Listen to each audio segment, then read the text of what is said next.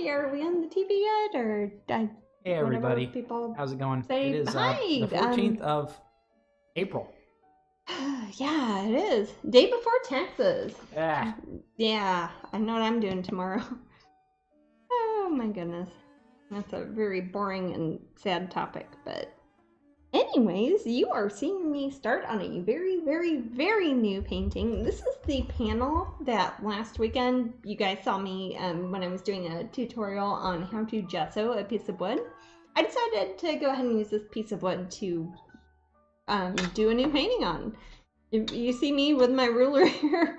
Usually I don't show this on screen often, but that's the stage I am at on this painting. So right now I'm just putting lines that I have done it's supposed to be a figurative show, the piece I'm doing this for, so I want it to be very, not hyper realistic, but looks like it could have been a real person, sort of realistic. So I've got some lines going this way, the middle, where her spine is, where her knees are, except she's a mermaid, she doesn't have knees. Yeah, what's up? Moobot has decided to join us this time. Good! Oh, that's a blessing. My goodness. Yay. A gosh darn blessing. I'm going to turn that this way.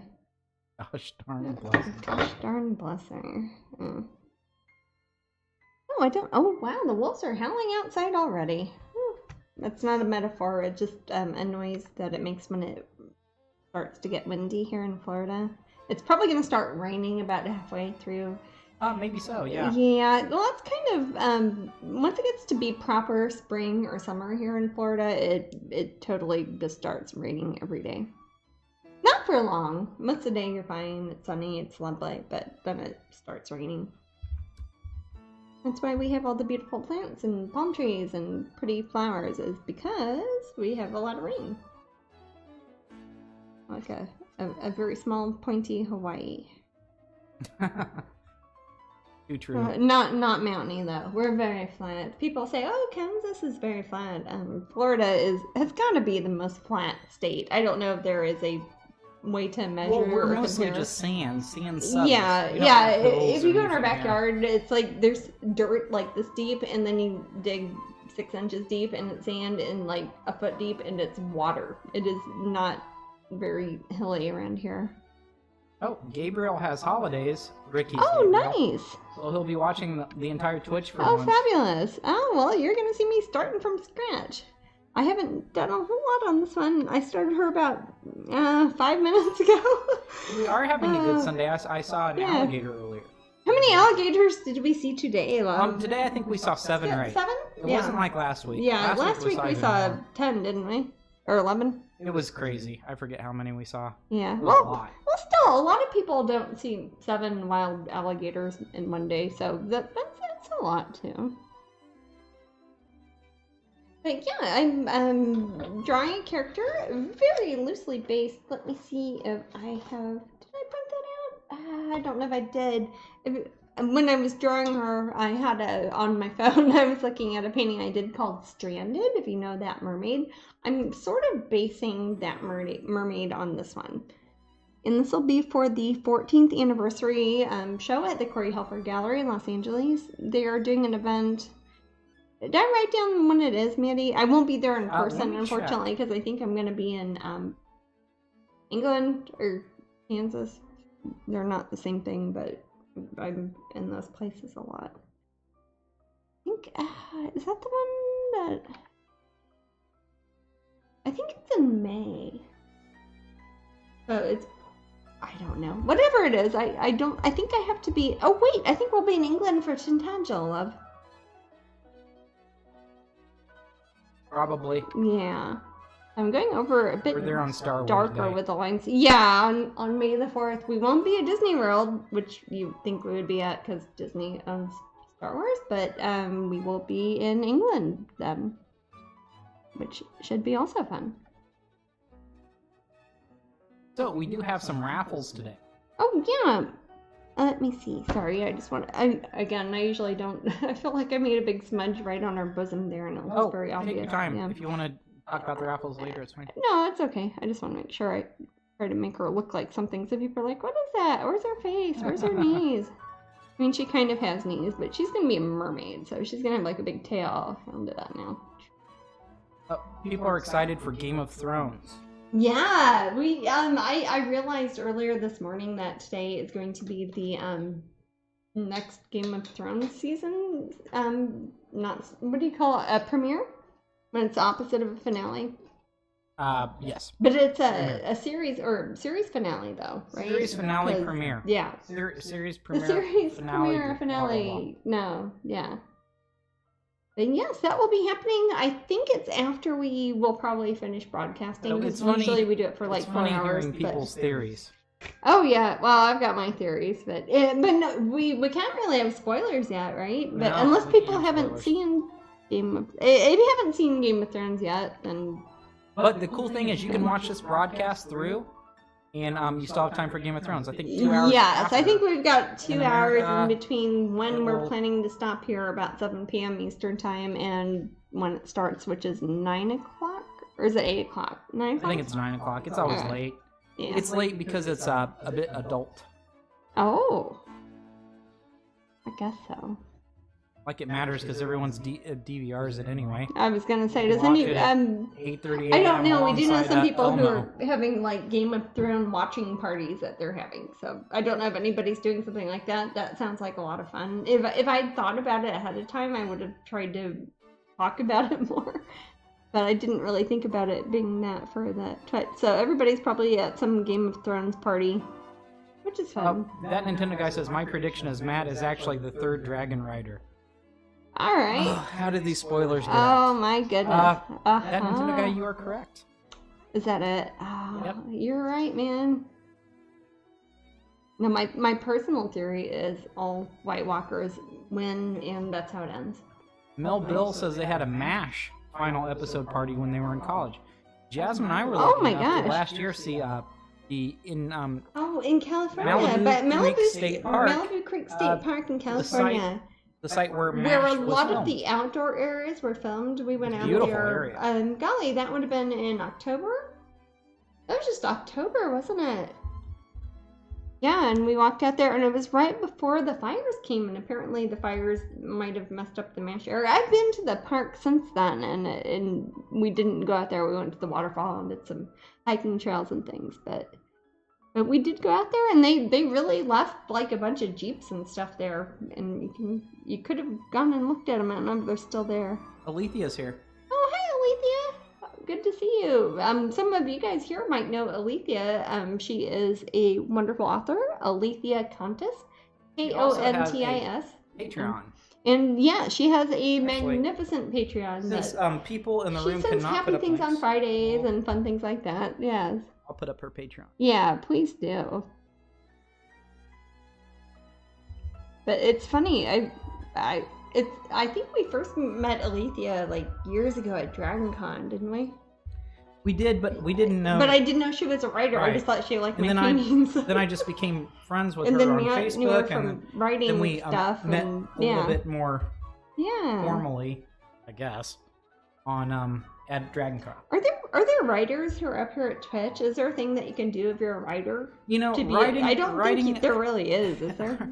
Writing doesn't work as well on Twitch. You have a screen capture of you typing things and deleting words. You mostly see a guy that's like typing at his thing and saying "damn it" and he's editing. Damn it, editing. Maddie. Darn it. I mean. Gosh darn it. Yeah. Gosh, dag nabbit. Dag and he's editing. Yeah. Yeah, I would assume maybe you're going to do something like that. You probably wouldn't start from scratch. Right. But one thing Alethea does have is she has a kind of a bigger sense of personality. Oh yeah, writing. She's got a lot of cool stuff going on. So that's what I mean. She sends fun things to you on she could just Fridays kind of chat. And this is cool stuff. And she did her storm chasing thing that was like a heck of a lot of fun. Gotta censor myself here, but okay. So people do know Alethea. Awesome. Yay. That is fantastic. But she's a good person. Yeah, and please follow her on Patreon if you would. Yes. At least follow, and also you can give her money. You can follow her for free, yeah. Always free, but that's the thing too. I think a lot of people don't know about Patreon. You can follow. I need to spread the word for about that. Free, yeah. Because everybody's like, "Oh, I don't have the money for Patreon." I'm like, you can go there for free. You don't have to like pay money for the extra. It's like how when you get an app and it says there's in-app purchases. You don't have to buy those things. You can just go look at stuff. Right, because on the back end of Patreon, when you're posting things, you can make things public. Yeah. If you were to follow someone, not give them any money on Patreon, then you can at least see their posts that are completely This is part of my anti-Facebook diatribe here. This painting is for Corey Helford Gallery. Jackie knows. It is indeed. Oh, yes. Yeah, I am literally starting it now. Yes, this is for the Corey Helford Gallery, the Pop Surrealism and Figurative show. It's part of their 14th anniversary, which will be coming up in, is it May or June? I forget. I don't remember. I forget, but I'm working on it now. I'm awful at that. I need to work on this one, but it's kind of funny because the past week I've been working on 3 paintings, and I can't show you any of them. One of them is Disney. It's my Haunted Mansion piece I'm doing for the 50th anniversary, and then I've been working on a certain custom painting, and then also one that was one of my Patreon giveaway original paintings. So I've got 3 paintings that I can't show on Patreon or on Twitch here, so I am working on a new one because I need to finish this. So Jasmine? Disney kind of startled me with the deadline on the Haunted Mansion one so they could get it out for the PR stuff. Yeah. Just because it's a Game of Thrones night or whatever people are calling it. We have 103 viewers, by the way. We have what? 100. We're at 103. Oh, wow. I'm surprised they're not all getting like chips and dip ready for maybe we're the pre-show. Yeah, a pre-show. Yes. I'm asking the group what their favorite character is. Oh, on Game of Thrones? Oh my gosh. That's hard. Mine's easy. Now, I have not read the books, but I understand that my opinion would be different if I had read the books. Matt has not read the books. I've read the books and I've seen the show. Right. I have different feelings about Tyrion Lannister is my favorite. Tyrion is great. It's hard to beat Tyrion. But I understand if you read the books, he is not as... You have not read the book, so... I haven't. What do you understand from the book? This is just what people tell me. Okay. What did they say? He's not as, I don't know, charismatic. He's very charismatic in the books. I think he's missing a nose and whatnot. He's his nose. Okay, if you're talking about his physical, what he looks like. Arya, I loved Arya. Ramsay Bolton, really. I remember when thinking that Arya was dead, and then it was like 2 years until you found out that, oh no, the axe hit her on the side of the head of the side of the axe. It didn't really kill her. It's like, wow, they killed Arya. Do I even want to read this anymore? But that's what's different about the movies than the other. But and Vampy says I should really read them. You should. I own the audiobooks for him too, Maddie. Oh, Jasmine's audio is my audio. Yeah, we share an account. I'm currently reading the new Michio Kaku book. Michio, it's actually pronounced cock, but I know. Yeah. Everybody says that about every Japanese word that ends with a U, but it still has a U there for a reason. Yes, it's wonderful. If you guys like science stuff, I'll type in his name there. He's a wonderful writer. He doesn't read this, unfortunately. He isn't the narrator. I bought it on my Audible. I have not listened to it yet. Does he not read it? I am not. I am Team Cersei. I am Team Cersei. I love Cersei. She is one of my least favorite characters. You're probably terrified by her. No, I'm not terrified by her. I'm keep telling by yourself her. that. Yeah. Oh, okay. No, I'm not. No. I like Brianna Tarth. She's great. Yeah, Brianna's great. I like her. She's close to my top of favorite characters. I like her. Cersei's just the worst mother in the world. I mean, just because you're not a good mom doesn't mean you're not a good person. No, but you shouldn't have kids. That says something about your character. Yeah. No, but Cersei. Well, she shouldn't have children with her identical twin. That sounds like, that like they're all going to die early, and she won't have any children when she's 40, right? Yeah, but I do like the actress. The actress that plays her in. Oh, she's lovely. Yeah, she came to. She's been a lot of, she came to DragonCon, didn't she? Or MegaCon? I forget. So she really brings that character to life in the show. Yes. No, she is a very good character because she probably makes people have strong feelings about her. There was a time when she was beaten upon by that weird, crazy religious guy. Yes. And that's kind of when I rooted for her. See? So you have a situational affinity with the shame situation. That wasn't fair to her. Yeah. That's not fair to anyone. Yeah. I don't know. I could see that being fair to some people, but... Drogo, first season. Now he's Aquaman, so he loses points there. Yeah. Yeah. He likes a certain amount of fishes. The High Sparrow is your favorite girl in the mitten? Wow. Are you like hyper-religious or just... No one should like the High Sparrow. No, Sir Davos. Yes. Oh, okay. He's a very good person. Also, that he's a good the very attractive fire witch. She's nice. Melisandre? I don't know what her name is. Melisandre. Yeah. I don't know. I don't know how to she's say it right. Cool. I'm sorry. I think she's neat, and then she's also like neat. She's really old and weird. But she has this exterior. I guess she puts on old. a glamour. I mean, yeah. Well, her physical body is old, right? But she's No, she's a fire witch. I mean, she's a fire witch, and her god actually has real powers.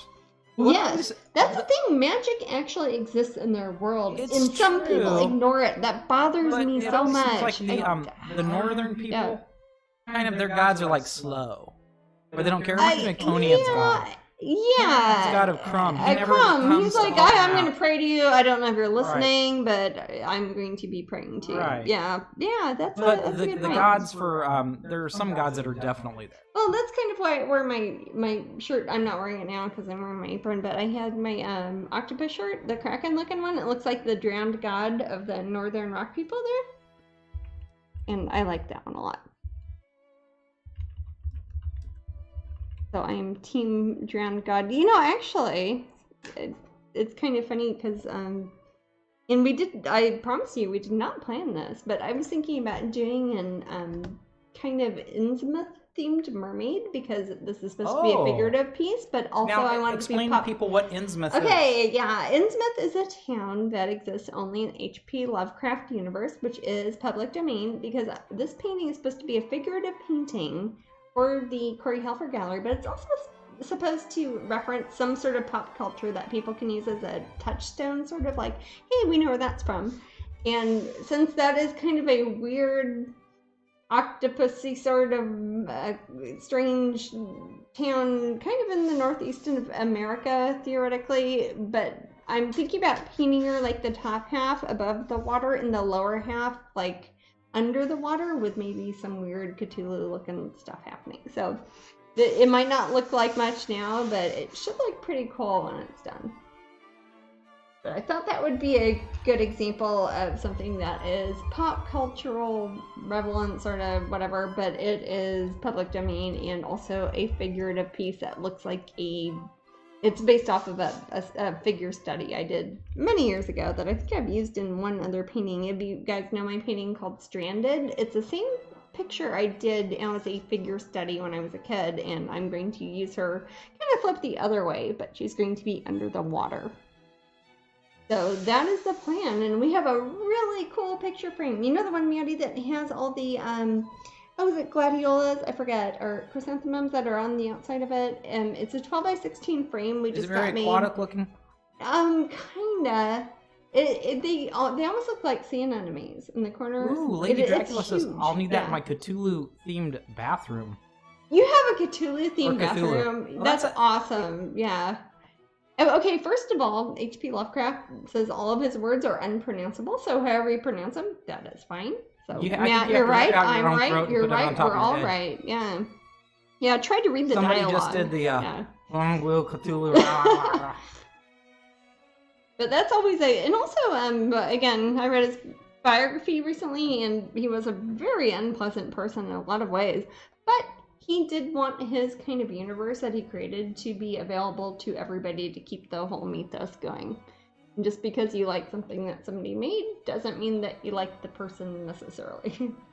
But that sounds, I don't know, there probably are some He's one of the first people that also created a world where he wanted everyone to join in. That's what I mean about having it as an idea that, hey, let's create this universe. And it's funny, there are a lot of usually B-grade sort of horror films out there that take place in the H.P. Lovecraft universe, but you wouldn't know it when you watch it until you read it afterwards. Some are very obvious, and that's great. But sometimes you'll see them like, oh, that was supposed to be the thing on the doorstep. You don't know it until that was Charles Dexter Ward, but it took place, in France last year, and it was mostly in a nightclub. You never know because people just kind of extrapolate a lot.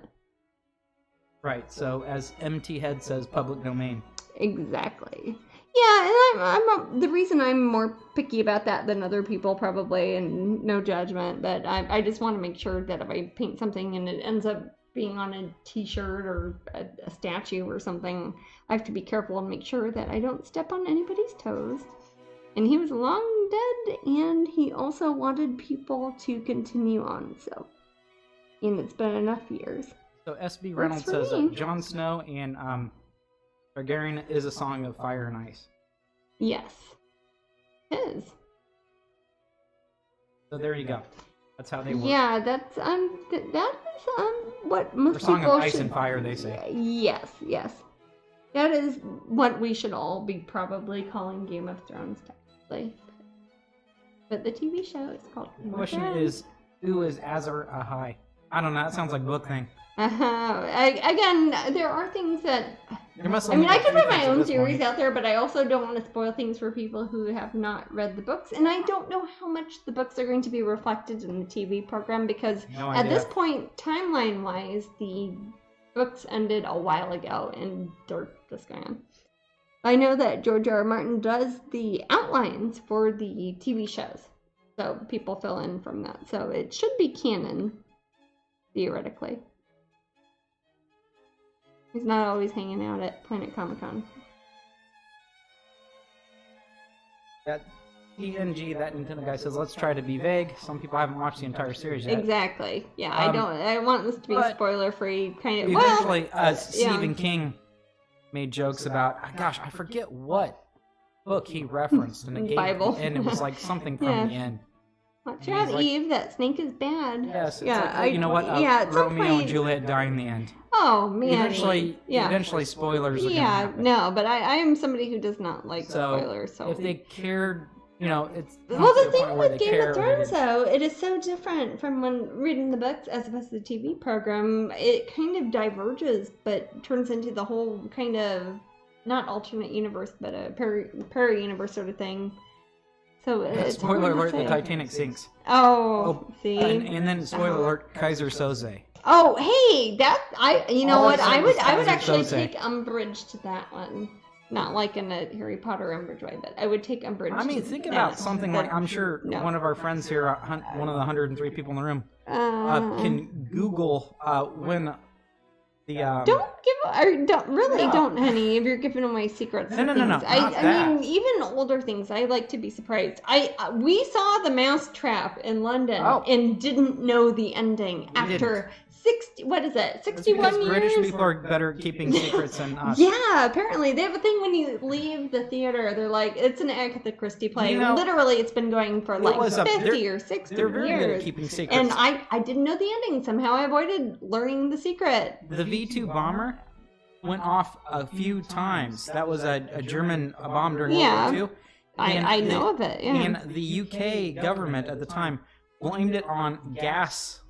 Just gas explosions. They would not admit to being bombed by the Germans. That hurts morale. Exactly. Things like that happen all the time. That's probably a little bit different than what we're talking about, but yeah. So yeah, they're great at keeping secrets, like the Mousetrap. Yes, the Mousetrap is very different than that, or the Moose Trap if you're a Test fan, but no, that was 50 odd years, and it has literally never ended. That show has kept going, and it's an Agatha Christie mystery. That's a really, really good It's actually really good, and I hadn't seen it. I mean, the board game, you silly April. Not the board game. I know how that ends. Your cat comes and you lose half the pieces, and you never get to finish it. But the Mousetrap, the Agatha Christie. So Jasmine, Katie Tully says, I actually had someone get mad at me when I said that Titanic sank back in high school when the movie came out. They didn't know. I was shocked. Oh my gosh. Yeah, see? Well, to be fair, if it was back then, that might have been around the time the movie came out, and some people didn't have family members who are obsessed with the Titanic, and they might not have known that, but... I don't know. Yeah, she's looking pretty close to that one. Let's see, you can see my outlines I've done.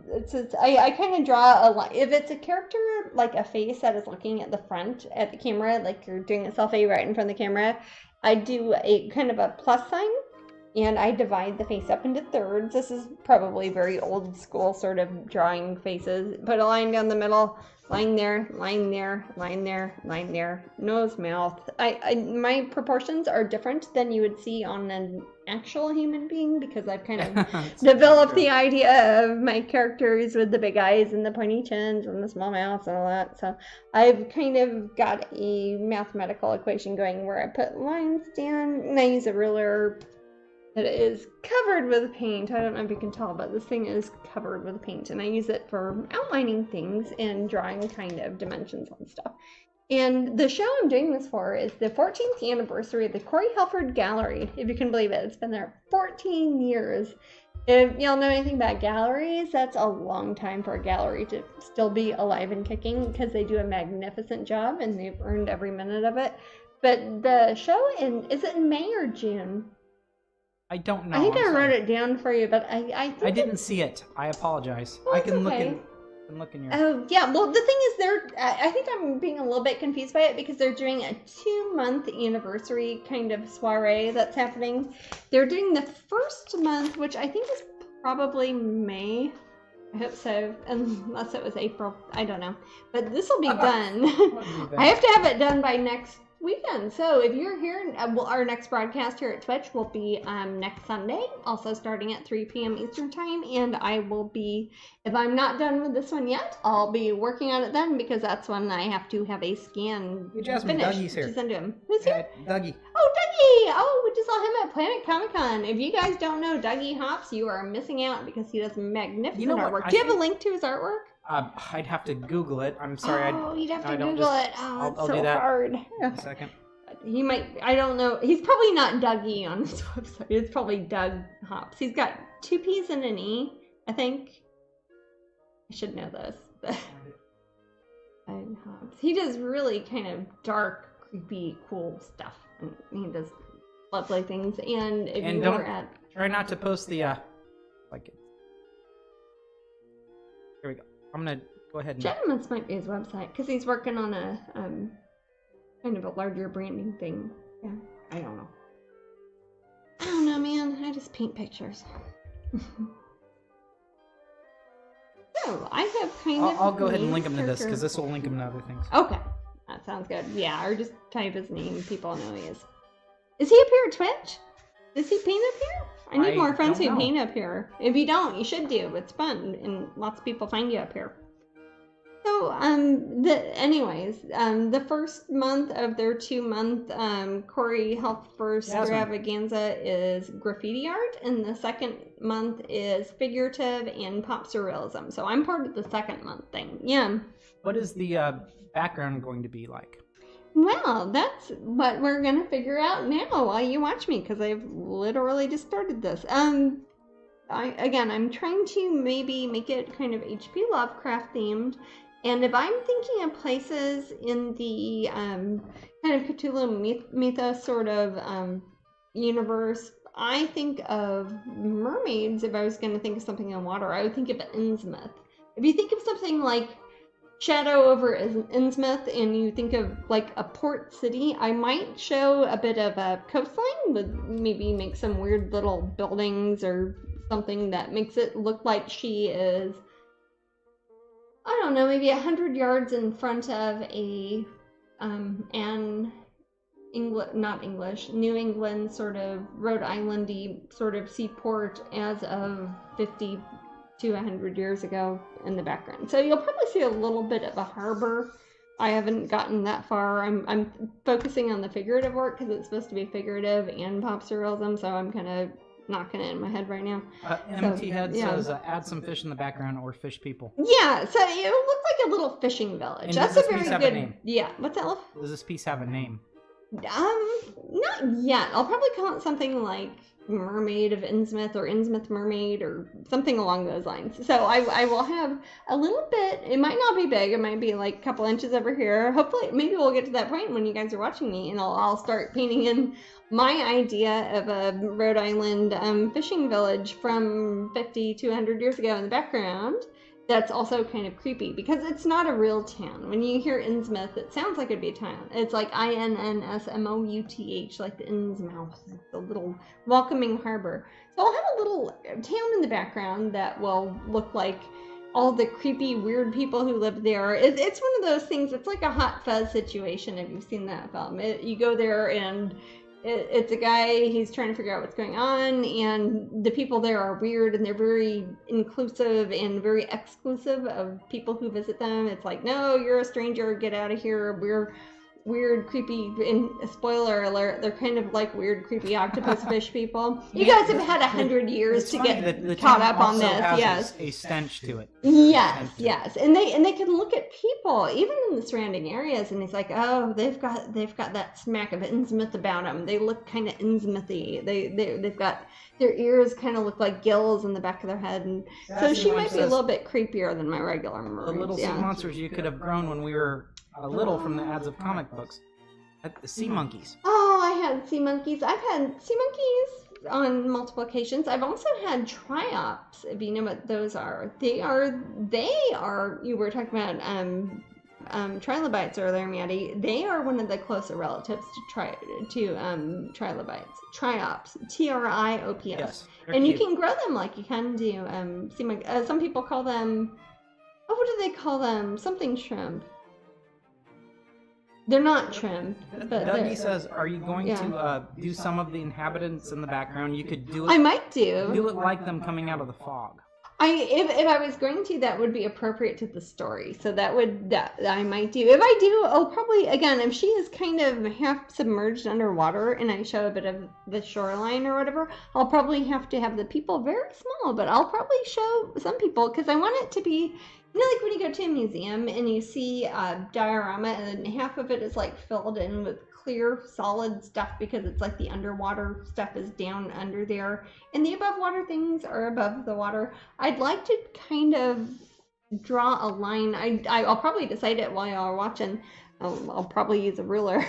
I'll put a line to show what part's underwater and what part's above water. So I'll have some sort of little sea town in the background and maybe a creepy tentacle or something popping up through the bottom. Yeah. Helen says, like Royston Vasey. It's exactly like Royston Vasey. Yes. If you know the League of Extraordinary Gentlemen is not the one we're talking about. We're talking about the League of Gentlemen. Yes, that's the one. The League of Gentlemen. Not extraordinary, regular gentlemen. There was this wonderful kind of, actually, it's awful, British but it's wonderful. Comedy. But yes, horror comedy. Did we talk about this last time? We were talking about the play we saw. Or were we talking about that with my sister? We're talking about somebody. It's also on Hulu. Is it on in America? No. I was talking about the play we saw. That's when we're looking at what shows we're showing when we're in England. Trying to look at shows because we're thinking about. Well, we're going to be in our London place for a bit when we're there in Tintagel in May. How big is this painting? I think it's 12 by 16. Okay. Again, trusty ruler, do not prove me wrong. Doug says, I'm surprised that you don't do digital to work out composition. Not on something like this. I do when it's something that is like a commission and somebody is like, hey, we need our logo in it. It needs to look just like the logo. Or if it's something like it has to really match a different piece I've already done. Or sometimes with Disney things, they want a visual thing, but it's still, I am not good at computer stuff. I will draw it. You know how like I do my pen designs? If you look at the last one, those of you who are with us, I'll draw it out first and then I'll scan it in and then we'll computerize it. Because I just can't draw with a mouse, and I've tried those tablet things and I just can't dig it. So I'm very old-fashioned. Ellen says, I didn't think you'd know about Royston Vasey. I know about Royston Vasey. I know about that awful turtle. No, but that isn't a very good example. In fact, don't you think that's quite similar to something like Innsmouth with H.P. Lovecraft? Yes. Yes. That is the idea of... silly. Yeah, well, Royston Vasey, the League of Gentlemen, not extraordinary gentlemen, regular gentlemen, that is very horror, but it is also comedy. And I wouldn't say that about H.P. Lovecraft, but I would say the idea of having a place, oh heck, some people might say it about Celebration, the town we live in here, our weird little Disney town. You have a place where there's a lot of people who are from there, and they're from there, and they're locals. This is a local town for local people. This is a local store for local people. That situation works a lot. I mean, it does. You could say that in the middle of nowhere. You could say that, like, yeah, Green Acres. That's a great example. Actually, Green Acres obviously is a comedy, but you could kind of compare that to something like Royston Vasey. I mean, that's how things are. Yeah. But yeah, if you like movies, I would recommend the movie Hot Fuzz. Also, I've seen it a billion times. Many movies where you have fish out of water. Anytime it's fish out of water, which I thought was funny because it's Innsmouth and there are fish people, and she is a mermaid, and half of it's going to be in water and half of it's going to be out of water. So I could say, oh, it's kind of a fish out of water. But right. So in the Green Acres, it would be Oliver. Yeah. And something like Doc Hollywood. I don't think I've seen that one. Michael J. Fox's character. Okay, have you seen Doc Martin? Doc Martin as well. Doc Martin would be a good example. Again, I keep talking about it. I promise you, they're not Green paying me. was my married name, says Helen. Oh, that was your... Oh, like your last name, Greenacre. I've known a couple people whose last name was Empty Head said, but Celebration is a manufactured community that was supposed to be like that. It is like that. There you go, Empty. Yeah, there you go. But yeah, anytime you have a place, and that's kind of the story behind the Shadow over Innsmouth, which is the H.P. Lovecraft story. And it's a guy who's... Innsmouth a manufactured town also? No, but it's very... It has to be manufactured. Well, it's insular. Well, it's a fictional town, and that's what you mean. You know what it reminds me of more than that is Wicker Man. That's a good example. Yes. You could, I know Nick Cage did a more recent version of it, but you can look at that, or you can look at the original version, which is a musical. Jasmine? Yeah. What's in the bag? Is it some kind of shark? No. Shark? Yeah, that's the Nick Cage one. Aren't all the young girls in Nick Cage right now? But what's that? Aren't all the young girls in a Nick Cage right now? They're so into Nick Cage right now. They're all about Nick Cage. Nick Cage, if you're out there, I love you. I liked you in Blue Velvet. But anyways. No, it was good. I'm leaving Las Vegas. Leaving Las Vegas? Yeah. What about that other movie you like? Which one? I like quite a few of his movies. Leaving Las Vegas. What about Raising Arizona? Raising Arizona is magnificent. That's Wicker a great Man is movie. Lovecraftian. Wicker Man is very Lovecraftian, and that's what I mean, I almost think it's inspired by Shadow of Innsmouth. What year did Wicker Man come out, the original one? I don't know. I love that movie. We watched that when I was a teenager, like all the time. I remember showing it to you, and you didn't know it was a musical. Wicker Man is definitely a musical. It reminds me. You had guessed the 73, I guess 72. It's probably... Okay, it was before I was born by a decent amount. Let's see how good we are. Oh, I didn't see it until I was probably 13 or 14. But Wicker Man is great. I don't know if it's on Netflix, but if you haven't seen it, again, there are two versions of it. There's 73. 73. So that was when you were born. Good job, MT. So you were born the same time Wicker Man was. Good job, MT. Yeah, but you, he guessed right on. I guessed you're right. So. But I wouldn't have done that. You know what also reminds me of is The Prisoner. What's that? The Prisoner. Yes, that is another good... these are a lot of British things. A lot of people think H.P. Lovecraft was from England. I don't know why people think that. I don't think it's like The Goonies, Sophie. Well, it depends. It depends on what you're talking about, the Goonies. If you're talking about they go to a place that they don't know what's going on, and it's got kind of weird seaside atmosphere with some insular communities that they are not a part of that are trying to keep them out, that would be a very good example. Does this painting have a name yet? Not yet. It's we have barely a complete DVD started. set, Pam. Oh, The Prisoner? Oh, yes. The Prisoner is actually part of why I moved to Celebration, Florida, because the first time I heard about Celebration, I was like, oh my gosh, it looks like Port Marion in Wales, which is where The Prisoner was filmed. Oh, sounds like a weird thing to say. Speaking of movies, have you and Jasmine heard about the new Addams Family animated film coming out? I have not. I prefer the original live action, but I may see it anyways. When you say original live action, do you mean the TV show with, like from the 60s? Or do you mean the one from the 90s? The TV show or the movie with... The movie from the 90s. Yeah, with Raul Julia and Angelica Houston. Yeah. I like the one. I like the, actually even more than I like them all. I like all of them Port Marion. Too. Yeah, Port Marion. Well, that's Doc, no, Port Marion is... That's where The Prisoner is filmed. We just talked to Lanny and David because they went there on vacation. Oh, yeah. Okay, yeah. But I also confuse that with Helgoland, which I haven't been to. Oh, Helgoland or Heligoland. I went there when I was a teenager. Yeah, that it reminds me of that also. Anyways, I kind of like the idea. We're talking about creepy islands today. Creepy islands / manufactured communities. Yes. Twitch, episode. It's like new urbanism, but with a Big Brother sort of twist and really good new urbanist design. So gotta talk about something. If you like strange spy stuff, paranoid politics, James Bond, any of what I just said, you'll love The Prisoner. You know, they did a redo of it. I never effing watched it because I saw one preview for it and it looked terrible. They redid The Prisoner. Remember that? You need to redo like maybe 5 years ago. Well, I don't want people to see the wrong one because they redid it. I don't want people to think. I'm talking about the Patrick McGoohan one from the late 60s. Matt's gonna walk up and get the DVD set so we can show you the right one to watch because it is very good. And watch them in order because I've known people who have intentionally. There are. If you get the whole DVD set, there were ones that they had to do under contract with BBC, and then there are some that they're like, we need these many to pad out, but don't look at all these. Now the thing is, Patrick McGoohan. It might be on Net. That's what I was saying. I don't know if it's on Netflix, but it's called The Prisoner. His name is Patrick McGoohan. This is the mega. And he was the bad guy in Braveheart. Longshanks. Yes, he's a relative of mine. Longshanks, unfortunately, not Patrick McGoohan. But that means I could. Oh, let's see. Yeah, this is the one that has all the extra ones in it. Also, if you like government conspiracy sort of things too.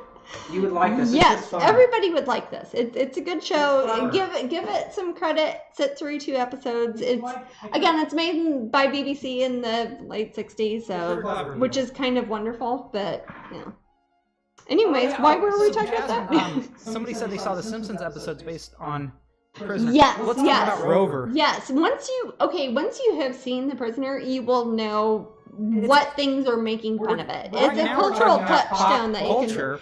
Okay, there's so many things in pop culture that are from The Prisoner. Yes, Rover being one of them. Rover, yes. Go ahead and describe Rover, Jen. Rover is, and you'll see this in movies often as a joke or on TV, when there's a big, I think he's actually a weather balloon, isn't he? I think he's a weather balloon. He's a big white ball that's filled with air. Cheap special effects, very effective. Again, BBC. Those of you who like Doctor Who know what I'm talking about. You can have special effects that don't cost a lot of money. If you like Doctor Who, you like The Prisoner, like probably. Yeah, there's nothing magic in it. But, yeah. Also, it has Leo McKern in it, Rumple the Bailey, who's magnificent. Because everybody knows about Rumple the Bailey, right? They may. But they probably might know him more so from The Prisoner. Or from Help! They might know he's the bad guy in Help, the Beatles movie? The Beatles movie. I promise you, I was not born in, like, the 50s. I'm in my 30s, so that, yeah. Hey, but anyway. How's it going? Oh, hi, Karen. Well, we're going to see a lot of our British friends. These are shows that Jasmine and I watch when we have time. Yeah. I'm watching The Prisoner now because I like Doctor Who and Love recommends. Excellent, Manda. Oh, perfect. Yes. Again, don't confuse it with the new. They did a new version of it. Don't look at the new version of it. I think DVD set cost at the time when we bought it. Scheisse, we bought that years ago, but it cost a lot of money. So it's okay to. It was like it's okay to say bad words in German. Yes. That's actually, that is not that bad of a word. Okay. What? I said bad word in German. No, I said bad word in German. 2. Oh, he might have been. He was a character actor that was in a lot of things. It's kind of like how you would see. Oh, I don't know who his contemporary person would be. Oh, what's his name? Who's like in Indiana Jones and like in every awful sci-fi movie ever. What's his name? Rice Davies. Or wait, Rice something. He's Welsh. Yes, because I don't want to say Rice. I said not Rice Davies. It's Rice. No, it is Rice because he's in Indiana Jones and he's in he's in lots of things. Jonathan Rice Davies. Okay, that's. Oh wait, or is that? I'm not confusing that with the guy in the Tudors, right? That's what I was saying. Because I don't want to confuse that. I apologize to our Welsh friends out there. Come on, guys. There's a lot of RHYS hyphenated names. Again, I have a Welsh name that is hyphenated. I'm a Griffith. Actually, I've got an Irish slash. In the Welsh way. Oh, my name? Yeah. Oh, yeah. My Griffith is supposed to be Gryffyd. I think it's Dallas Bryce made it Howard. more palatable. It's not Bryce Dallas Howard. Bryce Dallas She's Howard. Lovely, but that is not who we're talking about. Dallas Bryce Howard. One of them. That sounds like a planned community name. She played Gwen Stacy in the Tobey Maguire. Yeah, well, there's been a lot of Spider-Man talk today, Maddie. What's up with that? I don't know. Leave me alone. Okay, sorry. I won't bring it up. So no one's answered who it is. Nobody knows. Rice Myers? Rice Myers, Jonathan Rice Myers? Is that him? Now I can't. Okay, you're at a computer. You can Google. Rice Davies is. It's either Rice Davies or Rice Myers. We're right. Jonathan Rice Davies is not on the tours. Yeah. Jonathan Rice Myers. Myers, I think that's it. I'm just trying to think of Welsh names in the back of my head. And things. And Jonathan Rice Myers, he's great, and he was in Velvet Goldmine, and he was also starred as Henry, not Velvet Tudor, but yes, Henry VIII. Yes. And the Tudors is fantastic. If you guys like Game of Thrones, but you also you enjoy that sort of thing. Want it to be historical. But it's historical and not 100% historically accurate, but pretty good. No, it works along the timeline. Yeah, sure. I recommend the Tudors. It's really It's got good. Natalie Dormer in it. Rice She's going to be in the new Reese. Dark Crystal. Yes. Okay. That's true. I'm used to the Americans who I know who are Welsh who say Rice. We say don't Reese. know in Yes. American. We all say Rice. It's true. I even have an uncle who is he's a Reed technically. And we don't say Van Gogh either in America. We say Van Gogh. I say Van Gogh because I've been schooled enough Jasmine in that. does not usually say that. I do, and I know people who are named He was that. Gimli, yes. Myers was Dracula in the short-lived NBC TV series. Oh, okay. There you go. Weird. But anyways, those are Reese weird. Davies and Reese Myers. Now I'll say it right Reese's every Pieces. time. I call them both. They're all Reese's Pieces to Pieces. me. I'm done with them now. Anyways, I was only mentioning it because I thought 10 minutes away from the raffle, sweetie. Wow, that was quick. Okay, yelling about Welshman. Okay, what have we got here? Jack and Sally Magnet is our first raffle. Alrighty. Put him under there. There we go. Alrighty. It's just 10 minutes away. That's why I have to do it. Yeah, no, it's good we let people know. This is actually part of what I put up on the We're not thinking of Phil social McCracken. media. I don't know who Phil McCracken is. Phil McCracken. I know Zach. I know Zach McCracken and the Alien Mindbenders. Phil McCracken? Are you trying to get me to say something? I don't know Phil McCracken. Do you know him personally? Phil McCracken. Really, is it a real person? Is it a joke name or is it a? I think it's a joke. Is it like Amanda It's a Hugginkiss joke. or is it? They just want me to say a bad word. Oh, who was say it that? in German. Okay. Ahem, you told me I had to show the prizes. Love. Alcoholic. Yeah. Now they're messing with us. Oh, I hate you guys. Yeah, I love you guys. So this is evens it out. Jack and Sally Jack and Sally Magnet. This is from Walt Disney World. In This 10 is minutes. officially licensed merchandise from Tim Burton and Disney, purchased at Walt Disney World. And no, they don't give us a discount, but we bought one for you guys. And I will autograph it because I did the painting on it. For those who don't know, I often do work as an independent contractor for the Walt Disney Company. So I have a lot of Disney stuff that you might see fly by on my Twitch, and nothing I would probably work on here because I have to get it approved by Disney. In fact, the past week I've been working on that new Haunted Mansion painting, and I can't show it to anybody, but I'll show you guys as soon as I can. But in the meantime, here's Jack and Sally. This is for the 25th anniversary of The Nightmare Before Christmas. Licensed by Tim Burton and Nightmare Before Christmas and Disney, and you can actually ignore the price tag because it's free. And I'm going to sign it for you. No, if you win, you have to pay. Yeah, you win. You've got to pay for it. Joke. And our gas to go buy it at Disney World. But no, just kidding. That is a joke. Yeah, there's Jack and Sally. So that is our first prize. Yes, that was our first prize. And what's the one after that? An hour and 10 minutes. Cinderella leading the ball. This is a cute little two thing. Disney ones. You guys will Yeah, like two this. Disneys in a row. Again, this one is also From Disney. I had to buy it from Disney. Copyright Disney, Wondergreen Gallery. These are, if you have been to Disneyland or Disney World and seen these are one of the best bang for your buck as far as money goes. They are very tiny, tiny canvas prints. And I'll sign this for you too. I've got like a metal oil paint pen that's gold that I'll sign it. This is Cinderella. I don't know if that's a better camera or if that's a better camera. Probably the other one. But they come already framed, and Disney puts a little bow on them. And I will sign her. And this is one of my paintings. The original painting has already sold, but she was part of the Epcot International Festival of the Arts. You can buy these online from your WDW store. I don't know if you put the link up there, love, but you can buy them online.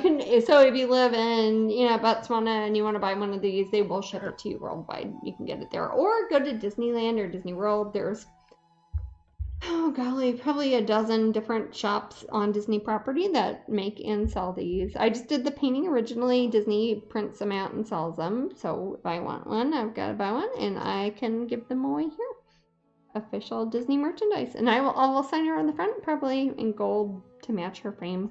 And there's a little bow. You hang it on a nail. And those are super cute. They're a good way to collect the Disney art if you don't have a lot of room or if you're on a limited budget. They don't cost a whole lot. What's the next one? Is it the tarot deck or is it the pen? The tarot deck, yes. Okay. Okay, now this is a heck of a prize. I'm saying this cool. because it's hefty. It is so hefty. It feels like a Bible or something. I'm not saying it is, but it's really heavy. It's got 78 cards. It's the only proper tarot card deck I've done, like the actual 78 card tarot deck. I do a lot of oracle decks that are themed to different ideas that me and my sisters have come up with and stuff like that. But this is an actual tarot deck that has 78 cards, and this is the second edition of it, which has a different cover, and it has. Is it 4 different cards or 6 different cards? I forget. It's got a few different cards than the first edition, because the first one we did, they're almost identical. They just did a reprint of it with a different cover and new cards. The first one did so well, and it won a bunch of tarot prizes. Oh, so Siren Moonbee has this deck. Oh, excellent. Everybody else wants the deck. Well, this is the new second edition one. Moonbee, It's pretty much the same. Do you like this deck? I like it, but Are you enjoying it? I hope people like it. The second edition is this one here. Closey thing. Yes, I'll see if I have much. Let's see. Make sure I don't want to get paint on it. That'd be awful. But okay.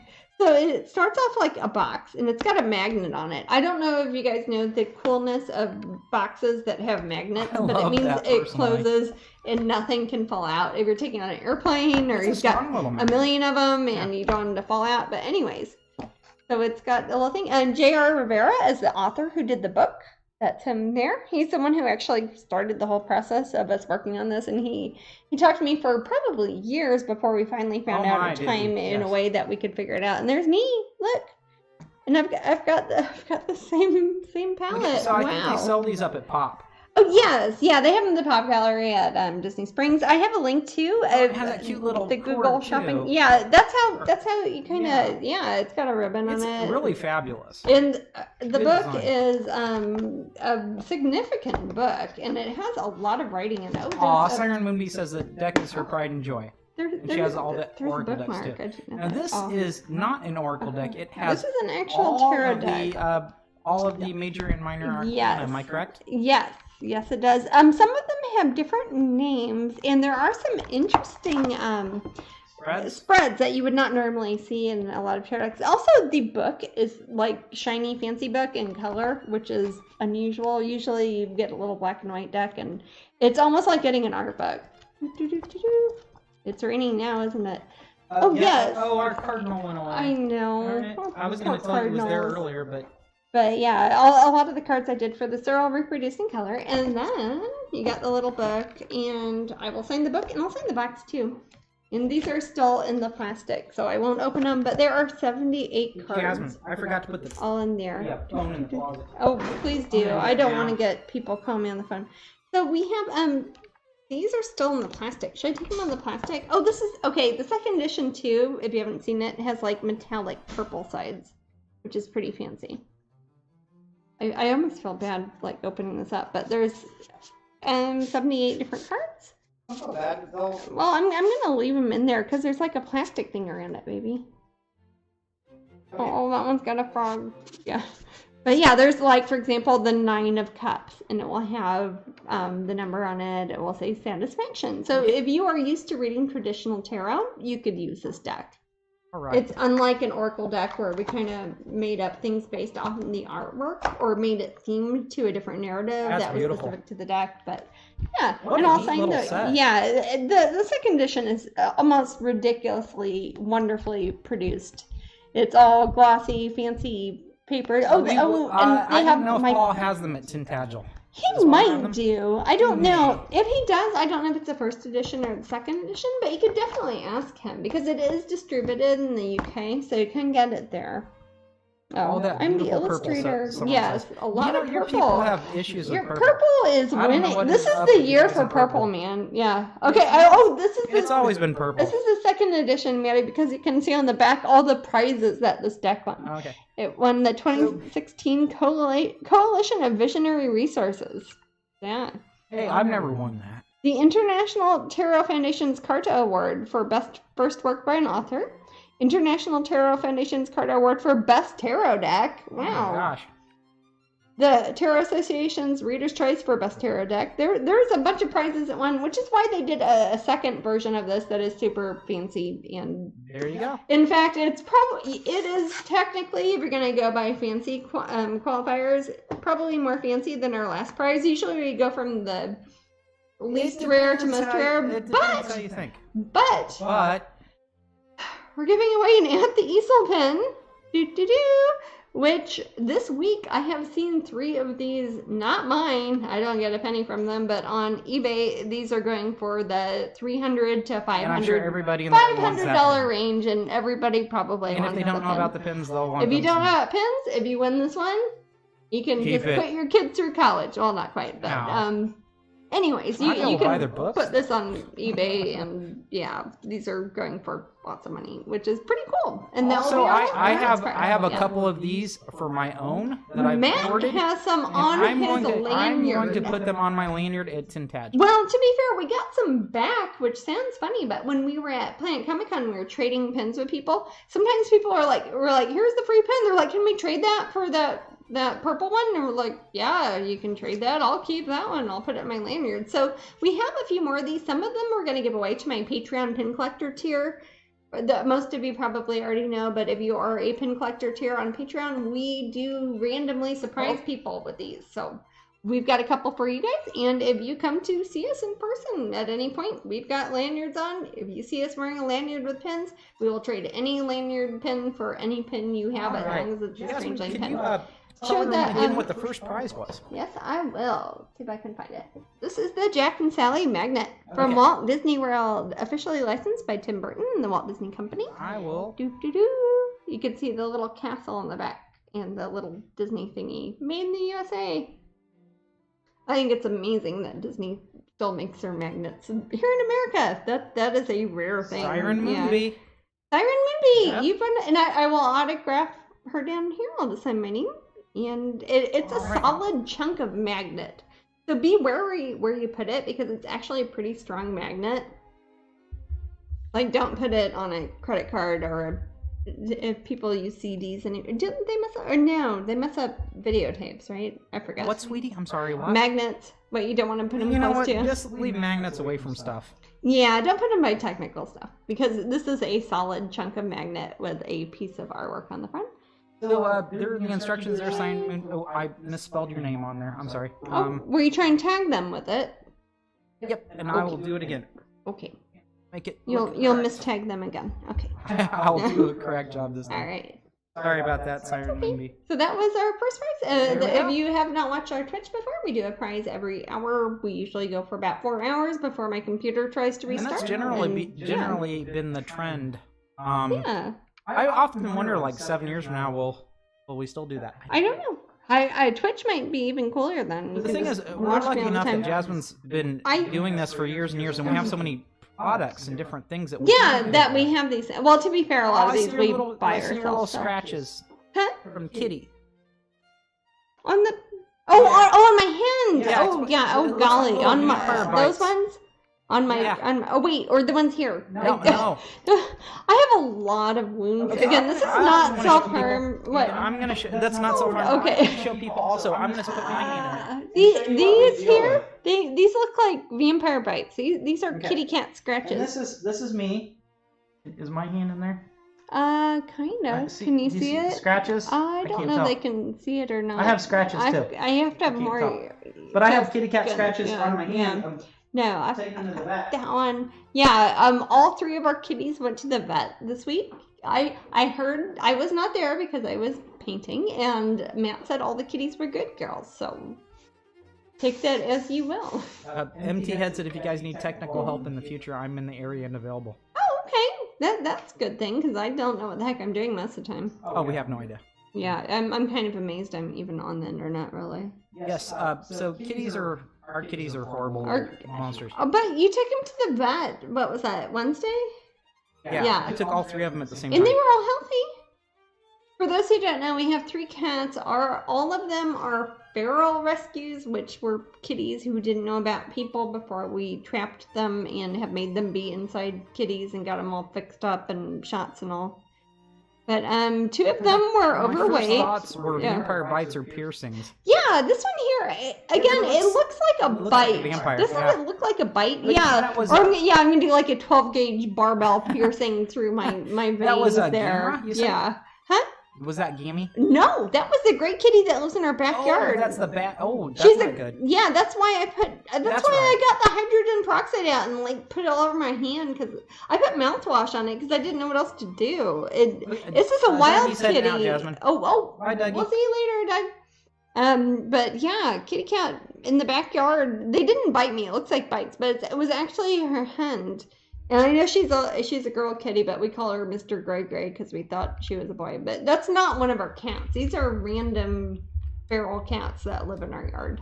And we try to help them best we can. They're not like our babies that live inside that do not go outside. They do not mix the random outside alley cats and our inside cats. I don't want them to.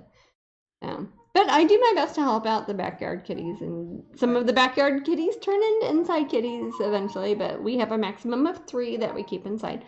But I don't know about this one, because she just... You do live off of human blood. Yes. She cut me, and Matt was not here when it happened, and she scratched me with her hand, and it was... The blood jetted, like, really far. I think it's right on the veins, like in the inside of my wrist, and it just went...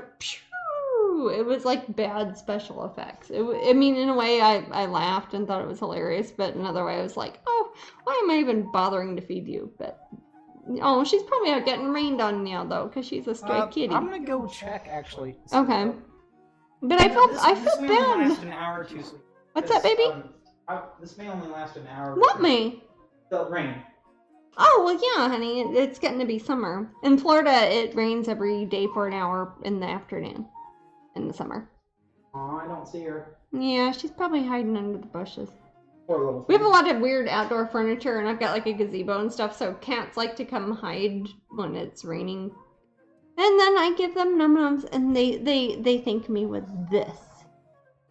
But yeah, it's perfectly... No, that's okay. You know, it's parallel to each how other. Things work. They don't know that we're trying to help them. Yeah, and it's so cute. And that's where all our kitties came from. We're from our backyard. That's a kitty that hisses us and then like gets cozy. Oh yeah, that's a great kitty that comes by our yard, and she'll hiss at me, and then she'll scoop me on the legs and kind of love on my hand, and then she'll just bite me on the face and just out. So yeah, gotta do something. So those of you who just joined us, hello again. Jasmine is working on a piece for the Corey Helford Gallery. I'm sketching it in now. This is the theme of the show is pop surrealism and also pop culture. Now, figurative. And figurative. So Jasmine, being the literature buff that she is, and she's always loved H.P. Lovecraft ever since she was little. Her father read those to her. My dad went to Miskatonic University, and I thought that was a real college because he had a shirt for it. And I told my high school guidance counselor that, and I've never lived that down. But anyways. This is a mermaid, Kimber. This will be a mermaid. She doesn't really have a tell yet. You probably see a bunch of lines. I should get my eraser out and erase some of these lines. Yeah. Is your dad? Yeah, he did not understand, and I had to explain to him several times that H.P. Lovecraft is very much a popular thing. Kachina was telling that when she was a librarian at the high school. He does not understand Kachina that was other looking at humans read H.P. Lovecraft. I know. He thinks he it's like doesn't his get out. thing that he lives he on a might be farm watching us. Hi, Daddy. But yeah. I doubt it. I doubt he would know how to. He's a subsistence farmer in Missouri. But he did not realize that other people read H.P. Lovecraft, and he was very happy. Yeah, my sister Kachina. I gifted him strange, different sort of things that may not. He had a T-shirt. Again, he had a T-shirt when I was a kid, when we were figuring out our college stuff in high school. He had a Miskatonic University shirt. And I remember we had to fill out a thing saying, did your parents go to school? And if they did, what are the schools called? Like, you would get some sort of, like, hey, my dad went to Harvard. Can I go to Harvard? And I thought that was a real school. I did not think about it. I didn't know it was made up for it. So, yes, there's no Harvard. Yeah. Only Miskatonic. Exactly. There is no... But yeah, I remember Kachina, my sister, when she was a librarian at the alternative high school in Kansas, she said half the kids that came in were asking for H.P. Lovecraft stuff. And that was one of those popular requests that she got. So Jasmine, that was a thing, yeah. Did you ever bite that eraser? Oh, not this one, because the cats have bitten this a lot, and cats keep a lot of bacteria in their mouths. So you can probably see tiny. Raining. Yeah, did I not call this earlier? It is pouring, guys. Who told me about this earlier, It's beautiful Maddie? because I can see the sun coming through. Okay, but who told us this morning, Maddie? The weatherman. No. That would be Kansas City's Brian Busby. Not Brian Busby, see then. It was the froggies, Maddie, remember? You're like, why are the frogs singing in the morning? I said it's because it's going to rain in the afternoon. Oh, yes. The beautiful bullfrogs. Yes. In the forest frog? We have a very, very good rainbow state because, as Jasmine mentioned earlier on the broadcast, we have a very flat state. Yeah. And you can see the horizon really well, and you can see the whole span of the sky. Yeah. And you can see rainbows just arching over, and sometimes you see that double rainbow, like was very popular that video years ago. Yes. But you do see double rainbows here, and they are gorgeous. Yeah. Sometimes you can see like 3 rainbows. We also get a lot of sundogs. Do you guys know what sundogs are? They're kind of a rainbow phenomenon, but they're a circle. And they will appear on either side of the sun, sometimes like in a plus sign around it, but it's a circle. They're pretty cool. That's the only place I've ever seen them is in Florida. Have you seen a sundog outside of Florida, Mandy? I don't think so. The only time I think I've ever seen a sundog is when you pointed it out, and I didn't quite understand what I was looking at. Well, you saw one when we were driving back with Robin and Daddy from the Keys, and then you saw one on an airplane when we were landing. I pointed it out too. Oh, okay. I thought that might have been a weird thing with the double panes in the... No. That was a sundog from the actual sun, where it makes like a fake sun next to the sun. It usually does 2 at once. If you search the word sundog, dog like a dog, sun like the sun, all one word, if you look on Google Images, and it's like a circle that looks like a rainbow that's next to the sun. The only place I've ever seen it is in Florida. Also, too, you've seen the green flash, too. MT Head says he sees the rainbow connection now. Remember, he's local. Ah, yes. Amanda Rabbit says, I didn't know that was a thing. I have to Google it referring to sundogs. Yeah, so look up sundogs, because they are weird, and you don't see them everywhere. It only has to be a place that has a lot of sun interference and a lot of moisture in the sky, probably. It just stopped. Suddenly as it does, and I see beautiful. I was going to say, a witch must be getting married, Maddie. Huh? Must be humid as heck outside right now. No way. Not in Florida. And Kaza says they get sundogs in Wales.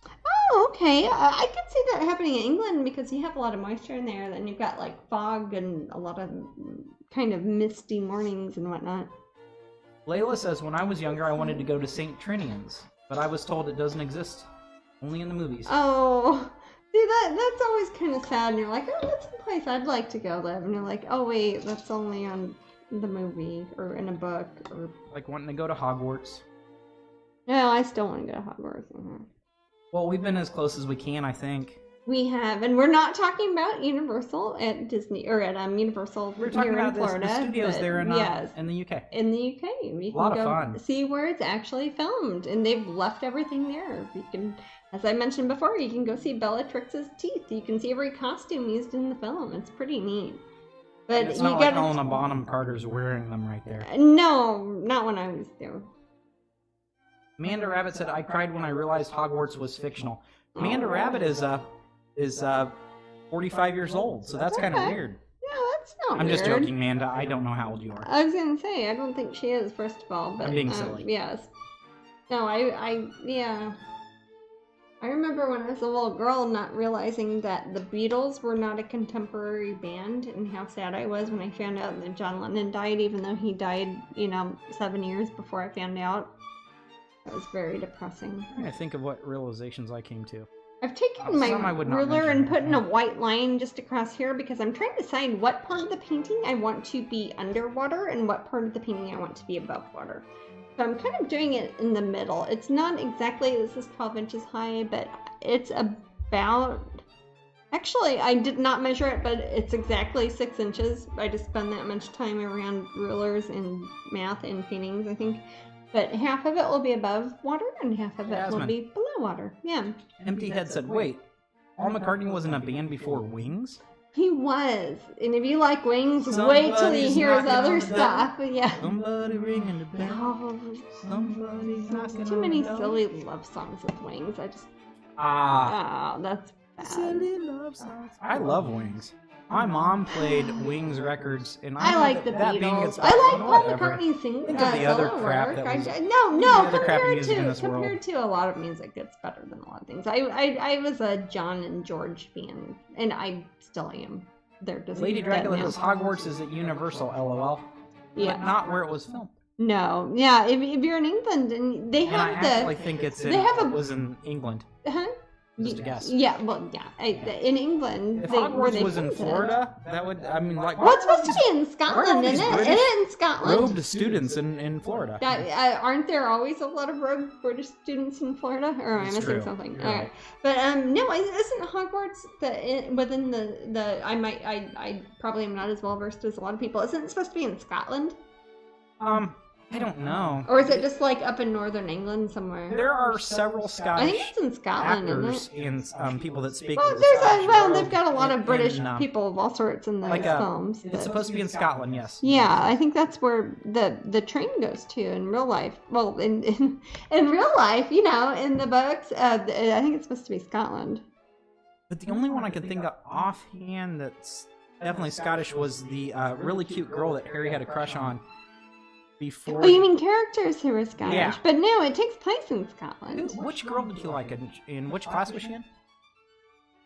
It's before he liked the pub the trivia Weasley night. Before he liked Ginny. Before I liked Ginny, and she was cute.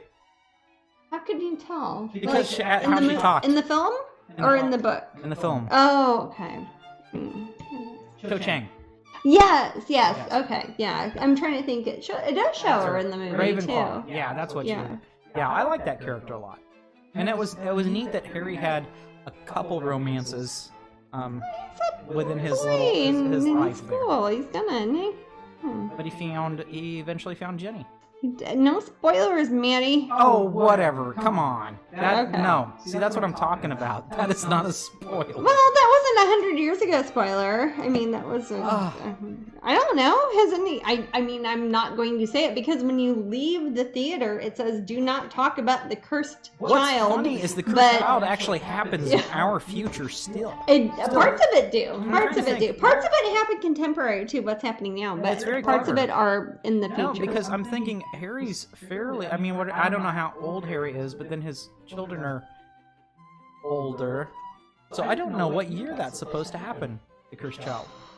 When they're like going around and like looking in the farmer's market and stuff, I think that's supposed to be around now. Around now? Yes, but there are parts in that show a possible future, and I'm not going to, again, when you leave the theater, if you see the cursed child, it says do not spoil us for other people, so let us not do that, Manny.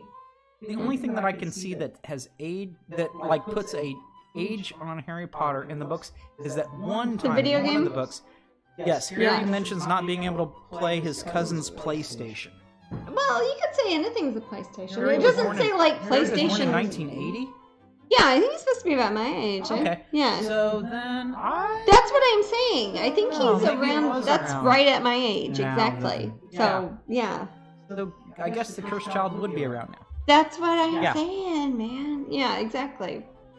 But there are parts of it that show a potential future that may or may not have happened.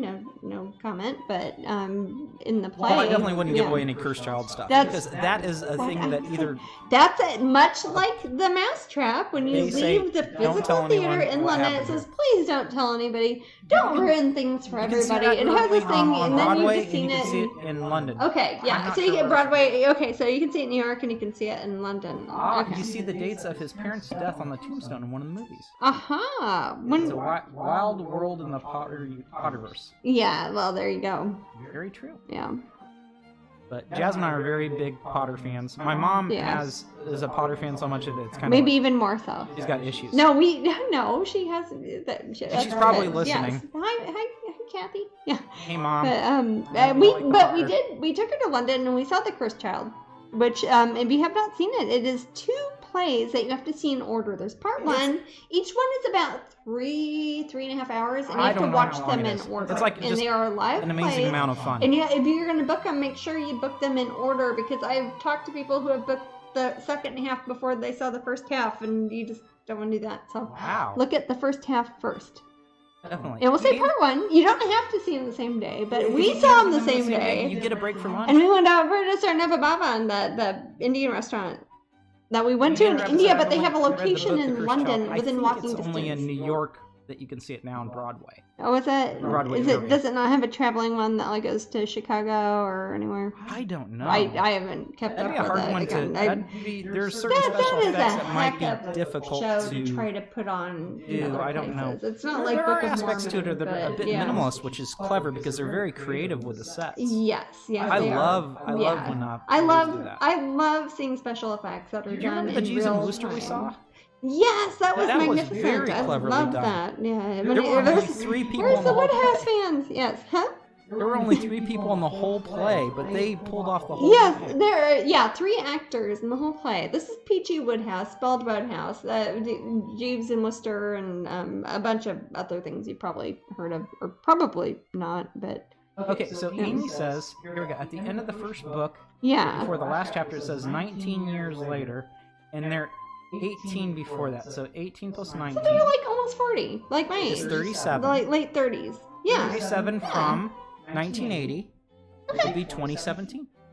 Okay, right? so that's so that's probably why I like those books, because they're kind of my age a little 2017 bit. 2017 is when The Cursed Child should start. Okay, and that's I think when the play came out, wasn't it in 2017? Yeah, it was 2017. I don't know. Yeah, it was. Thank you for the subscription, MT. Oh, thank you very much. That. Thank you. We proved our Harry Potter knowledge well enough to get a subscription. Yay! I'm going to make her look a little bit more worried. Again, I don't have it printed out, but I had my phone out earlier, and I was looking at a painting I did called Stranded, which is a mermaid that's like stuck in a tree. I did a few years ago, and I'm kind of basing her off of that. I've kind of making her face the other way and changing it, but I like the pose she's in a lot. Since it's supposed to be a show that involves figurative work, which basically figurative work means you're showing a human body that is the main part of the painting. So when people say, hey, do you have any figurative work? They want a picture that has something like a pupil. This is a mermaid, but close enough. That is in the middle of the picture, and that's the main focus of it. So I think you explained figurative very well. No, there's probably a better way to explain it than I said it, but that's what they're asking for. Yeah, it's like, hey, do you do figurative work? It's like, no, I do big purple squares and circles, and it's like, oh, that's very different. That's probably not figurative. Representational work. But figurative means it has a figure in it. When people say figure, they mean things that look like them. So something that looks like a person. Not necessarily people person, though. Probably not, actually. Okay, so I don't know how I can see this, but I've kind of outlined, I started off with a ruler, just making a line to make sure her eyes are, like, in the right place, and her nose is in the middle of her face. I want her to be looking at the viewer, so that's in some ways a lot easier. In some ways not, but in some ways it's easier because you can make a line, make it like cross, make a line there, make a line there. There's the nose, there's the mouth, and the eyes are the same size. It might sound more complicated if you're doing like a profile or a 3/4 view. 3/4 is when you see both of your eyes, but you're kind of looking off to one side or the other. And then one of the eyes is going to look smaller. And most of my paintings are 3/4 view. And in a way that is easier. Actually, the other cover of the Beautiful Creatures Tarot just popped up as is that one with Darling Drangling 4? And she's a great example of one of her eyes is slightly bigger because she's got her head turned away. Just slightly. Because when things are further away from you, they get smaller. Yes. And when they're closer to you, they get bigger. It even works on the camera. Remember how sometimes your little squares that you paint on the tiny treasures sometimes look like a little people think it's like a strange rectangle. I'm like, no, it's actually a geometric square. The tricks of the eye. But the thing with something like this, when you are painting a full face, straight on sort of view, the challenge in that is to make sure that one eye is not bigger than the other. Unless you're doing it for stylistic consistency, like our friend Cuddly Rigor Mortis, Kristen, she always has like one eye bigger than the other, but that's on purpose. If you do it and you're painting realistically and one eye's bigger than the other, it just looks like maybe they got bonked on the head. I'm gonna go ahead and find a link because I want people to she does see wonderful art. I've got some of her stuff, and she does stuff for Disney also. I don't know how often she goes by that name still. I don't know. I think that's still her Instagram name. I should probably. I'll just Google her. Yeah, look up. Yeah, Kristen. It's actually it is still that actually this is her. Her website probably. But that's an example of where you want an eye bigger than the other for just stylistic purposes, and it's on purpose. And it's not because you're not good at drawing eyes and one's twice as big as the other. And you guys will think, "Oh my God, this stuff's adorable." Yes, and you've probably seen them if you've been at Disney World. And she is super sweet, and her husband is awesome too. All her Disney stuff up there that you see is licensed. It's all licensed. She used to do art for the Saturday Night Live, like the cartoons that you'd see on. If anybody remembers TV Funhouse, I don't know how much she wants to be known for that. Now. I don't know. She did do TV Funhouse. Yeah, a lot of she's done a lot of things. A lot of things for like Cartoon Network and stuff too. Actually, I think maybe it's on her About Her. I don't maybe know. It is. I don't know. But yeah, I don't want to out people. But she's a super sweet lady too, and very talented. But anyways, that's an example of when you're like, hey, there's one eye that's like that big, and there's one eye that's that big. It's not because she doesn't know how to paint, it's because she's doing that to keep it stylistically consistent.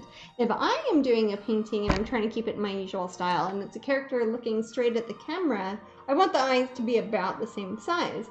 So that is part of the reason why I get out a ruler and make sure, hey, the pupils are kind of at the same way. But again, if you're telling a story in the painting and there's a reason why one of the eyes is bigger, or you're wanting it to look kind of warped, like it's kind of a surreal sort of weird thing happening and it looks like a fisheye lens or something like that, you might want to do that. But with something like this, that will be a relatively peaceful. I want the mermaid in this to look relatively peaceful. And I want the things under where the waterline is to be kind of crazy. And behind her will be kind of a creepy sort of seaside town. So hopefully, I don't know how many people will see it and think, oh, look, it's an Innsmouth Mermaid, but the people who get it, and you guys are watching, you'll get it, are cool people. But that is the challenge when you are doing something that is a perfectly straight on 180-degree face. You want the eyes to be exactly the same size if you're trying to make it realistic. Because if you look at my face, my eyes are more or less. I'm not perfectly symmetrical, but I'm getting there. And my eyes are about the same size. My nose is kind of in the middle. My mouth's there. You're talking about yourself? Yeah. Well, I'm saying if you look at a camera and you make one eye, not compared to some people. I'm not Marilyn Monroe, but some people are very symmetrical, and you flip their picture vice versa. Even Marilyn Monroe was a man, but this that tends to get overlooked, love. Yes, I know, right? Oh well. So I'm gonna put a bit of shading around her eyes, just because I know with my characters I try to make the plane, the middle plane where their eyes are before their nose starts. I kind of dive that in a bit. So if you look at paintings of mine, like here's the Cinderella one, you see a bit of a shadow in between her eyes because I don't really put a bridge on their noses so much. That's part of what makes them look like a little Jasmine painting instead of just like an anime eyes painting. In the room, Jasmine. Oh, that's Amanda Rabbit says I have to redraw eyes constantly. One always looks squinty somehow. Yeah, that's what I mean. The reason I think is because often when humans, I mean, one of the most intimate things we can do is look another human in the eyes. Yeah. And we really can tell about symmetry, or we can tell a lot from the eyes. Well, that's the whole thing. When you're painting, sometimes getting the eyes right is very important because we're so used to seeing other people's eyes or eyes are supposed to. It's the first thing you look at. If you look at a painting that is a figurative painting that has a human or humanoid form in it, whether it's a mermaid or a fairy, doesn't matter. And one of the first things you're going to look at is a face. It's like when you have your phone and it tries to find a little square and it's trying to look for faces. Like to tell you, hey, do you want to tag your mother-in-law? This kind of looks like her, and it's like, your husband because he kind of looks like his mom or something like that. Everything is looking for a human face all the time, and humans do that. I do this when I look at a painting. If there's a face, it's the first thing I look at. Doesn't matter how realistic the background is, if there's really cool still lifes and planets and spaceships, doesn't matter. If something is wrong with the face and like the eyes in the wrong place and that's not part of the narrative you're trying to tell with your painting, that's when you're going to say, oh, something's not right with this painting. And it's like, that's great and it's huge, but it's kind of off center and it makes me feel uncomfortable and you don't know why. It's like, is it because their nose is too far that way or one eye's trying to escape over that way? And again, if you're doing a portrait of somebody and that's how they look, or if you're making a story and you're trying to make it like you're weird or you're underwater or like it's a weird kind of story and surreal stuff is happening, that can really work in that instance. But if you're trying to do something like a quiet portrait of a mermaid in a spooky place and you want her to be the center of the calm that you're looking at, and you want a kind of normal, as far as symmetry goes, face to look at, that's when you get out the ruler and you're like, oh, her mouth's going to be there, her nose is going to be there, her nose is, that usually on my characters, the outsides of the nose kind of line up with the outside of the mouth, they kind of line up with the outside of the nostrums on the outside of your nose. And I'm not going to give her a very contemporary hairstyle or anything because it's supposed to be H.P. Lovecraft themed, and that would have been, 100 years ago or whatever. So I'm going to make her look kind of out of time, not tied to a specific style or fad as far as her hair goes. But so far so good. I have not really drawn much for a tail yet because I am trying to decide what things I'm going to put down here. Now we're talking about eyes and how wet they can be. Eyes are wet. That sounds like an incorrect sentence, but eyeballs should be, unless you've got an issue with your eye or something, they should be wet pretty much all the time. I've had people ask me, how come your characters look like they're crying? Their eyes are always so wet. I'm like, have you ever had your eye where it's all the way dry? It feels really bad. Jasmine. It means you have to get eye drops or go to a doctor or something. Yeah. Were you influenced by Margaret Keane? Now, before you answer, now when I see the word influence, it sounds like someone who gave you the flu.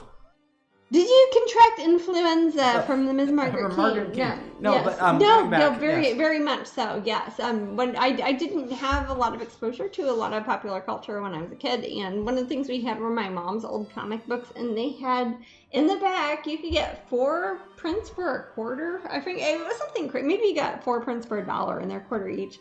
And they were the Margaret Keane little orphans holding kitty cats and stuff like that. And I loved those. I've drawn those, and very much so. And she's also a very marvelous lady. She's still alive and does beautiful artwork. So I think she's even on Facebook and stuff. A lot of us artists from like the early to mid 90s, I think it was kind of a renaissance of when people were rediscovering Margaret Keane, because before that a lot of people were kind of writing her off. It's like, oh, that's just stuff you hang up over the fireplace. That's mass marketed art that you don't want to make art people like, whatever. But I think that's when it kind of had a renaissance of that. So there are a lot, myself and people like Mark Ryden, a lot of really, really talented artists from the 90s, really kind of, who probably grew up seeing that from their parents. So, Jasmine. Grew up with that if they were a parent, yeah. Vitreous humor is the name of eye juice.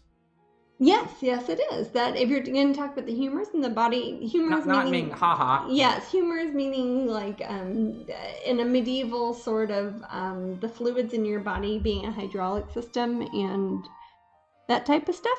Vitreous humor is your sweet eye juices. Yes. That's what birds are trying to get all the time, aren't they, Maddie? Actually, I think crows and any border blackbirds or grackles. Yes. Grackles want your sweet, sweet eye juices. Yes, they do. Yes. Yes, I love Margaret Keane. If nobody has Empty seen Head says you need to see Big Eyes, directed by Tim. I was going to say Margaret Keane. There was a book that preceded this. Jasmine's actually mentioned it. Yeah, there is a book called Citizen Keane, like Citizen Kane, but Citizen Keane, and I'm not saying to read it because I mentioned it, but that is what the film, the Tim Burton film, is based off of. And we have seen it. Yes, I certainly have, and it's got the wonderful Amy Adams in it, so that's reason enough to see it. And it's got her bizarre husband. Walter Keane. I'll bring it down next time we do a Twitch, because I have a book that my friend Michael Banks, who also paints big-eyed art, Sugarfield. Would you like me to fetch it, or do you want to I'll get it. I'll probably go up and wash my hands after I'm done doing the sketching here. And I'll grab the book, because the book I have still says Walter Keane. It's actually from the 50s or 60s, so it was before people knew that she was actually painting him and her husband was lying about it. So what I will show that off. If you're the sort of person who likes to get upset, like watching movies and say, "Oh my God, that guy is such a a-hole," etc., watch that one and look at her husband. That actor's in a lot of stuff. Yes, he's in good stuff too. I don't want to feel bad about him as an actor, because he did a good job being a jerk. Is he not the main dude in Django Unchained? Oh, you know what? I think he's also he's in the Quentin Tarantino movie. Yeah, he's like a fatherly character in that the movie I just saw, Alita. I didn't see Alita, the Battle Angel movie that you said looked like Jamin. I think that's the same gentleman. Oh, is it? Okay. That's the thing. Sometimes when I see a movie, and he's a neat character. But he was also, I believe, wasn't he Walter Keane? Isn't that what you just said? Yeah, I'm just trying to make sure that I have the same dude in my head. Yeah, you're talking about Walter Keane. Sometimes I will start talking about it. Yeah. Hey, man, I'm happy that you liked Alita. I think that I mentioned that last time. That's an underrated movie, too. I think it never... I didn't see it, and I don't know the anime it's based off of. I will say this, manga. Jasmine. Yeah. Remember how the Golden Compass ended, and it's like, obviously there's going to be a part 2, and a part 3, and part 4. Alita ends, and there's going to be it looks like there's going to be a second part. Are they really going to make a second one? I don't know how, honestly. I'm mad they never made more of the Golden Compass movies. I loved Box the Office books. Mojo to see how well Alita did. But I hope they do, because it's a very I will say that it's a violent film. I don't know if it's Is it made for kids, or is it for grown-ups? Or for anybody? What's it rated? Is it like rated R, or is it like PG or something? I don't know. Teenager to grown-up, maybe? But I liked Alita. I thought it was very good. Did you know the anime it's based off? Or the video game. I had friends that liked it, and I think it's also a manga as well. I could be wrong. It started off as a graphic novel? But I enjoyed it. Oh. I know I have not. Okay, Amanda says, I wasn't going to see it, but my friend convinced me to try it. I wasn't disappointed. Oh, good. The movies didn't progress because they realized how philosophically religious it got. Yes, Princess. Oh, are they talking about the Golden Compass? Golden Compass? Are they talking about I could see Alethea being kind of upset because I could go on and on. I love his books. I think they're fantastic. I am a big fan of his Dark Materials books. I would have loved to have seen those with the same budget and had them do all of them. That would be magnificent, and it just didn't happen. I think it got a lot of backlash from a lot of people who just aren't interested in progressing society at all. Yeah. Sorry to change the subject. Yeah. What color is the mermaid's hair gonna be? I don't know yet. It will probably depend on. Is Dark Materials TV show BBC? Did they actually make it, or did they just say they were going to? If you're wrong, I'll be upset with you. No, I didn't know. Was it a live action? Was it actually made, or is it something that's like I think it's going post-production or whatever? To be. Okay. Well, I hope it does, because that would be a good way. A lot happens in those books too, and there's a lot of not time travel, but it shows time. It shows that Erin, she's like in the future, she's in the past. It takes a lot to try to explain in one movie, or even part of a trilogy. But anyways, I don't know what color. I'm thinking about doing kind of.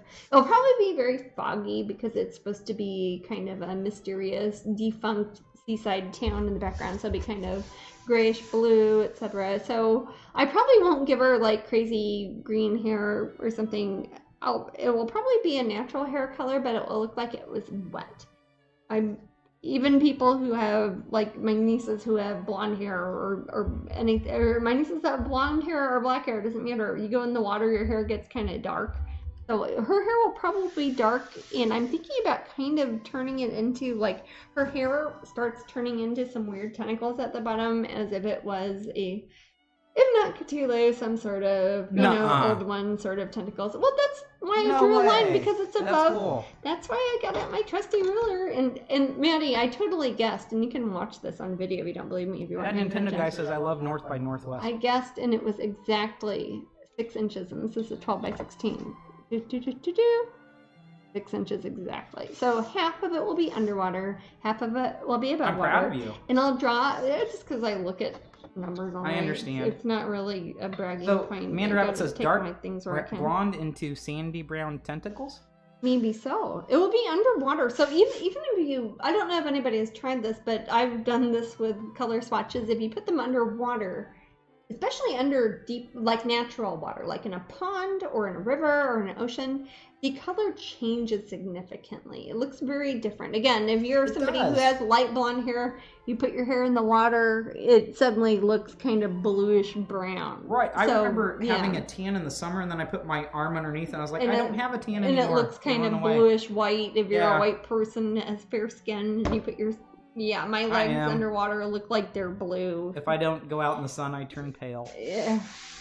I go out in the sun and I get skin cancer.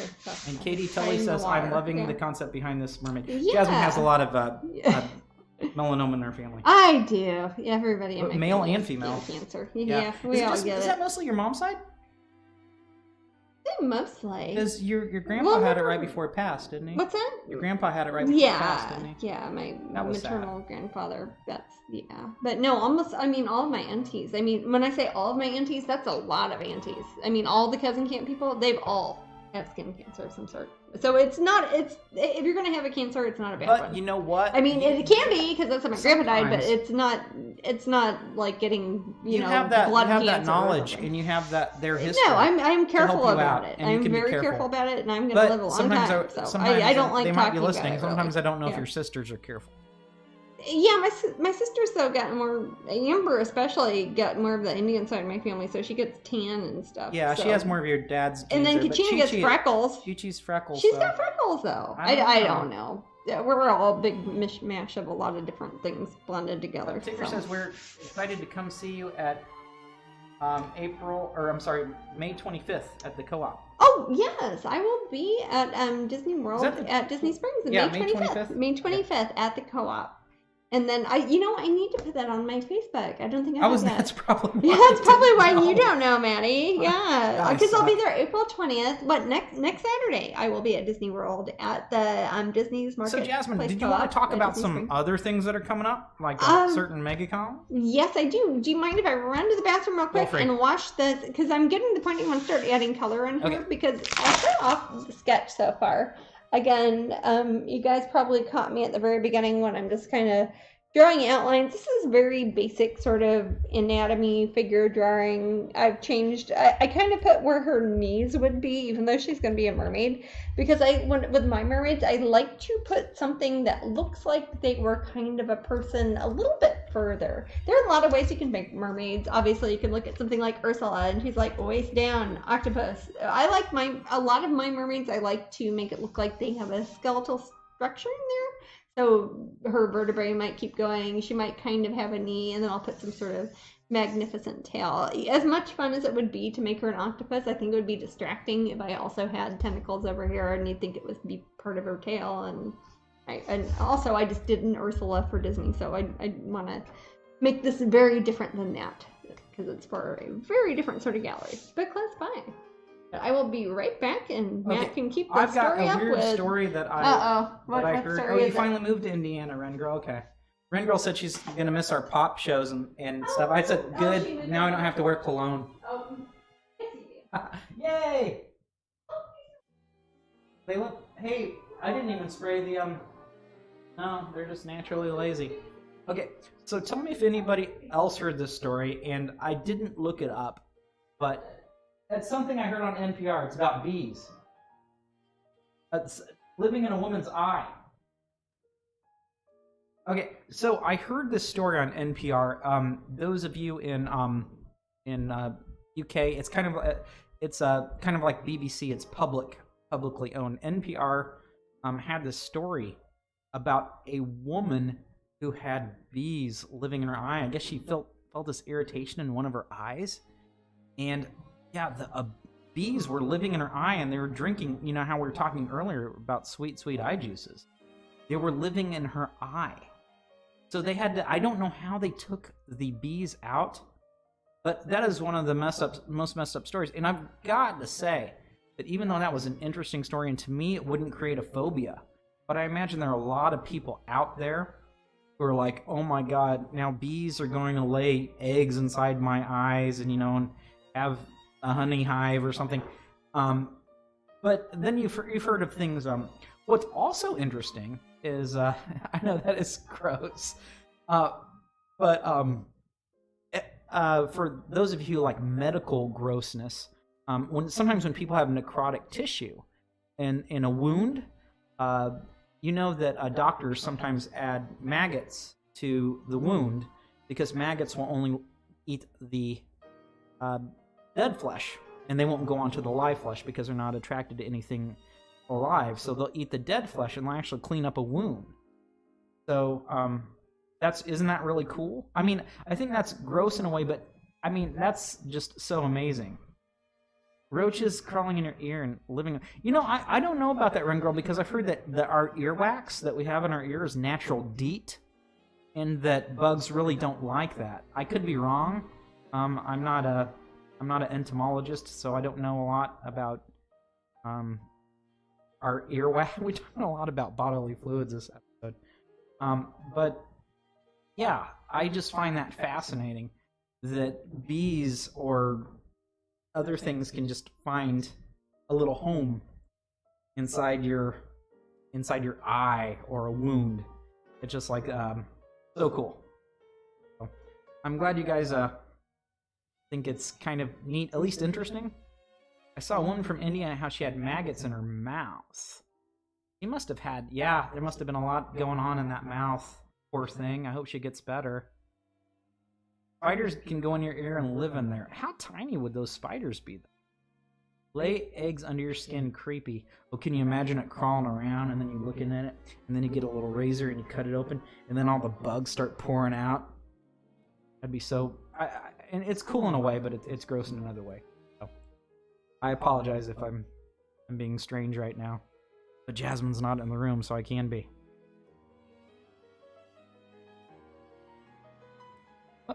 But I think that's neat. Now, keep in mind, I mean, we find that gross because those are more macro versions of buggies. But there are literally bacteria and bugs, tiny bugs all around you constantly.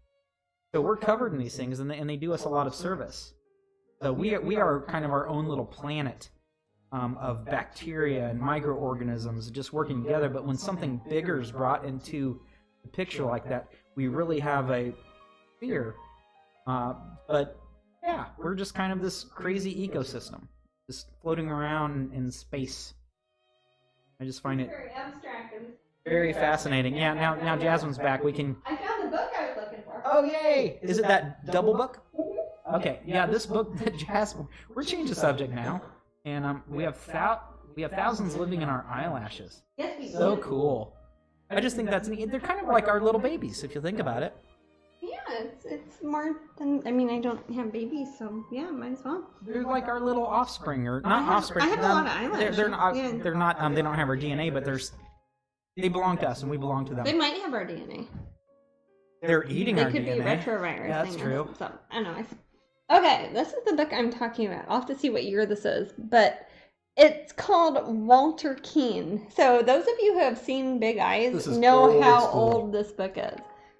It has 2 books in here. It's called Tomorrow's Masters. These are gorgeous books. Okay, these are magnificent. Again, these are from my friend Michael Banks Sugarfield. If you don't know him, can you put a link up there, because he gifted me this, which a lot of people is amazing. Know yeah, all of you guys probably know him because he's wonderful. But if you like artwork that has very large eyes in it, he's a good person to look at. He's a Complete sweetheart. We used to babysit each other's kitty cats when he lived here in Florida. He lives in California now, and we still get to see them. But they just sent me a Mr. Toad chart from Disneyland too. Actually, I sent them a message the other day when we went on a hike in California. Oh, remember when we did that? Yes. And we were so worried about them coming back down the hill. Yes, that was kind of a scary hike. But it was scary. Jasmine and I were awesome though. So at the time, this is if you guys have seen the Tim Burton movie, which is a true story. It's called Big Eyes. It's about Margaret Keane. Her husband claimed credit for the painting. It's like if Matt were to say he did all my paintings, right? Okay, by the way, I would never do that. Matt would never do that. And also, people by the way, jokes about it and it's pissed me off. Also, people watch that movie and they don't realize it took place in the 50s and the 60s. Yeah. Some people and they think it was the me, guy. And they think Matt was the bad guy because they my didn't husband. They didn't look two steps into. If you don't pay a lot of attention, you're like, oh, there's Amy Adams. She's around Jasmine's age. Maybe it's supposed to be her. And it's like, no, it was a million years ago. That was 70 years ago. That was a long time ago. Yeah, it was it was in the 50s and 60s. Yeah. So now it's 2020. She's still around, isn't she? She lives in Hawaii. We tried to get her to come to a show in Florida, but she gave us her blessing, but she wasn't able to come out. She's I think she's around 100 years old.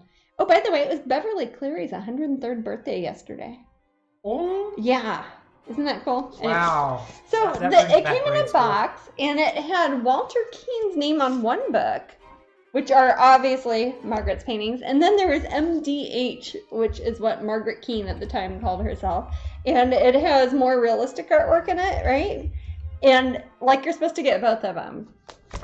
So Walter Keane, he did none of these paintings. These are all Margaret's paintings. I have one in its original frame holding in my studio here. Not that one, but one with a kitty. But it says he painted these, and it's still got the paper in these. They used to put paper inside books on this. But yeah, Margaret painted all of these. I don't know what we did for Michael. But this was he likes you that much. Oh, he's a sweetheart. That's all it takes. But yes, it's a wonderful book, and these are obviously her paintings. And then later on, of course, they found out that Margaret did these. You know what's funny, Maddie? These are actual prints that are separate than the pages. If I see this one, it lifts up. I'm scared. I'm not. You should be afraid of this. It's I'll have to see what year it is. That's terrifying. Yeah. But he said he painted these, and what's funny is it has little blurbs saying, I thought about this when I painted this. I mean, it's like if you were to take one of my paintings and do that, Maddie, and write a blurb saying, oh, I was sad when I painted this painting, is based on and then there's a picture of him. I love in the movie. What a jerk. How he's like, oh, my arm hurts. It hurts so much. And what a jerk. Or however we said it. Oh, and it's got a thing on the back talking about how his artwork. Okay, Mimi said, I had a service guy ask me the same question if Jasmine was Margaret when he saw Jasmine's art. Oh, I can see that. People always saw my artwork when they didn't know. Right, and they say, oh, her husband's stupid, and it's like, I'm Jasmine's husband. I can't do that. No, Maddie is a sweetheart. He would never pretend to do that. But anyways, all of the artwork in the Walter Keane book are paintings that Margaret did. Again, this was the 50s and 60s, and women had different things going on then, and you could go on about that forever. But although I do like the artwork that she was allowed to claim for herself, they've got kind of a Modigliani sort of look to them, where they're very elongated. And then there's her eating strawberries with a cigarette, and that's kind of great. I love that. They're great paintings. In some ways, I think these are better. What's her name? It's very Modigliani, but Twiggy. Oh, yeah. Well, that would have been the time period for it.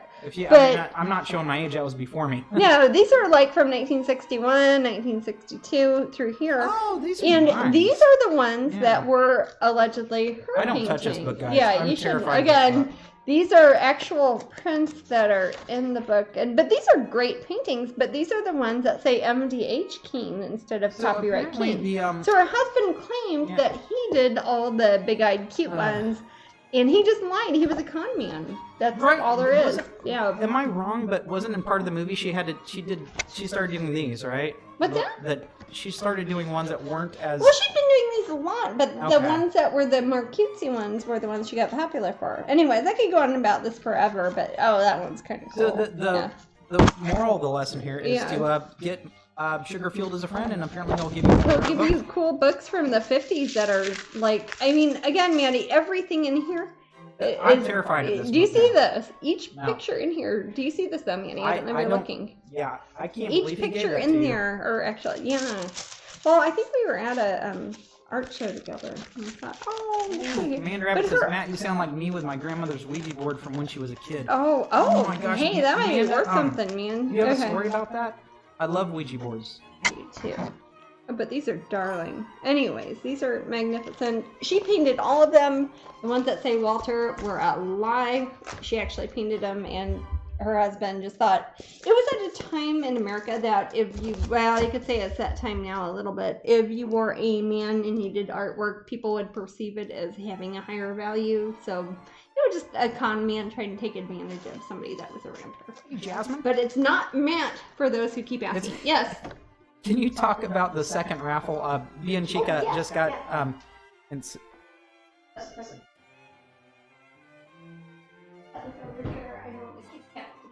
Put that back in the sleeve? You can. Oh, okay. You're afraid to touch it, though. Okay. I will at least do that. Oh. Oh, no. It actually has a That's what I mean, yeah. I would let it set, and I can put it back in there later. But anyways, next prize. Talking about big eyes here, we have another official Disney painting. This is Cinderella leaving the ball, and this is one of the, I think I showed it earlier, it's the mini canvases that Disney sells at Disneyland, Disney World, and they might have them at the Disney Store Online or Disney.com, Disney.go, I don't know what they're called now. But your WGW store has them, and you can buy them up there. But they're cute, they're framed, they've got a little ribbon at the top that Disney ties on there, so you just stick them on a nail. And I will autograph her too in gold oil paint at the bottom. And she'll be our prize if you are here in the room. And Moonbot's working today, love, you said? Oh, yes. Very well. So you type !raffle? Yes, you do. And that will enter you into the raffle. Sorry for my giant herbal iced tea here. So I told everyone in the room that I love Ouija boards, but I have a... Which I know it's not pronounced that way. I know it means yes, yes. Yes. It means... Ouija. Some people say Ouija. When I was little in the Midwest, we say Ouija, and we say Jonathan Rice Davies. We do. That's what we said. And we try to talk to them on the Ouija boards. Yes. Okay. And even though they're alive, we try to talk to them. That's easier than trying to Facebook message somebody. I confess to the room that I am the one who moves planchette. I make it spell things. Jerk. That's why you are not welcome at any of my slumber parties. Yeah. So if you ever do a Ouija board with me, I will make it say what I want it to say, and I will try to freak you out, and I will try to scare you because that's the sort of person I am. Yeah. It's like called ruining fun. Uncle move. Yes, that is an uncle move. That's my mentality, guys. I apologize. Remember with Ellie? We were trying to think of somebody dead, and it was right after the Ouija board. It was right after Michael Jackson died. And we're trying to think of dead people we'd like to talk to. Ian's asking where we're from in the Midwest. Oh, yeah, I'm from Kansas City. Oh, yeah. We're from Kansas City. That's about as Midwest as you can get. Can you hear my accent? You can probably hear mine, but it might be Floridian and also a bit British and also Southern. So I'm kind of all over the place. Kimber says, I sound like fun. Oh, that's what you think. Yeah, see? That's how they get you, my friend. I terrified my poor niece, Ellie. Hey, but honestly, it was the day that Michael Jackson died. Her whole life. What? Ellie used to give me severe beatings. Oh yeah, every time when she was a little girl, every time she saw Uncle Matt, she'd just like punch him in the kidneys. I will meet a kid, and then 30 seconds after that, they're climbing on him and or punching him. Climbing on me and just beating the tar out of me. Yeah. Yeah. So I don't know why I have that effect on children, but with Ellie, what I told her, because I know that she could frighten easily, is I told her to be very careful. To be very careful at night, and to always keep the blanket over her feet. Oh dear Lord! Because the foot-eating zombies. He told her this on Christmas Eve. The foot-eating zombies. When she was at a very an age that you would be frightened by such things. She was little. I said, "Can I tell you a scary story?" And she said, "Yes, I'm not scared." So this is what she got. I told her the foot-eating zombies will come, and they will eat her feet off, and she won't feel them, because something in the teeth of the foot-eating zombies works like a painkiller. So they just eat your feet. And they creep in your room, That's eat your feet, and then they leave. They can't tell it's biting you. So I told her about the foot-eating zombies, and it was, my God, it lasted for years. But she was terrified. She wore shoes to bed. You told her about that on Christmas Eve, and she couldn't sleep already because it was Christmas Eve. And you told her that at Christmas Eve party at my mom's house, and then she just didn't want to go to bed. Yeah, and your mom was so mad at me. I know. Yeah. So there you go. That's me. And it's so recent, it might still be a sore spot. Everyone loves this story. Hey, we're taking Ellie to Paris because she's 13 now. So yes. Yeah. So it comes around. So Sensible Art Studio says we tried Ouija board once. No one had their hands on the planchette, and it was moving by itself and actually spelled out stuff. Freaked us out. Yeah. We never tried again. I know how that happened. It's a magnet was Uncle on Matt the there? knee under the table. Okay. I've done that trick as well. To be fair, Matt, I have used a Ouija board when because I used to when be, you were not there. I used to do magic. Yeah. Oh, that's the thing. You do it with somebody who did professional magic for a while, and then it ruins it for everybody. Touching it too. But there's a trick. Yeah. But you were not there when I was a teenager, and we had our Ouija board, and I don't think it was Katrina or Amber. Oh, well, that was in the main lane house, man. Tell me that house was not haunted. What's that? The main lane house? Was that house haunted? Oh, Alethea says magnet on the knee, brilliant. Oh. Yes. That if there's such a thing as a haunted house, it was that one. I don't want to bring up specific examples. Jasmine. I won't. Oh my God. Okay. We have 2 minutes. All right. See? That was an inside joke, and we won't go any further with that one. Yeah, I won't. That house was haunted, and that's the place I used a Ouija board. See how quickly somebody who says, "Oh no, I do that. That's not real," and it's like, "Oh, but you can't talk about that part." So, there are things that are unexplained, but that's how the human mind works, and that's a lot of fun. Sometimes it's really great to be a person because there are mysteries. No matter how much we just that's the thing that keeps me going is knowing there are mysteries out there. But anyways, this sketch is pretty much dry. I washed my hands and I'm going to start shading in her skin a bit, and then I'll start thinking about the background and also the under the water bit. Born Ready says, "What about MegaCon pins?" Oh my goodness! That's what I was mentioning earlier. I was trying to hint. Oh, was I not there then? Oh no, you were. You said you wanted to go upstairs and wash your hands. Oh well, I don't want to touch said about this MegaCon. when I don't have my. I said it in a goofy way. Did you say it in a funny voice? Okay. But it was. All right. Okay. Why is the rum all gone? I don't have any rum. Do you have rum? Because he's referring to Jack Sparrow. I understand that. I thought you were just that Nintendo guy said it. That you had okay. Darn you. TNG. I like the original Star Trek. Okay. Let's see. So we've got MegaCon pins. Now, first of all, one of them you probably already know. We talked about last time I was working on the line art for a pin design. And it was Biohazard, right? And I was going to do a red one. And while we were doing Twitch, everybody's like, no, you should make it green. You should make it pink. You should make it purple. So I was like, well, I've got to make the mold anyways. And I'm painting this. And we're doing 2 of them. And the purple one will be the May pin of the month. If you're a Patreon person or if you're not yet, you want to sign up, you'll get this one.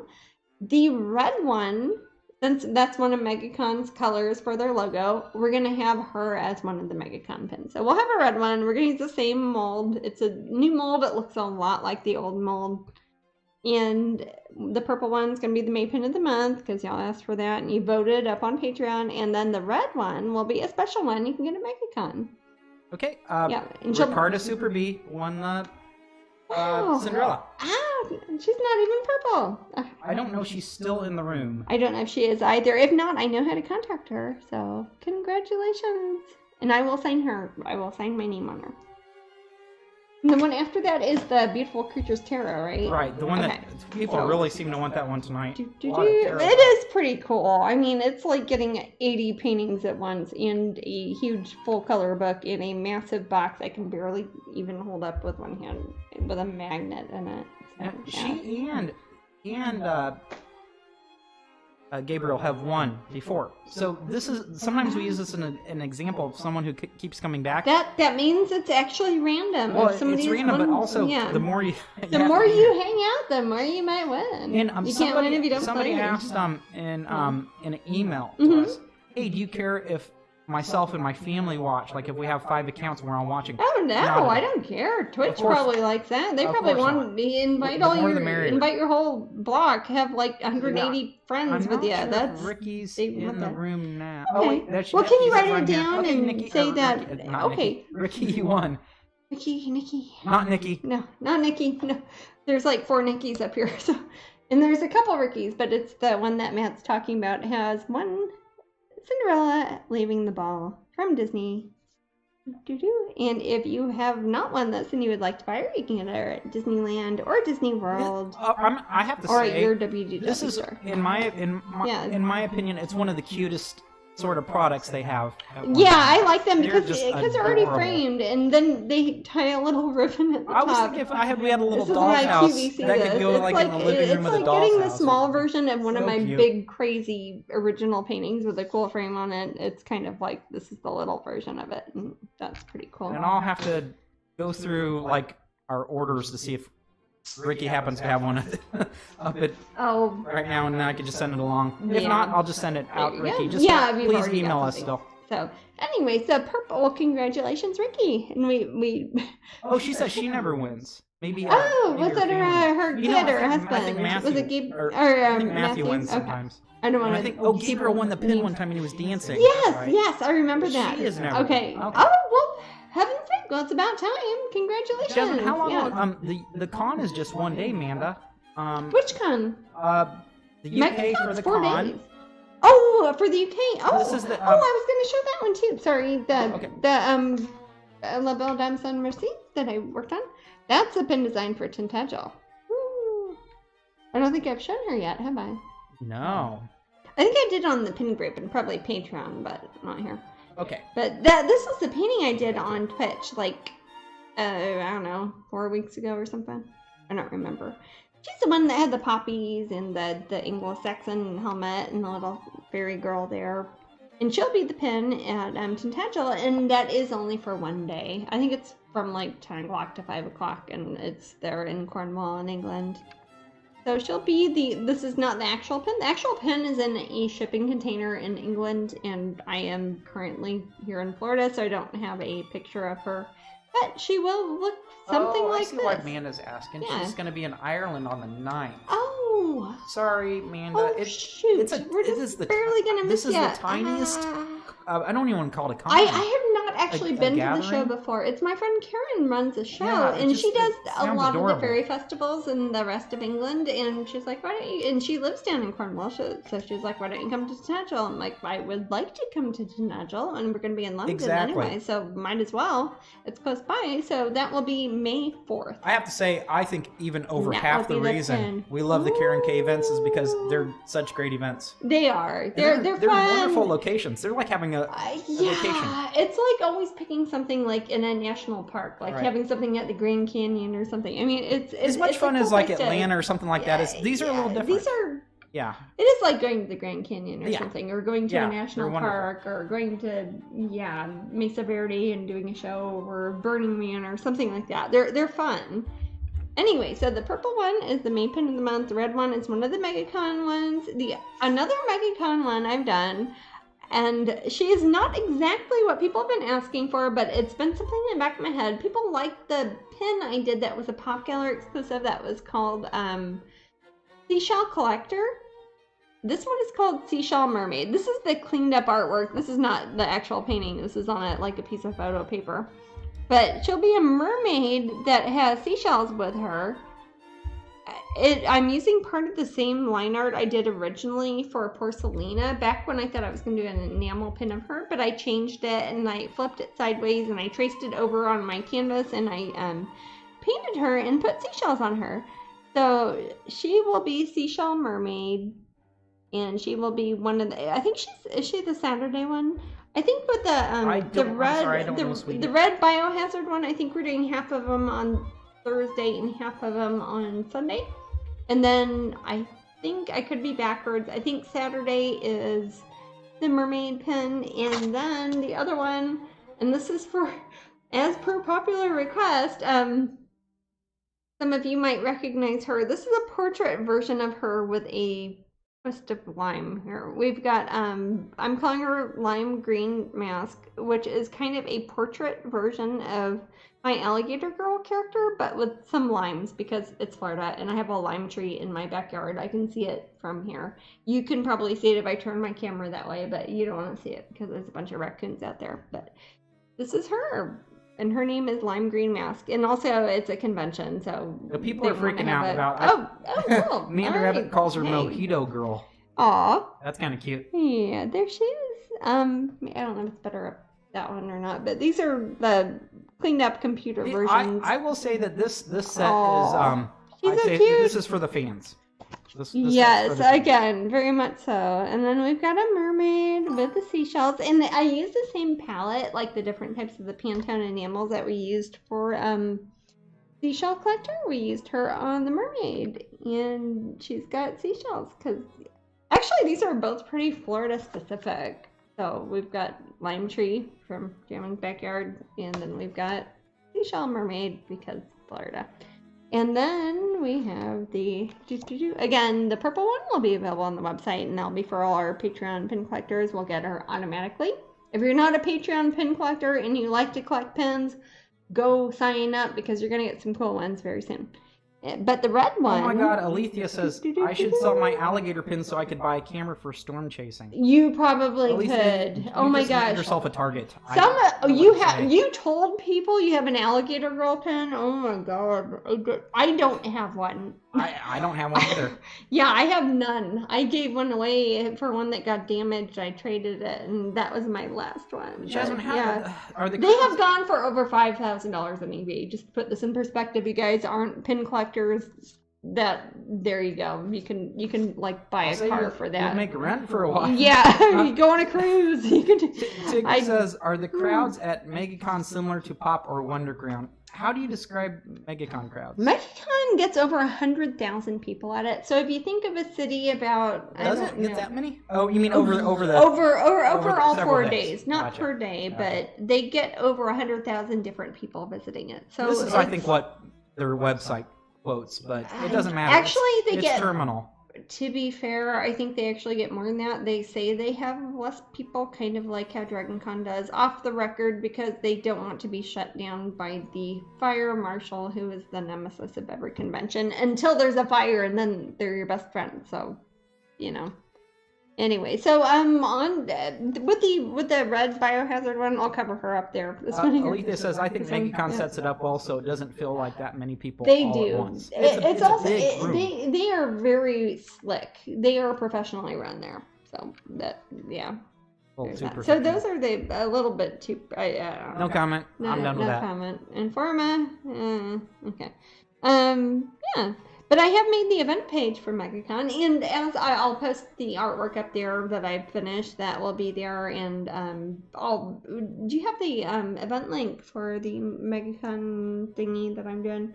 Well, probably. We've got a big triple booth this year. We've got like a 30-foot booth, and my sister Amber and her husband Chris will be running it for the most part, and then I will be there every day for like 4 hours or something, just signing autographs.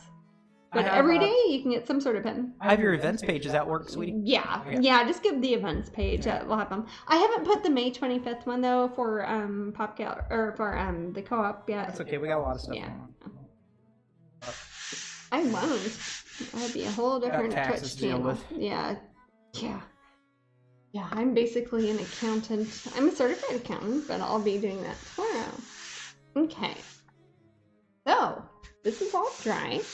My mermaid is ready, and I'm going to probably start putting some flesh tones in here. For those who have not noticed, this was the panel that last Sunday, I gessoed. Remember when I was like getting the gesso and my big wide brush, and I was doing multiple layers of this and that and that and this, and this is that same piece of wood from Home Depot that I have gessoed, and since it had a blue tone to it, I thought it would be good to start with a mermaid. At the time when I was gessoing it, I was like, oh well, if it was kind of an underwater thing, I might want to have some blue or purple. I was not thinking about this painting at that time. But now that I looked at it, it was already gessoed and it was already kind of blue, and I thought it would kind of continue the story from the last one I did. If you've missed it, you can look at it on Twitch or on YouTube, and you can find me up there. And this is that same piece of wood. Now, what was I going to say? Something about it's all dry. My lines I drew are all definitely dry. I don't see it like sticking on my fingers or anything. I still don't have my turquoise paint that I ordered like a week and a half ago. Thank you, Amazon Prime. It still says it's like on the way or whatever. I hate when in transit. Prime does that. Amazon Prime, a week and a half in transit. Sweetie, is our friend with the bags, is their store good to go right now? Hototes, yes. Okay. Hototes is good to go, yes. Last I heard, yes. Melissa at Hototes. Yes, please put a link. Helen was asking for a link. Oh, do I have any pictures of that? I had some Okay, and that's just for Etsy, right, sweetie? Yeah. I think all they have is an Etsy store. Let me see if I can find that. I know that she was overwhelmed after she opened. I know. I think we broke the internet for her and there a little you go, bit. Helen. But yeah. And anyone else who wants to look at that, those are great. I was gonna say, I think I might have some printouts for that. But yeah, she sells a ton of Jasmine stuff. Yeah, I know. I think that's a big part of her story. They are absolutely gorgeous, and they look magnificent when they're finished. And I think I'm pronouncing it right. What are you looking for, sweetie? Can I help? The Hototes printout I had last weekend. Oh, gosh. I don't know where it is. I'm sorry. Well, in the meantime, though, since last time we were here, I want to show you guys the one I was varnishing.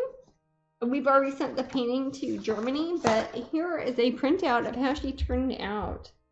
Silent Wisdom. Remember the one that had the little wine glass that has like a little picture of me with my easel in the background? But anyways, and the owl that came mysteriously to visit me, that was really cool. Like while I was painting her.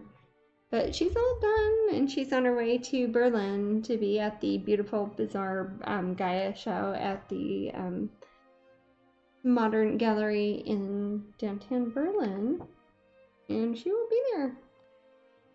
The other ones, that's man, I love that one. Isn't that a neat one? My favorite one. I'm sorry, I was typing. Did you show the double? Not yet. Oh, no. okay, I was going to show people because this week we've had 2 print releases, not even including that one, but both of these are ones that we did on Twitch. We did the Absinthe Reflections. The prints are up there. I think they're only on sale until the end of tonight, probably, or maybe it has one more day. I forget. But the one, this is not the painting. The painting was already sold at the Comic-Con in Kansas City, but this is Absinthe Reflections. I apologize, I can't see the TV if it's too bright or not, because I have a lot of lights pointed at my desk. Yes, there will eventually be really prints available of the owl one. Yeah. One is the show in Berlin. Is that in the middle part of May 11th? I remember that we're going to miss it because of MegaCon. I think it's May 11th. Maybe it's the middle part of May. Time. So probably in May or June we'll have prints of this one. Yeah, around. I mean, I've got a print right now, but as far as like on strangeling.com, you will be able to get prints of her for sure. And we'll have masterpiece canvases. I think some have been reserved already. So by Patreon people, if you are wanting one of the hand embellished canvases, email us at sometimes I'll send you an email back and say, I'm sorry, those are all sold. We'll put your name on the backup on a reserve list because sometimes people do cancel. Actually, sometimes people cancel because they end up buying the original painting and they want that instead of the canvas, which I totally understand. But this one here too, the original. Do you have Daniela's email handy? I think it's in the top of the episode guide somewhere. But if you're interested in the original painting, it's quite big and it has a very, very fancy frame on it. And it ended up, and the fruits in this, and I always have to show this. I think I showed it last time, but I think it's funny. This is for my benefit. There's a little plum. It's for the Earth. It's the Gaia Earth Mother sort of show. So I put one of the plums has the This Earth is if on you're it. interested in email this person if you're interested in a collector's preview. Also, too, a lot of other I'm in extremely good company for that show. There are a lot of very cool artists who are doing paintings for that show. It's a very international show. Phantom Fairy's asking about the owl. She's wondering if it's Athena inspired. Close. It is kind of, because it's supposed to be Gaia Reborn is the name of the show. So if you think of the idea of Gaia being like an earth goddess or Mother Nature sort of thing, the closest thing I could think of as far as like Greek mythology goes would be something like Athena. And while I was painting a barred owl came to our backyard. You probably heard me talk about Unfortunately, I wasn't here. Matt wasn't here, and I promise you it happened. I would not bother to lie about that sort of thing, but a barred owl came for the first time to our yard, and I saw him while I was painting him. And it's not the first time I've painted animals and they've showed up in my yard. You think he was chasing down a poor citrus rat? I think he was eating a citrus rat, but there are more than enough to go along with that. And I love citrus rats. They look like little gerbils, but they Google citrus rats if you want to see something. They're cute. They look like little babies you'd put in like a little aquarium or something, or not an aquarium, terrarium. But yeah. Anyways. It's kind of a still life painting that has a wonderful owl, and it has a tiny, tiny self-portrait of me in my silly little blue palette, and yeah. But that's a Gaia painting, and this one, if you look at some of the previous Twitch broadcasts we've done, I did all of this one, with the exception of maybe 4 or 5 hours when it was in between broadcasts, because we were in Kansas City. I worked on Absinthe Reflections. She turned out really neat. If you look at on either Twitch or on YouTube, you can see when I was drawing her, when I was painting her, and she is, the original painting's already sold, but we've got prints up on sale. I think the sale ends again tonight. Much like this one here, Certain Sun Light is the print of the week, and that ends tonight. For the longest time, that was my favorite painting that Jasmine It's a good painting. Look at that dolphin fish. Look at that little guy. He's so cute. It reminds me of my kitties. And it reminds me of our kitty. It reminds me of London. Oh, with the little dolphin fishes, like on the lights and things, and on the buildings. Yeah. Anyways, she's one of my favorite paintings, and she's the print of the week. Yeah. Kieran wants to tell you. Yeah. That he's getting his Tintagel stuff ready for his YouTube channel. Oh, excellent. Well, it's only a couple weeks away, isn't it? Mm-hmm. We got like 2 weeks or something. It'll be a nice little that would be, I say it's a break even though I'm technically going there for work. That's a break for me, man. It's going to be a break. That's going to be a wonderful break. Yes. And the devil painting is done, and we have prints of her up at the website. We worked on her, I think, for 2 of our broadcasts on Twitch. 1 or 2, I don't know. Jasmine? And the original painting's available on this one. Usually the originals sell very quickly. This one, the person who was going to buy the original ended up buying a different original, which is also cool. But we do have the original painting itself is quite big, and it's in a big, cool, black, ornate, fancy frame. Yeah. Jasmine. Yep. Amanda Rabbit says he saw an artist description with you somewhere. Oh, Lord. I'm sorry. Says that we had a pet crow, a raven, and a horse. Nope. No, not me. Maybe you were thinking of another artist because... It must be somebody else. I've only ever had cats. I've never even had a dog. I mean, I have a lot of birds that live in my yard. You had Rocky for 3 years. Oh, that was, I mean, I was like 8 years old then. That was 30 years ago. Yeah. No, I know. I haven't had a horse or Jasmine and I together, we've had 6 kitties, 6 cats, hedgehog, about 15,000 raccoons. Well, those don't count. No, outdoor pets. Hedgehogs don't count. Hedgehog and cats have been the only indoor pets I've had. And we only have 3 now. They, kitties. We switch them out as they age, but yeah. Yeah, but no, that sounds lovely. I mean, if I had room, I want a horse. I want horses and crows. That sounds very Game of volunteered at a horse. Matt used to work horse for free. Charity once. Volunteer. That's what you call it. What that would be from. Freedom Ride. Used to work there and do horsey stuff, but we never had a horse at our house. I have family members who live. I have a lot of. Again, my dad is a farmer, so we have family who have horses and stuff like that. And so we're only at Tintagel for one day. Is Saturday? May the 4th.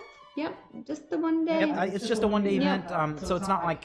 If it It's was not a 2 days, we would be convention. there for 2 days, but... Oh, no, it's it's only only one day. It's from 10 o'clock till 5 o'clock. It's at the downtown area in Tintagel, down in Cornwall. So excited, not sure about the long drive there and back the same day. I hear what you're saying. I thought about maybe trying to find just a little place. Yeah, we are. I would think of HomeAway or Airbnb. Or even if you're not staying there, just like a place off the. I don't know. If you don't want to drive back, it's about America's littered with motels, to be fair, it's like 4.5 hours from London, which to me sounds like nothing. But I understand in some countries that's a long distance. If there are extra Tintagel pins, will they be for sale on our site? Nope, I will. I don't sell my pins if they are an event exclusive. I only give them away. We made that rule when we started it because we already started getting people back with the very, very, very first one, trying to kind of bribe us for large amounts of money, and I don't trust my judgment to really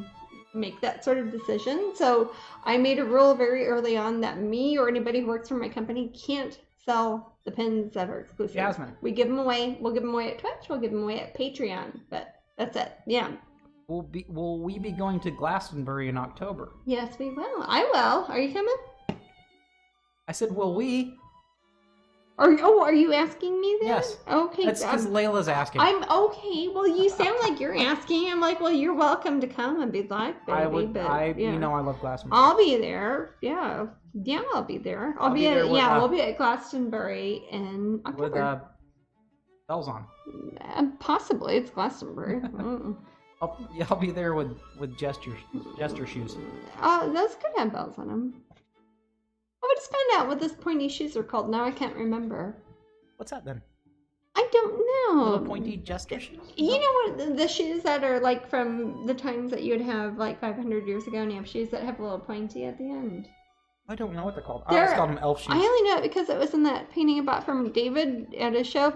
The Origin of a Black Hole. He did a like guide to imagery thing, kind of like these books that talks about everything in it, and talked about the shoes in it. And it talks about the shoes that come to a point at the end, and I don't remember what they're called. I know that those are the similar shoes like that are very not the ones in Mexico, but no, these are the European. Yeah, those are kind of amazing, but no, it's a very different sort of thing. Yeah. My little sister showed me some, and I couldn't. Oh my gosh! Yeah, it turns into kind of a status symbol. Yeah. It's like a subculture. Like that's what I mean about it being like a I think it's cool. Yeah, you can wear them.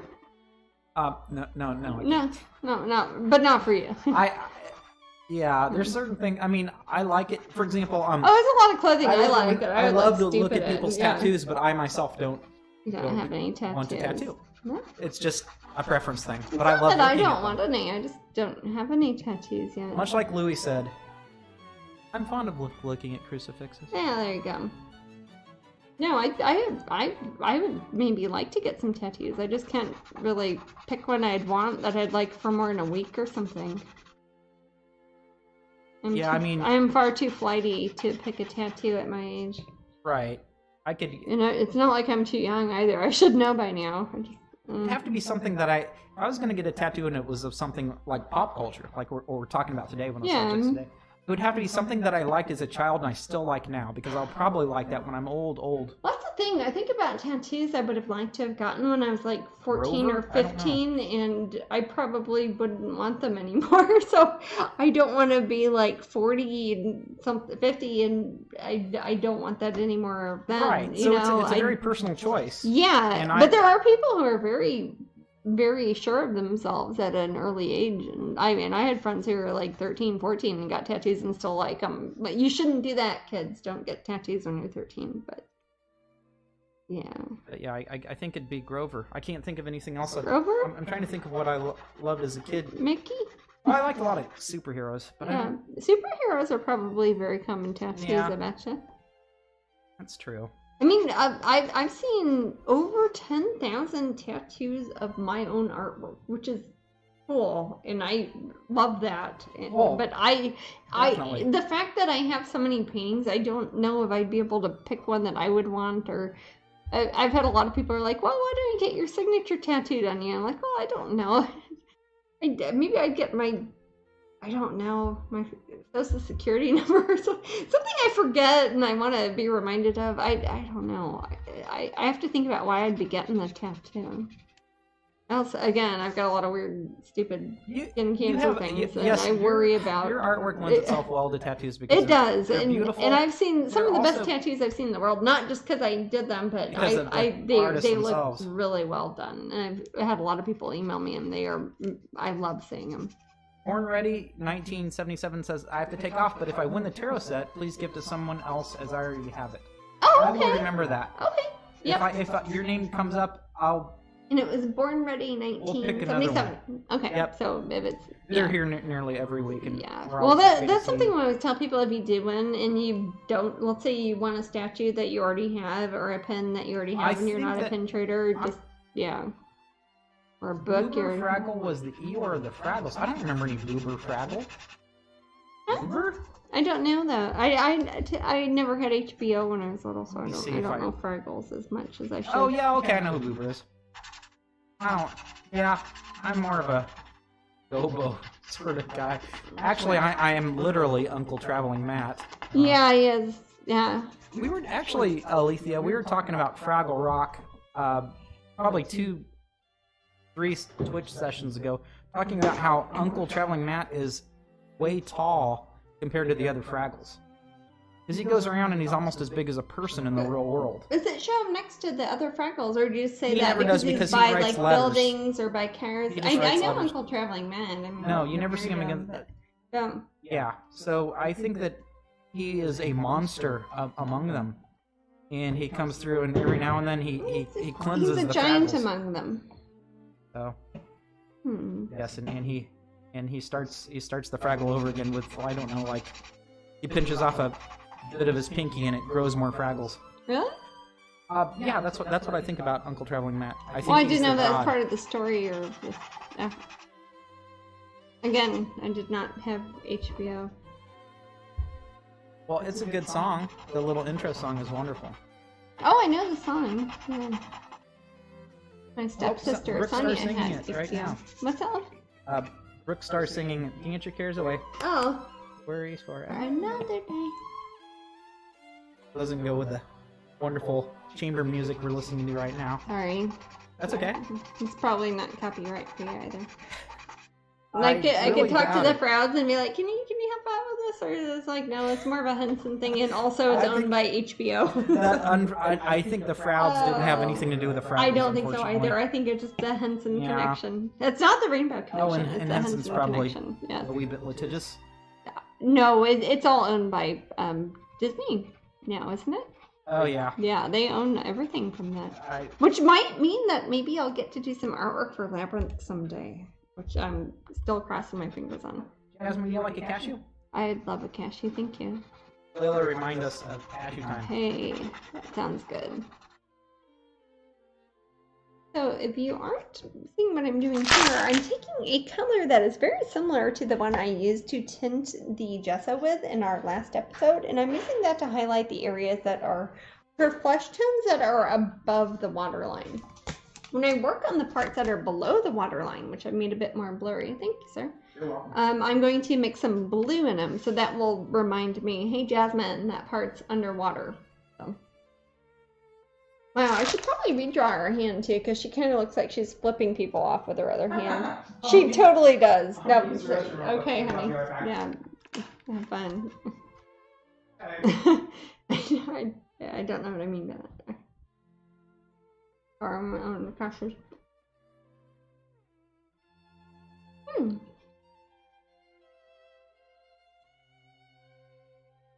Anyway, so if you saw the last episode, I took some gesso, which is the Liquitex Basics gesso, and I mixed it with a few different colors of brown and purple and Payne's gray, and I think some navy blue and some Titan buff, and I mixed them all together, and I did maybe 3. I don't think I had to end up sanding it. I don't remember. I did I think a couple panels that day as far as gessoing, because I did varnishing that day also.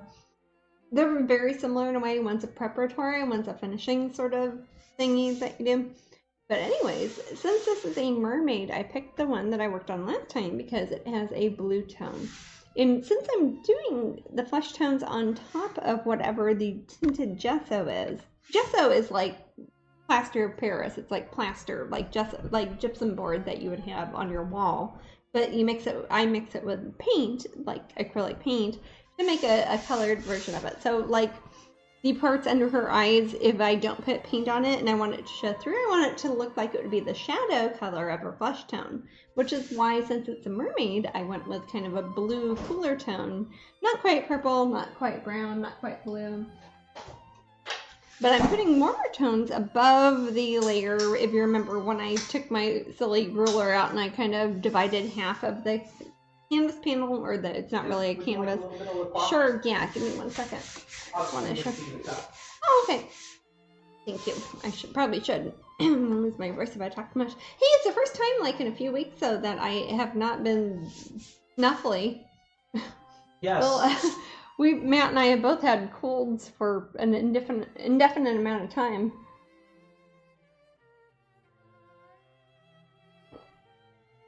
La Croix. I promise we do not sponsor them, but man, we drink a lot of La Croix. Okay. It's sparkling water. They make all different flavors. LaCroix, yeah. Anyways, since the part above water will be, you would think it would be lit by the sun, but I'm probably going to make it kind of spooky, and I might end up putting a blue wash on top of it because it's going to be Innsmouth, which is a fictional town that is a seaside sort of thing that's spooky. Oh, is that magic noise? Thank you.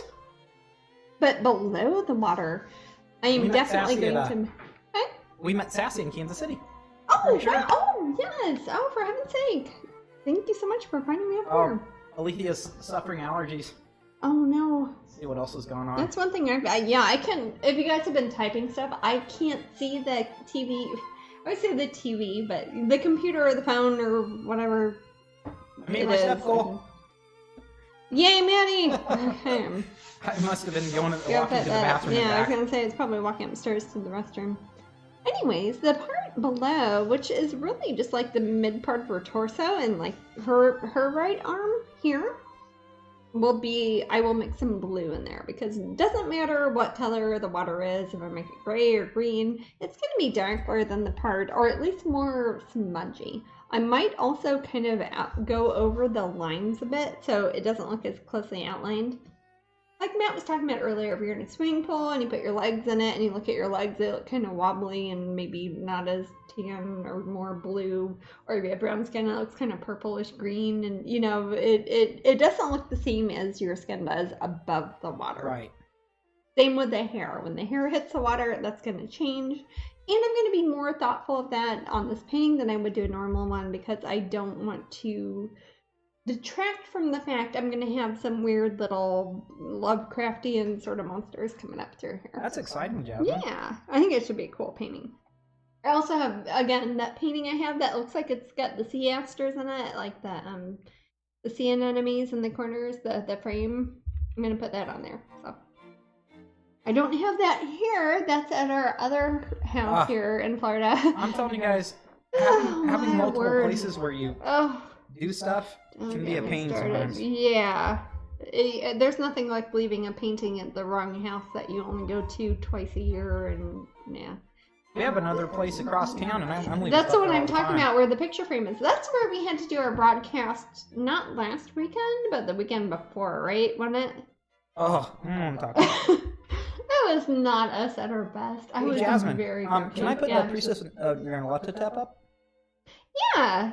If people are talking about Lovecraft stuff, that'd be a good example of previous one.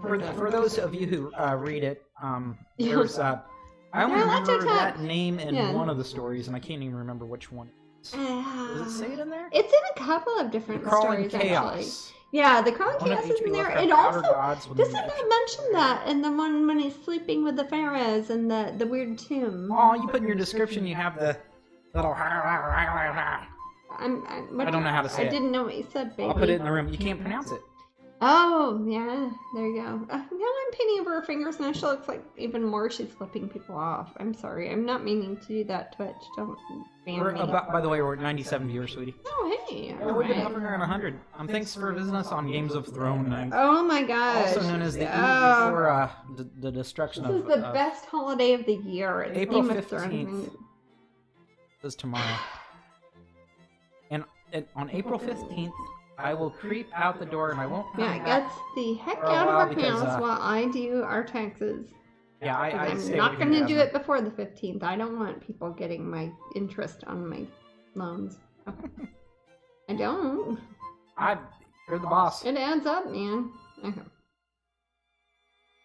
So I've taken some Payne's Gray, which, again, I've shown this before. I probably talk about it a lot. Payne's Gray, it probably comes in various different brands, but the one that I use is Golden Fluid Acrylics. I like it. It's not really gray. It's kind of blue. So if you mix it instead of brown with like flesh tones, it will make it look kind of cooler tone instead of warmer tone. So I'm going to mix some of that with the flesh tones I'm putting on her hand. No, somebody asked if we do one of these Twitch episodes where all I do is mix colors and show them, and maybe I will. I had a lot of positive feedback, surprisingly enough, from the last one when I talked about varnishing and gessoing, so I might do that sometime. So I'm taking some blue and mixing it in. Can you see that on the screen, though? I am watching you. I'm seeing you paint the hand. It's not at the bottom. You can see it on the TV. I can easily see what you're doing. Okay. But I can't see you mixing paints. Oh no, okay. That's fine. I mean, as far as like I can see you painting my hand easily. Okay, good. So the parts that would be more shadowy. Actually, I'm gonna put some more blue in there. See if I can show mixing paints. I don't block out the painting. Then people complain that I was blocking out the painting. But okay, underneath her armpit, kind of here. I'm putting some more of the Payne's Gray. Again, it's called Payne's Gray, but it's basically dark blue, as far as I can tell. I'm going to put that on the underside of her body here, because she is partly in the water. I love paintings that have parts of it over water and parts of it underwater, and you'll see that as a common recurring theme in a lot of my artwork. Like, oh yeah, you had that one, and that had the above water, and that had the below water. I used to do that a lot more when I used to paint. I remember one years and years ago where you had. Was it a failure? No, it was. It didn't look like your typical art style. It was a mermaid servicing, like she's about to come out. In the reflection. Yes, I don't even think yes. Oh, that's a surfacing mermaid. I don't know. That was based off of a photo I had taken, or that was taken by a friend of mine who was a swimmer for the Olympics, or she was trying out for it, and she sent it in. Cool. That's back when I used to do call for models, which I am not doing now. People just don't. Oh, Jesus effing F. Yeah. Wow. That was a lot of people sent me pictures, and they're like, hey, you can paint this. But she was a lady who was, she might even have won the Olympics. Is that a thing? I don't know. But she sent me a picture, and it was lovely, and it was her surfacing out of the water. And it was cool because you could see the top part of the visual field of the water, and it was reflecting her underneath. And I thought that was really neat, and I remember painting that. That's before Facebook and Instagram and everybody started being a jerk, even if you are going to paint something that has no nudity at all. If it's a mermaid, they were just like automatically, no, you're kicked off for 2 days, which is what happened to me this week at Facebook. Yes. Yeah. I don't get it. I don't get it either. Again, I like to show people just because I'm feeling snarky. This is the painting that got me kicked off Facebook for 2 weeks. Or not 2 weeks, 2 days. 2 days. It's happened multiple times. But this is the one why, if you look at my main Facebook page, this is why. Look how naked she is. Oh my gosh. Isn't that just so naked? Okay, yeah, show amongst the coins. She's looks like she's tiny. Manny, they did that with the Bleak Morning. If there is anything that is more covered up than Bleak Morning, then I don't know. But enough people reported me that I got blocked out of my own Facebook account for some reason. Here's another one. I'm putting that These are the things when I complain about Facebook that I'm complaining about, because I see terrible things at Facebook that I did not want to see, and they aren't mermaid children that are covered up. You know, that is not what I'm not wanting to see. You know, and that is part of the reason that when you try to talk to Facebook, they send. Oh my gosh, it's like a robot writes back to you, and then after a while it starts to get our funny. Customer service. Yeah, it's like, I paid you guys more than a lot of people are making a year, and I paid you that just to have my Facebook page, and you're gonna do that to me. Makes me want to start talking about Patreon, and that's why I talk about Patreon a lot. Anyways, so when I'm painting the part of her body that is under the water, I'm putting more blue in that, because if you put something under the water, it looks more blue. Especially if it's something that is natural water, not a swimming pool, but something like the ocean. If it's Innsmouth, it would be something like Chesapeake Bay, sort of like that part of like the northeastern part of the United States. It's kind of thick water. It's not the Caribbean, but you can see through it, and it's gonna have horrible octopuses in it. Yeah, Patreon is great that way. Yeah, Patreon, if you actually look at it, that is why if you look at my own Patreon thing, I follow like 1 million people up there, because they will show me things, and if I ask them to show it to me, it shows it to me. It's not a modern, good way to show. I just hope they don't change. I hope Facebook doesn't buy them. Again, you can just follow. You don't have to give money. You don't have to give money to it. Yeah. It's way better than Facebook. Well, that's why I'm always terrified that Facebook's gonna like buy them or something. I just add snarky comments and silly stuff up at Facebook. Yeah, I don't know, man. Well, we have friends that put up like things that I can almost see reported. Oh no, I have a lot of friends who put very what you would call edgy artwork. Honestly, they're not. They don't have that as great an audience. Well, I have artist friends who are like, "Oh no, you should take it as a compliment. That means they're paying attention to you." It's like, no, it just means there are enough jerks out there who want to report me. There's a lot of bad stuff in the world. There are actual villains out there, and I am not one of them. You know. Yeah, Alethea says she almost never promotes her books there anymore because her books never get seen. Bother. Yeah, exactly. I'm taking some water from my awful cup here. This is my Wichita Zoo cup from 1986. Still using it for my paintings. Not because it's special, it just hasn't broken yet. So that's why I haven't replaced it. And I'm taking some Payne's Gray, which is that blue kind of gray color. Again, doesn't really look like gray, but it's called Payne's Gray. And I'm kind of mixing that with water on my little palette here. And I'm going to put that all over the bottom part of the painting. Alethea says vintage cup. Oh, wow. Vintage. Not antique yet, right? I don't know. 86? I think it's 86. What's it say? No, I believe you. It's from whenever they put the... Some years. 86. Harry Potter was only 6 years old. Wow. Well, he's my age, so there you go. But I remember getting that. That's when this cup glows in the dark. It's way too far to promote this because it was 30 years ago. But this cup glows in the dark, and it still glows in the dark. It was from the Nocturnal Animals exhibit at the Wichita Zoo. And me and my 2 sisters went there with my dad on a weekend we were out there in Wichita, and it was a refillable lemonade, I believe. And we have 3 little girls who want to drink as much lemonade as possible because they don't get sugar very often. That was the cup to have. One of my favorite, it wasn't a cup, things that I got at the zoo when I was little was, it looked like grapes. And it was in the shape of grapes, and it had grape soda pop in it. Was it the Kansas City Zoo or the Wichita Zoo? Kansas City Zoo. I didn't go to Wichita Zoo. Oh, okay. And then I got a gorilla that was molded right in front of me out of plastic in a little machine. and I thought it was amazing. And I got one of those, and when I pulled it out, it was still warm. The 3D printer. No, it in was the a 70s. mold injection. Oh, really? Yeah. Okay. I saw a machine. An not too injection long ago. mold. Really? Okay.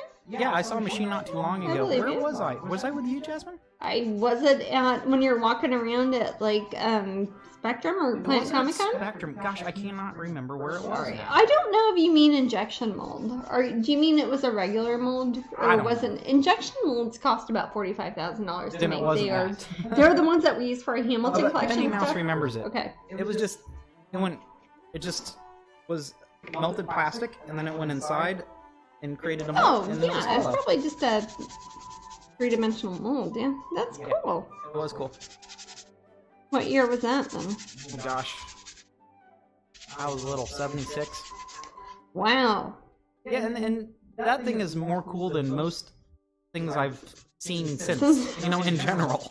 And it's like, why did that happen back then? Right. But it's like you think that things get better oh, as MT you get had older, they but had they don't several really. of them at the Milwaukee Zoo. Maybe it Oh, was a zoo okay. thing. Maybe it was a Midwestern zoo thing. I don't know. Maybe. I don't. I've know. not been to the And Milwaukee Penny Zoo. got hers at a zoo too. Yeah, zoos are where it's happening, man. I The love Omaha zoos. Zoo is pretty awesome. I love the Omaha Zoo. I was actually just thinking about that because somebody was talking about how it takes like 5 hours or 6 hours to get to Tintagel from London, and I was like, wow, I go that far to go to the Omaha Zoo from Kansas City, and it's a zoo, Okay, so Our country's very large here. DJ Schmidt says Yeah. shrink molder melted over a form. Maybe I don't remember, but Possibly, I remember it came out and yeah. it was really warm. It was amazing. I thought it was magic when I was a kid. You still have it. No, no. I remember it had a little hole in the bottom though, and I filled it full of water in the bathtub. It's then probably I squirted at what do people. they call them? A form something, not form injection, when it's like a rubbery thing and it's like rubber ducky kind of, and you could fill it with water. It and wasn't squish that it at rubber. It was people. more plasticky and thin. It was fairly thin, Hey, that's nice. and it did have a seam. Okay, so did it not have a lot of undercuts on either side? Probably. Not. Sorry, I talk a lot about. It probably mold. didn't have any because when Yeah. it released, it was probably really tight, Mm. and it just moved out and spit it out into like a little thing, as if one were to a claw machine, kind of. Just it spits it out somehow. Oh wow! Like a Yes, like a chocolate like one of rabbit, those yes. penny press things, but you put money in it. And... Yeah, I don't know how much. It was probably. It seemed like it was probably a pretty penny at the time, but I mean, it was probably like $1. That's a decent amount. That's a chunk of change, Ooh, a man. train mold from the Science and Industry Museum in Chicago. I bet it Oh, was the same Chicago! process. It has a wonderful science and industry museum. That I went there when I was 13. Cool. Yeah.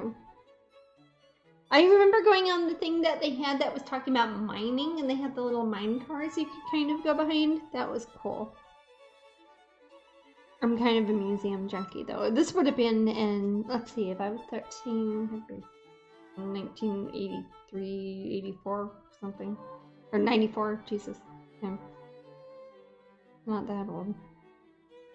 I don't know. Oh, so 2 people were mentioning that they had them at the Science and Industry Museum. Well, I think there's those a film things museum. really have a big effect on people when they get Yeah, them. well, Chicago has the Field Museum, which is lovely.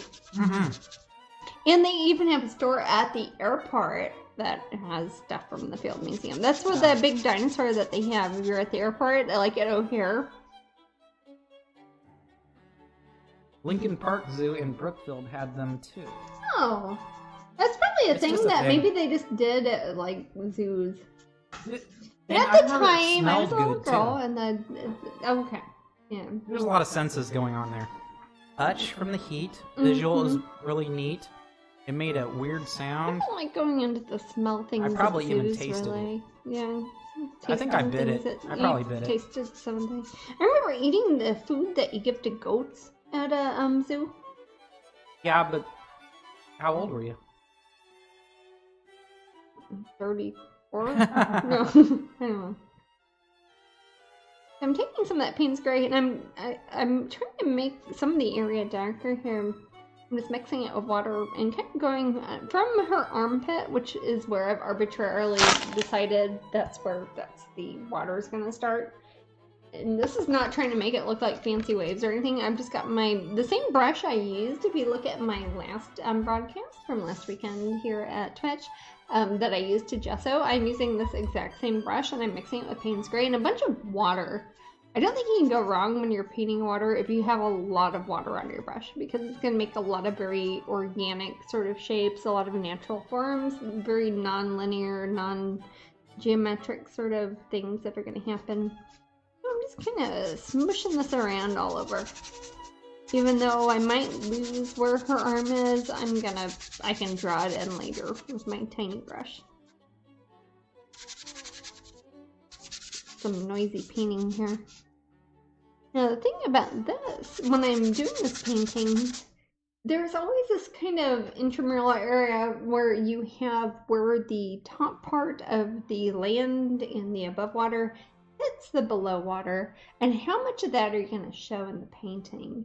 Sometimes you can have a layer that's maybe, it might look really fine, but it's really like maybe a ½ inch wide, and you've got little ripples and maybe some sort of, I don't know, lily pads or something like that. And I don't know if I'm going to do that or not, because this is kind of, again, we're going with the idea this is a derelict sort of seaside town that we're going to be painting Innsmouth. Yeah. We're about 10 minutes away from the raffle. We're at 113 viewers. Oh, for heaven's sake. And Shaylee says, haha, I remember trying pet food when I was a kid. Oh. Yeah. And it's a pun, a kid. Yes, like we were talking about goats, yeah. Years ago, I ate a whole tin of cat food on a really not drunk enough to be an excuse there. Gross. Oh, that's very Grey Gardens of you, Shaylee. Yeah.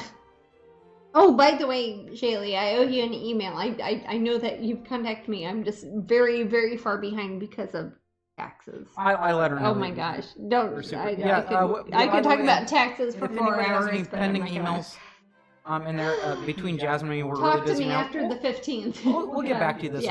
Promise. We apologize for any lateness. That's just our life, guys. I mean, we're honestly, I don't even know why. It's not why fun. We're here except for to hang out with you guys. No, this is the fun part of this time of April. This is. If I could do anything all day, it would be painting. Apologies if we're late with anything. What's that? Apologies if we're late with anything. Yeah. We'll do our best. Jokey mom talked her nephew into eating cat treats. Since the cat liked them so much, it's the same stuff. If you, we're vegetarians, but I will tell my nieces and nephews about food-eating zombies, but I'm not going to trick them into eating cat food. What if it was vegetarian cat food, Maddie? Sure, I don't care. Okay, see, if you eat meat, you'd be like, oh, what do I care? It's the same horse meat either way. Sensible art studio says, oh my god, I can only imagine your taxes. Oh. You don't want to... And that's when people come to me and are like, aren't you a painter? I'm like, yes, but I also like math. So I do my own taxes, and I know I'm insane. And I've been audited twice, and both times I got money back. So I'm probably doing something wrong. Yeah. I think most of the time when people do their taxes, they think they're going to get money back. And usually you don't if you are somebody who does the sort of stuff I do. And I thought I owed more money than I did, and the 2 times I got audited, they gave me money back. So I probably need a crooked lawyer or something. I don't know. So I'm going to take this blue, and I don't want it to be exactly half and half. I don't want her to look, I know we're talking about zoos, I don't want her to look like she's like in an aquarium. I want it to look like you'd see her at sea a bit more. I'm going to take some of this dark blue, this Payne's Gray, and kind of merge it into the boring gray of the background that is the gesso. Jasmine? Yeah. Did you show off the tarot deck again? Oh, sure, yeah. Is that the next prize? It is. Mm-hmm. Where'd I put her? I don't know. Probably under all this business here. Oh, there we go. There she is. Beautiful Creatures Tarot. It is filled with beautiful creatures. It is a massive tarot deck. The cards aren't that big, but the backs it comes in is quite large. It's magnetic, so you've got to hold a little thing and open it, and it makes a magnetic noise, and you can read about me and the author, J.R. Rivera, who's the one who instigated this, and it has a wonderful book. I think this is the only time ever I have seen a tarot card deck that has a full color book. Have you ever seen this, Maddie? Other than this one edition? No.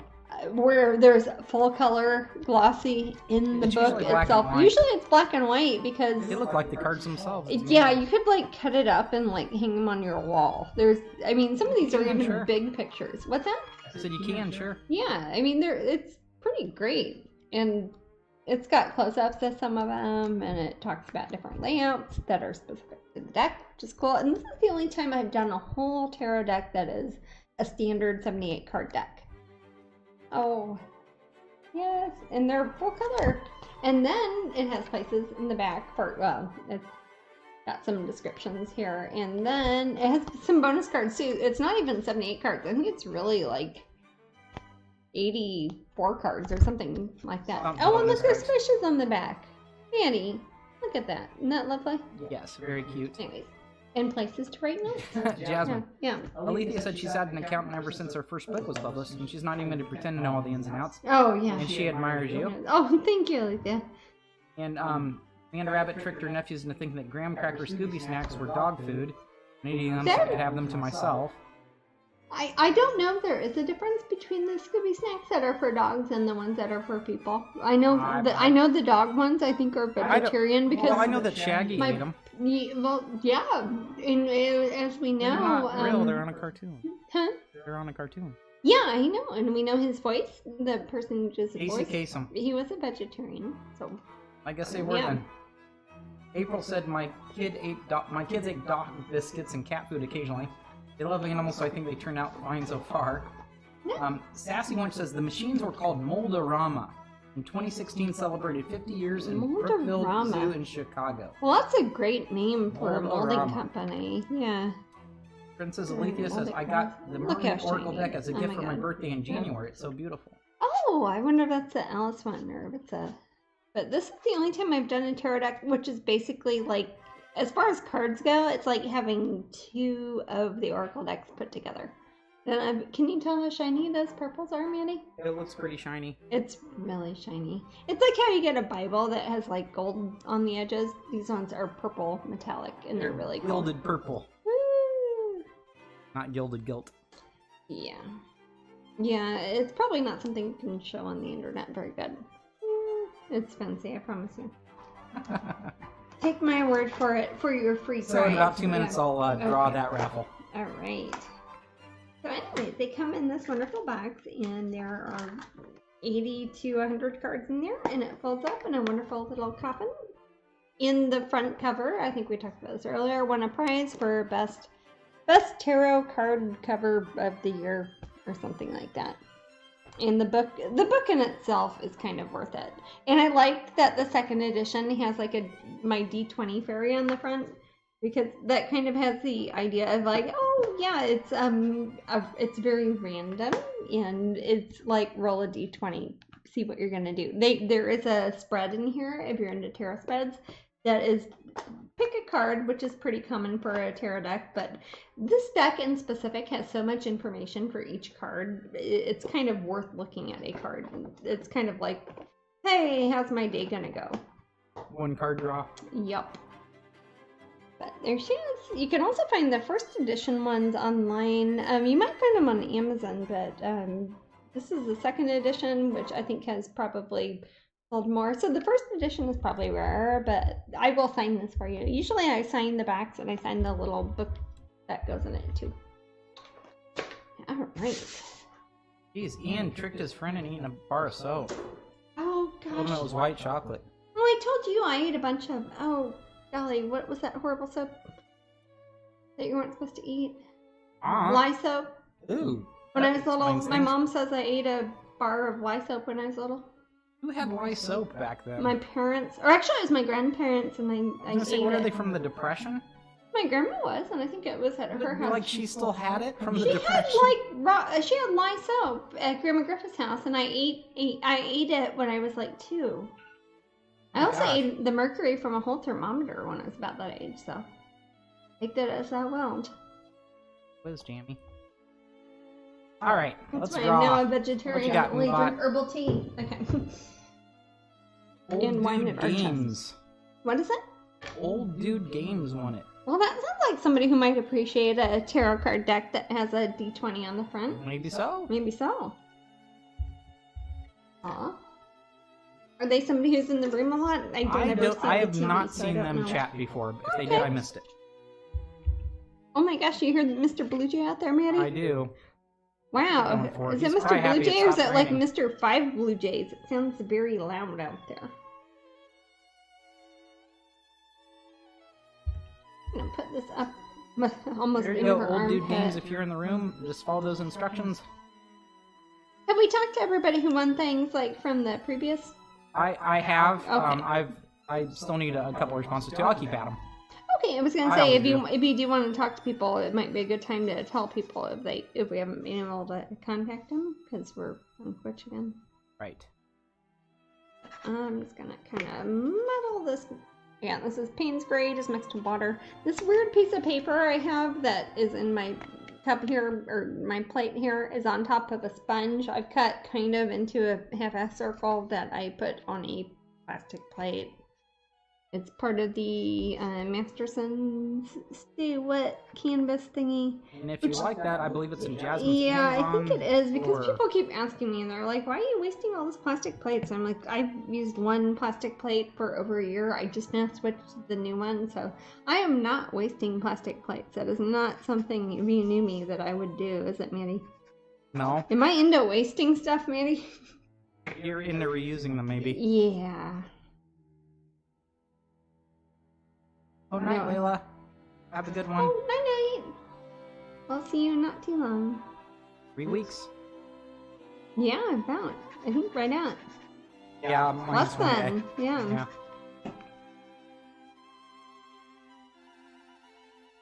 Do some of this darker Payne's Gray and kind of outline and fill in the area outside her arm. Where her little hand is here.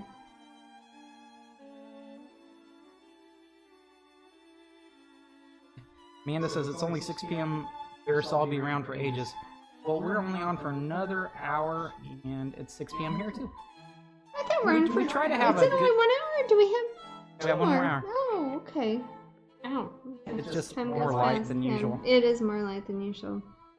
We usually do about 4 hours here, first of all, because my computer usually tries to restart after 3 or 4 hours of broadcasting on Twitch, which is probably evidence of a larger issue. And also, I usually end up having to paint something the night before because a lot of my deadlines tend to be on Mondays. So after whatever we show here on Twitch, I am going to switch over and have to work on something else. Right now, it is a Disney painting I need to work on the final scan for Madame Leota for the Haunted Mansion 50th anniversary. Oh, it's wonderful. It turned out really cool. I just got to scan it in and give it to him before tomorrow. And also do my taxes. So, yeah. Oh, hey, the Disney thing is more scary than the taxes, probably. Good. That is good. I'd rather that be more scary. I agree. I don't know if I'll change the shape of her hand down here or if they're not. Again, it just kind of looks like she's flipping people off. I did not mean to do that. Empty Head said, looking forward to seeing Leota. Yes. That will be in August, I believe. The 50th anniversary of the Haunted Mansion is, I think, the first or second week of August. And that is for Disneyland, California. So if they do things like t-shirts or prints or canvases and stuff like that, it will probably be in California before it is in Florida. If they do it in Florida, sometimes they do stuff like how we had the Nightmare Before Christmas. When it's an anniversary thing, sometimes it's for a very specific part of the Disney company that they are having me do it for. So it may or may not be at both. Hopefully it is. I will do my best to tell you guys where you can order it if you want to order it worldwide and have it shipped to Malaga or wherever.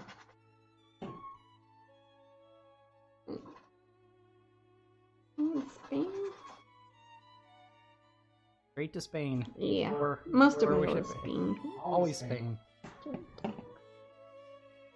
I seem to remember an Osmond Brothers special that had something to do with the opening of Haunted Mansion.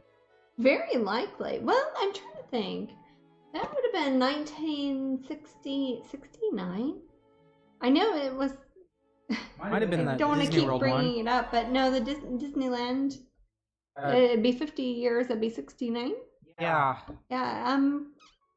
Maybe. Yeah, it could have had to do with Disney World here in Florida, which would have been slightly after, but it wasn't that far after. I always thought of them as more of a 70s thing, but well, they might have been early. Yeah, I don't know. I wasn't alive then, so I don't know. It might be on YouTube. Yeah, it might be. That's my answer to everything, man. Go. There's also a Full House that was filmed at Epcot. Oh, yes, you and Katrina were telling me the underwater one at the Living Uncle Seas. Jesse for some reasons and at the Living Seas, they're broadcasting there. Like normal people can do that. His wife's in a bit of trouble right now, I think. Oh, that's not his real life wife. Oh, okay. Yeah, I don't know I don't know a lot about it. To be honest, I've never really watched that show, so I don't know. But I know people have watched it. Weird question. Do you still have pictures of the Disney-themed stuff you did back before you were an official Disney artist? I never did any Disney art stuff when I was not an official Disney artist. The first Disney artwork I did, unless I was under 11 years old, I never did any Disney artwork unless they hired me to do it. So, no. And if it was something I did, like, let's say I had a coloring book when I was 7, like in 1986 or something like that, I might have colored in a Disney coloring page, but anything you have ever seen of mine on the internet, or if you know me in real life, that is Disney, it is official Disney, because I've only worked with them when they've licensed me or hired me to paint something. I've seen people make fake ones, which is just kind of a dumb meme that people do online. That has nothing to do with me. Jasmine. Yeah. Mama Sue says, I looked it up. It was a behind-the-scenes special from 1970 with the Osmonds and Kurt Russell. 1970. Oh, Kurt Russell. Cool. Yes. Well, he is still involved with the Walt Disney Company, and he owns the vineyards that they have that they do. He did a special event at Disney California Adventure last year, didn't he? Remember he was doing for the Food and Wine Festival. Yeah. You know how I did one just like a month ago? Kurt Russell did one.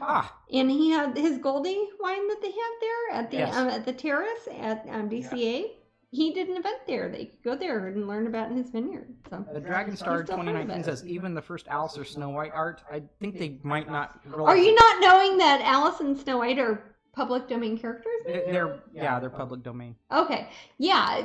If Alice in Wonderland is a public domain character, if I do something that is based off of the Lewis Carroll books, which are from the 1800s, or the Snow White fairy tale, which is about 900 years old. Anybody can do those. If you're making them look like the Disney ones, or let's say you're making them look like the Jasmine ones, those are copyrighted by Disney. That is their version of that character. It's like saying that you have a version of Hercules that is Disney. Hercules is a Greek god. He's been around for thousands of years. But Disney's Hercules is different than that. Right. If it is a Disney character or a Disney version of a public domain character, if I painted it, it was under contract with Disney. So there would not be anything like that because I would not have done that. But anybody can paint Alice in Wonderland if it's not based off Disney's Alice in Wonderland or based off Jasmine's Disney Alice in Wonderland and such. That's when people need to go look and read what public domain means, I think. It does confuse people. Because it's the only Alice they've ever known. Hercules is a good example because Hercules was a god thousands of years ago, and then Disney makes a Hercules movie, and if you make a painting... Dragon Star says, okay, just checking. I love all your art. Oh, thank you. Yes. But yeah, that is a... Thank you very much. But yeah, that is a lot... Night, Joey. Yeah. Night. Night, Alethea. Night. Alethea is almost a Greek god, but not quite. I don't know if all my friends are Greek goddesses or if I'm friends with. Well, she'd probably have you think otherwise. Yeah.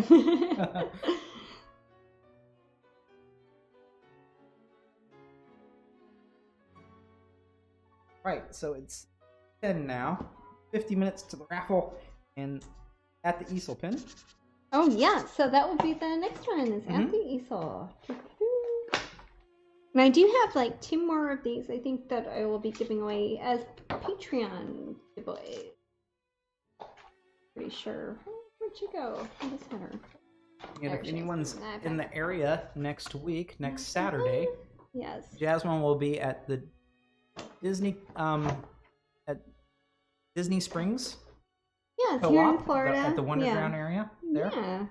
From and 4 that's to free. 7. You don't have to buy a ticket. It's not inside the park. No, last time they did a virtual line, which a lot of people liked. Yeah, I don't really know how it works because I just kind of show up and they say, hey, we're doing a virtual line today. And I'm like, okay, that sounds good. And I didn't know about it until I got there, but that sounds good.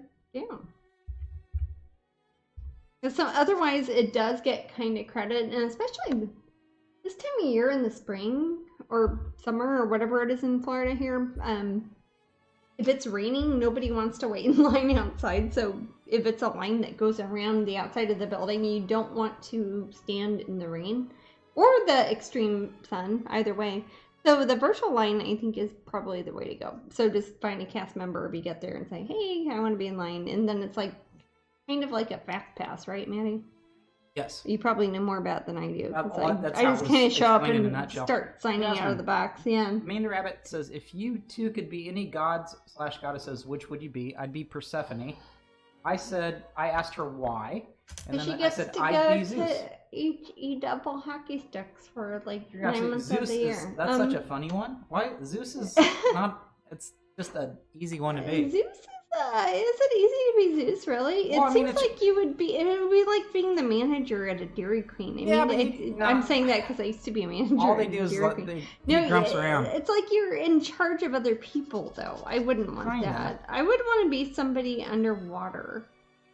I don't know. Poseidon, yeah. Poseidon would be good. People give you coins all the time. Persephone likes pomegranate. I like pomegranates. Some people call her Prospertina. They'd be Loki. Loki's a good one. It's very tricksy, but yeah. Loki would be good. I don't know. I would probably be somebody watery. I'd probably go with Poseidon. I know he's a boy, but I don't know how real specific they were about that back then. Because I'd want to be ocean or animal adjacent. I really think Poseidon only works the Mediterranean. Really? So when he says the oceans, he means they didn't know about any other oceans. Sea, which is not all that. It's kind of like saying all the waters, and it's your hot tub. I mean, nothing against the Mediterranean. It's not the biggest ocean. If you're going to be lost for 30 years, you're lying if you can't find your way home. No in the kidding. Mediterranean. That's what I always thought about Odysseus. I'm like, really, dude? You were lost in the Mediterranean? Oh, yes. I'm sorry that your wife had to keep unraveling her tapestry every night, but yeah. But no, I would do something animal or nature adjacent. CJ Schmidt says Hephaestus. Oh, that's Vulcan. Yeah, that's a good one. Be good. Got a nice girlfriend. Yeah, Aphrodite. Sometimes, yeah. Venus. She's everybody's girlfriend sometimes, but she does what she likes. Sort of girlfriends. Yeah. You would be good as Artemis, goddess of the hunt. You know, she was very friendly. She likes owls. She could, if she was going to paint a picture of a barred owl, I bet it would show up in her backyard. So I like her. Huh? Likes, yeah. Yeah, exactly. Athena, goddess of war. Demeter would be good. I don't know. That's not because I'm doing the Gaia show, but Gaia, Gaia, Gaia would be good. I don't think she's tied to any specific, more recent mythology, but she's a very, very old goddess, so that gives her some cred. Yeah. Mm-hmm. Some of the minor gods are fun. It seems like Mercury's always running around. Yeah. Kind of cool. Mercury. That's basic. Hermes, kind of. Same. Yeah. Isis would be a good one. Yeah. That's going to Egyptian. Yeah. Those always seemed a little bit more frightening. The Egyptian ones are neat. They're in some ways more on paper. They look more powerful than a lot of other gods. So choose Jehovah. That's a good one. Jehovah's got a lot of power. Yeah. Jehovah, any of the kind of Judeo-Christian ones are kind of all over the monotheistic place. One? Yeah. What's that, babe? The monotheistic ones? Yeah. Aten. But then there's cool ones. Hindu gods can be amazing too. Hindu gods are cool. There are 333 million of them, but those are pretty great. Kali. I can identify with Kali. Yeah. I like her. Cool. Yeah. I'll be Vishnu. Sure. Vishnu. Saraswati. Sure. It does. The thing is, when you're Hindu and you're male and female don't have quite as big a role. Hanuman. He's the monkey god. The awesome monkey god. He's pretty great. Bast. Yeah. Bast is a wonderful one. Kitties. Oh yeah, I was talking about animal adjacent. Bast would be a good one. Yeah, Basti. Odin, sure. They're a little bit good. rough. Freya, it seems like they have to fight a lot. Well, yeah, you could say Freya. You could see any of the Valkyrie sort of shield maiden people. And we were talking about Lagerta. Somebody was asking me about the painting I did, or the Valkyrie figurine. Yeah, the shield maidens for the Norse mythology. Those are cool. Yeah, some of these are bordering like some of them are almost like demigods. Demigods. It's like they're weekend gods. You know, they're not they're not all Aten for everybody. You know, if you were something like Hercules or Perseus, you could go on an adventure. Or Zeus, you just kind of snap your fingers and everyone dies or something. Yeah. Could he though? Or did he just say it about maiden figurine? Lagertha. Yes, I did. And that one didn't get enough people responding to it. You know, again, that was right before they started the Vikings TV show. So I think if it would have come out now, 6 seasons in, I have not seen the show, but it is very popular. I think people would probably like it more. Maybe Hamilton Collection will try it again. We'll see. There's cool Native American gods. There's always there's my sister. Oh, heck, there's my sister Kachina. Yeah, that again, it's kind of like they're like funny little. Those are small. Things. They're. I don't even know how to. They're holy. Godlings. They're. I don't know. What do you call it when it's like a deities? I don't know. They're almost like with something like, if you're looking at voodoo type stuff, and they're the smaller denominations. They're the lowercase gods. Yeah. Willy Wonka. Is he technically a god now? Yes. Okay. But Willy Wonka is a god. Hits you get when you search your name, or is it just kind of? See who else? I'll show you. Ooh, that's looking pretty cool. I'm putting John Hamm. Darker bits. John Hamm, yeah, Hamm. John Hamm is a god. Yes, John Hamm is. I choose him. He's a god within our time. I'll be John Hamm. Prove me wrong, man. Yeah. Hopefully it won't. I'm always afraid to talk about. What's your release date for Disneyland Madame Leota? I think it's. I don't know the release date exactly, but it's supposed to be the 50th anniversary for the Haunted Mansion. So theoretically, that should be the first or second week of August. If it's really gonna be on the 50th, they'll probably try to. I'm just meta thinking it from Disney. They'll probably try to make it a weekend. So probably whatever Saturday is closest to that. Again, it's also the 50th anniversary of the La Bianca incident. And all comments are theory and conjecture. Pardon? All comments are theory and conjecture. Well, basically, you don't have a definite date, but you have a good idea. Yes. Yeah, so probably the first or second week of August. Let's see. No, we've had Princess Bullet says, is this the most people entered in the raffle ever? 176. No, I have no idea because I can't see it. I remember we had over 200, and I was like, oh, really? 200. Was it when it was working right? My gosh. This time it's for at the easel, right? Yeah. The pin. But we have had more. Wow. Because I remember having that's over a lot of people. Thank you guys. A lot of people. Thank you everybody for coming to watch me. That's awesome. I'm sorry I'm not very further along in my painting. I literally started this like 5 minutes before you started watching, so. But there she is. We are thinking about doing it'll only be for our Patreon people, so if you're not a Patreon person, go join us. But for the vinyls, we're thinking, my Alice Do you have her handy, Maddie? The vinyl? The little vinyl of my Van Gogh Alice. So okay. So when we hit our Patreon goal, we want to do a whole new, completely different figurine. But in the meantime, for our vinyl dolls, we are thinking, since she has a palette, multiple people, including Matt, that guy over there, has suggested some jerk who's always talking to me. But, some sweetheart who's always talking to me. Now that makes you jealous when I say okay. Anyways, my little figurines, we were thinking about making, since we have the molds for her, before we do whatever the next goal, make a whole new mold, we're thinking about doing one that is her, because she's holding a little palette with paintbrushes. I don't know, again, I'm not very good at the camera things. Anyways, she's got a little palette with paintbrushes. We're thinking about doing one that's painted to match at the easel, because she has a little apron and she has a palette and she has 2 paintbrushes.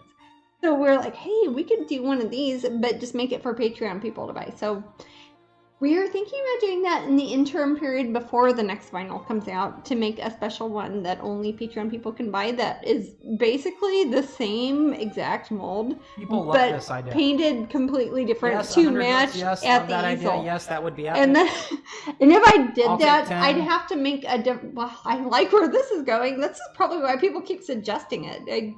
And I'm just in the corner painting pictures all day. I never know what people want. We have more good ideas than we have time for. I know, I'd have to paint a whole nother one, but that, what do I do but paint all day anyways. But we thought about taking one that, obviously this is kind of supposed to be me, because her hair is black and red, she's got a little green, horrible, people think this is a great apron, but have you seen this apron? This is what it looks like. It looks like it's covered with bird business. Anyways, it's all paint, I promise. Not a lot of bird business. But anyways, we're thinking about doing one where, because she has a little apron, and she's got a palette that has 2 paintbrushes, which I totally did not think about. I'm just used to having 2 paintbrushes, and I could make her palette blue, like my silly little Publix plastic blue sort of palettes. I thought that would be kind of funny. It wouldn't be something we could give, well, we might give away one at Twitch, obviously, but we thought maybe we'd make it just for fans up at Patreon, because we already have the mold. In the meantime, I've got to design a new sculpture for the next mold, so I want to kind of show people, hey, I've got these little vinyls, and you can get a Jasmine one of your Patreon, and you can do a new one. And when we do a new one, we'll definitely make one that is also only for Patreon people. And Patreon might sound like, oh, it's expensive, but it's $1. You can give them $1 and then leave. You can literally quit 8 seconds later. Jasmine. Yeah. Amanda says that Van Gogh is my second favorite artist. Coughs after Jasmine, of course. Vincent Van Gogh. Yeah. That's it. That's a kitty cat way to say it. That is. They like to say once, that in the middle. How do you Thank say you this very word? much. Vincent Van Gogh. Sometimes Jasmine talks like a cat. Sometimes. That's kind of our friend David's last name is apparently pronounced like that too. More of a Klingon sort of way. Yeah. Or a enemy mine. Oh, yeah. With you showed me that movie when we were dating. Enemy Mine. Has anyone seen the movie Enemy Mine? Probably not. With Lou Gossett Jr.? I remember watching it and thinking it was a more abstract sort of title, and it's like, no, it's about a mine. So, but it's also Enemy Mine. It is, but it's also about a mine. Oh, somebody wants kitty time. Okay, I need, I don't know, 4 kitties in a row. I don't care. Well, I kind of got to go wash my horrible figure anyway, so I will come back with the cat. Yes, it has Lou Gossett Jr. and Dennis Quaid. Okay. Good job, Mom. So far, so good. Mom is you. Or is it Momusu? Momusu? Is it Japanese or is it Mom is you? No, that was character and oh, no, I think it's, Jerry and, Davich. The cats have not moved our whole Twitch.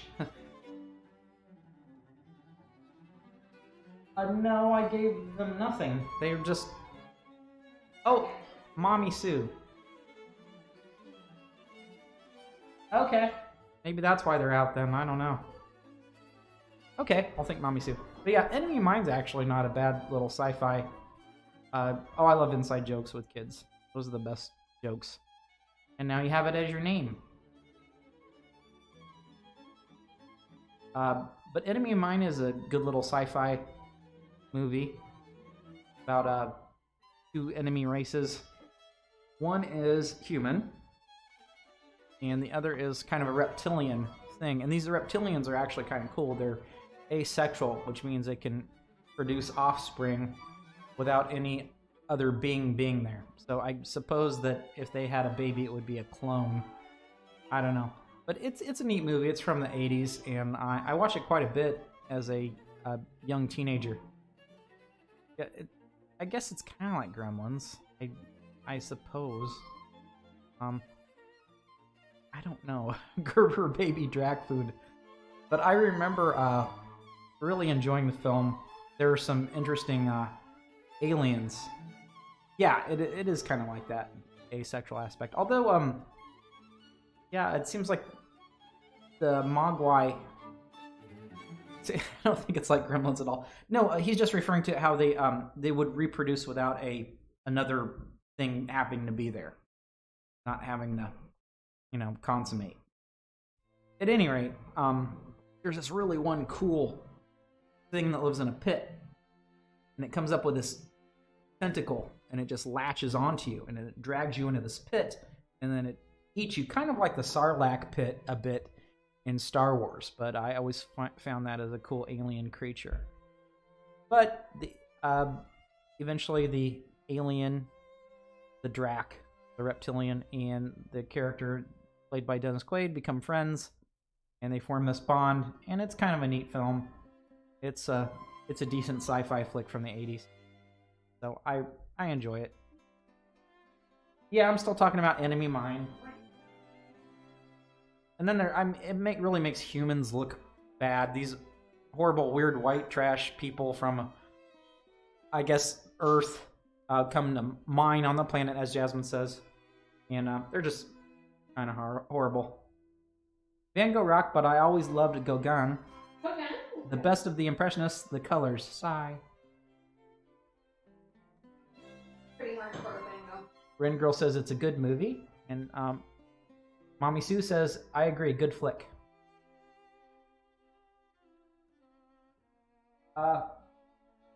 Don't whichever one you want. Oh, don't get her then. We're choosing cats now. Just hit Sunshine. They've all been naughty this week. There we go. It's one of the few human as alien plots, kind of like Avatar.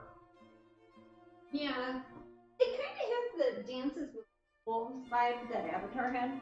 Yeah, where they become friends, but I think there's something there from like a different place, and again, I haven't seen this for. He mentions Mickey Mouse in it. He's like, "Who taught you that?"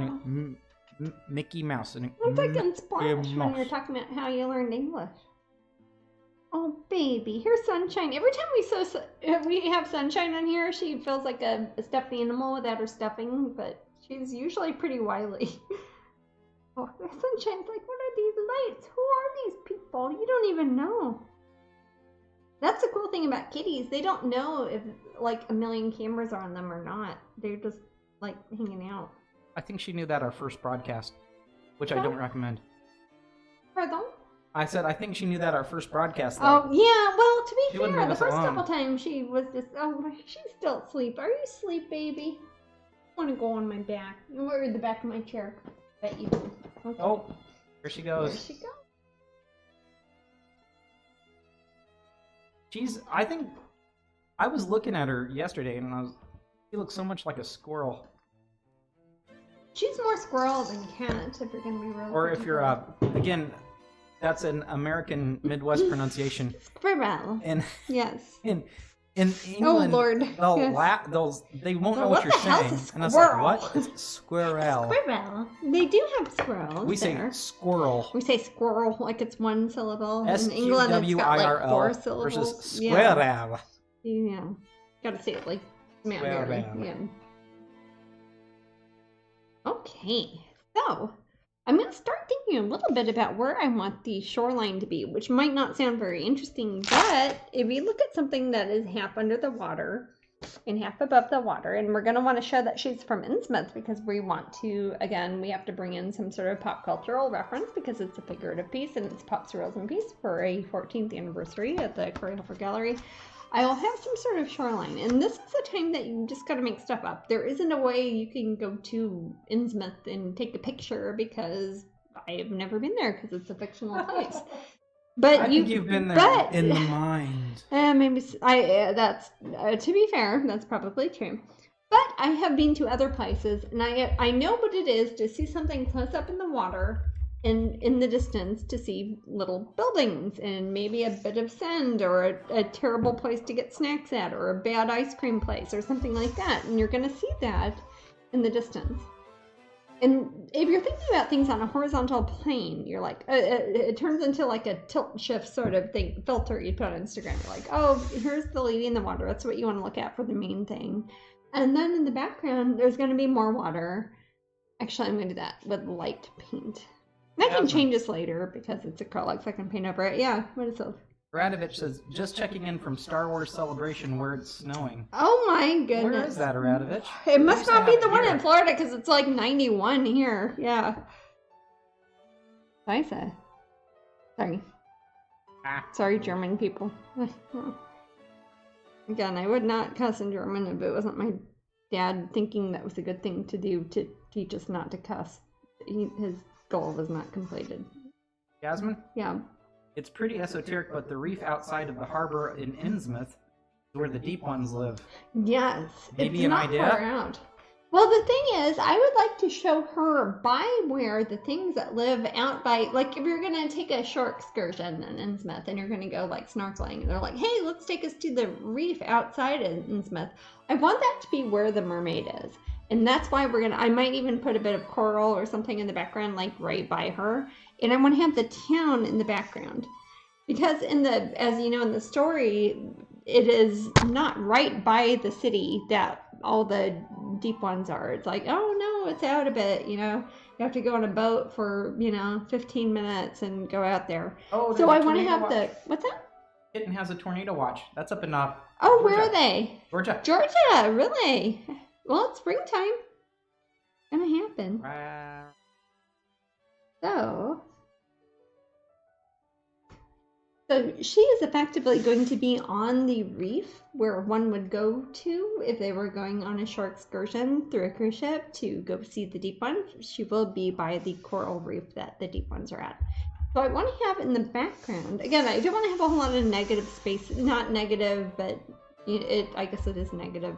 Sort of, but I mean visually negative space up here.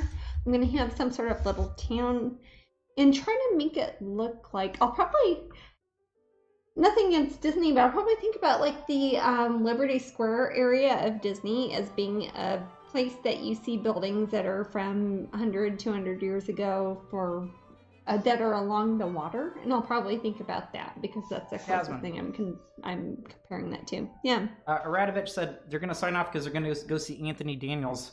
That's C-3PO. Nice. So are they at a convention? Thank you for seeing me before you see.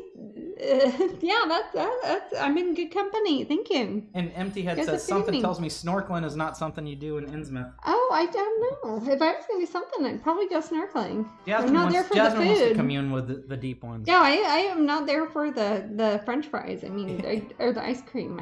I'm there for the brain jars. Oh, that's a different story. It is totally different story. That's my goal. Ian says that's more inland. Yeah. Ian says that's in the mountains and up countryside. Yes. Off in a retreat.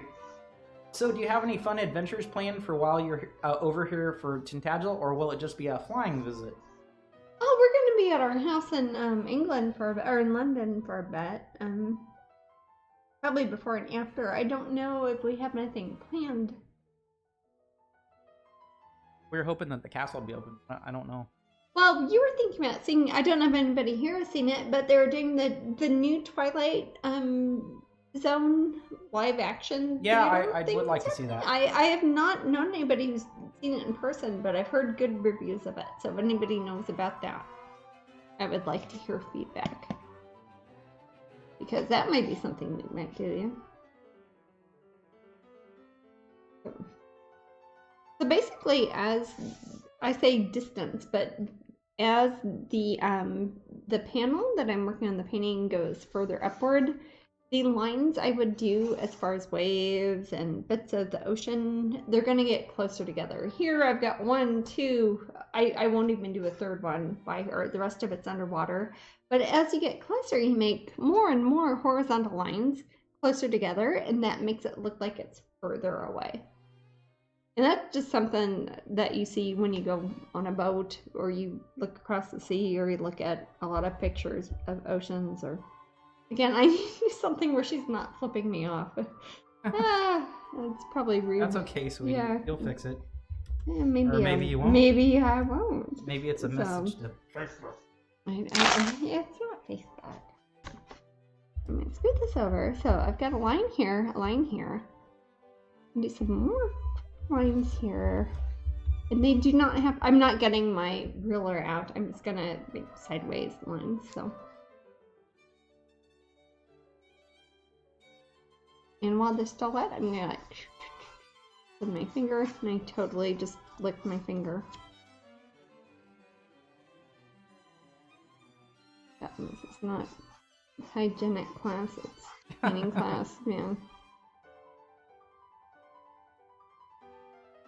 Wow, that person's just going nuts on the piano there, aren't they? Yeah, that's a good song. Man.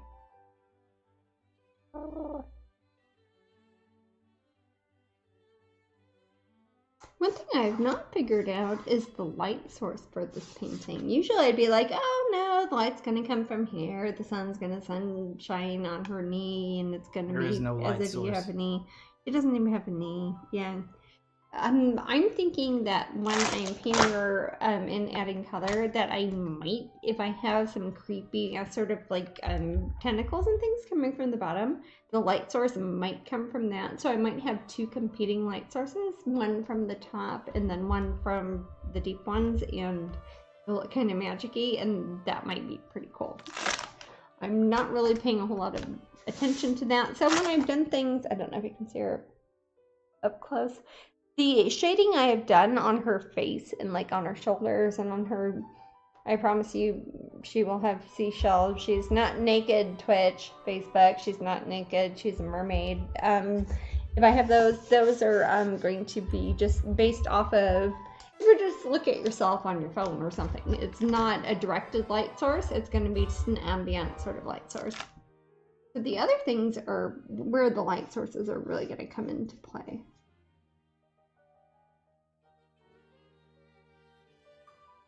Jasmine. Yeah? What's your favorite Tim Burton film? Oh. Are you asking or are other people asking? I'm asking. We were talking about... oh my. We were talking about Big Eyes earlier. Well, I like Big Eyes a lot. I like it because it talks about a painter who has a husband who's a jerk. No, just kidding, Manny. But he's a sweetie. You guys know that. But, it's about a lady who's a painter. That's rare enough, isn't it? As far as movies go? Sure. Yeah. So that's your favorite? No, that's fair enough. No, I'm trying to think which ones I'd like more. I like a lot of his more commercial hits, like Nightmare Before Christmas, Corpse Bride, stuff like that. Beetlejuice. Pee-wee. Pee-wee's Big Adventure. That's not one of my favorite movies, but Beetlejuice is really good. Edward Scissorhands. I like Edward Scissorhands a lot. Corpse Bride. I already said that one. Oh, I'm sorry. Beetlejuice is very good, and I saw it at a very good time in my life, because that was the time I decided to dye my hair black, because those who don't know me, I inexplicably have blonde hair, and I was not liking that, so I made my hair dark, and that's the weekend I dyed my hair dark. But hi Mom, if you're out there, you made me wash my hair like 8 times in a row, so it came out. But I dyed my hair black then because I like Winona Ryder because she's awesome. Alice movies? Yes. In fact, that is, oh gosh, Nightmare Before Christmas and the live action Alice films are the 2 projects I have worked on technically with the Tim Burton group. Which Batmans did he work on? I don't know. Some of them, I think it just said he was like a creative whatever, and I don't know if you actually work on them when you say that. So you'd have to ask him. Big Fish? I don't think he did Big Fish. Yeah, he was a producer for that. Okay. Yeah. Princess Bullet wants to know, has Jasmine done one painting with a girl with pink hair? Yep. Can she think of any others I could look for, please? Off the top of my head, let me think. Pink hair. Insectarium too has pink hair, doesn't she? It's one of the more recent ones, yeah? I'll find it. The one you were saying Cielo like? My niece? Yes. Hi, Cielo. If you're out there. It was Sarah. Oh, Sarah? Okay. Sorry. That's her mom. I'm sure Cielo liked it. Well, if Sarah likes it, maybe Cielo likes it. I just saw, when I was in the bathroom, I saw, I don't know, my phone wasn't connected, but I saw a bunch of things pop up, and they're all from Cielo about drawing. Oh. I didn't know that. I always text during Twitch. I didn't know that. Yeah, I don't know when they're from. They could have been from multiple days ago because I haven't my phone turned on. So,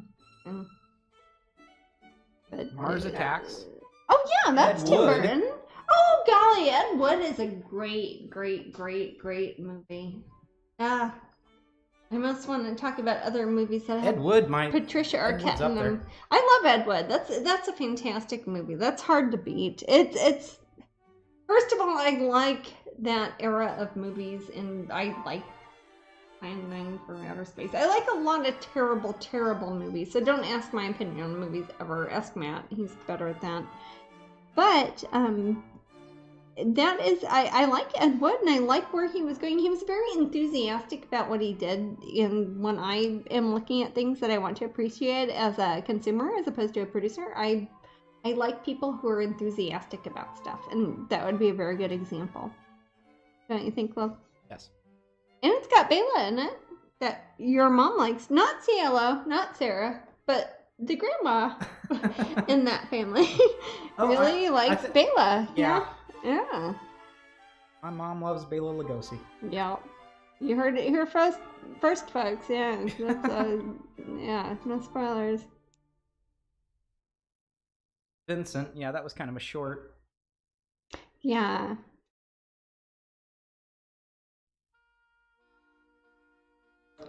Well, to be fair, when he worked as production crew, he was on Ariel on The Little Mermaid, technically, wasn't he? What? Production crew for Little Mermaid? Maybe. Apparently he worked on Fox and the Hound also.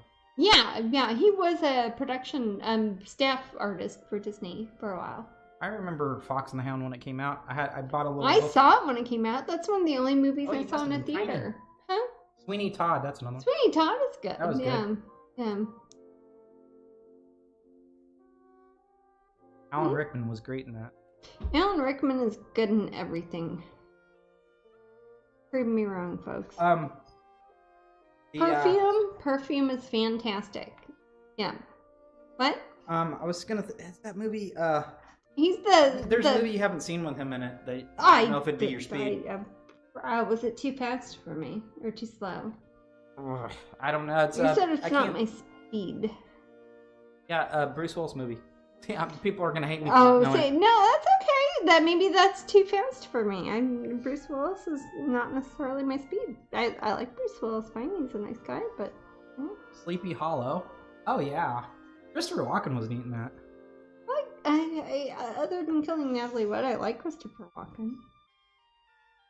Jasmine. But, I'm sorry, I forgot something. He didn't kill Natalie Wood, I promise. How would he say it? I don't know. Would he tap dance when he say it? Unsettling way, probably. Wow. Because I would say it in such a settling way. He didn't do that because he would have done it with He totally would not have killed Natalie Wood. The jury is still out on that. They must have ordered Are a lot they of pizzas legally by now. still? Because that's been a while. Okay.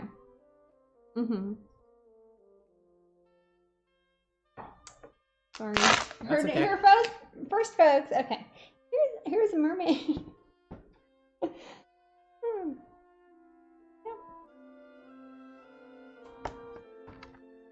So, as I was talking about it, if you have waves or you have oceans or if you have a pond in the backyard, if you're going to have water and it's going further away into the distance, that's the closest that you're going to have horizontal lines going sidewaysy.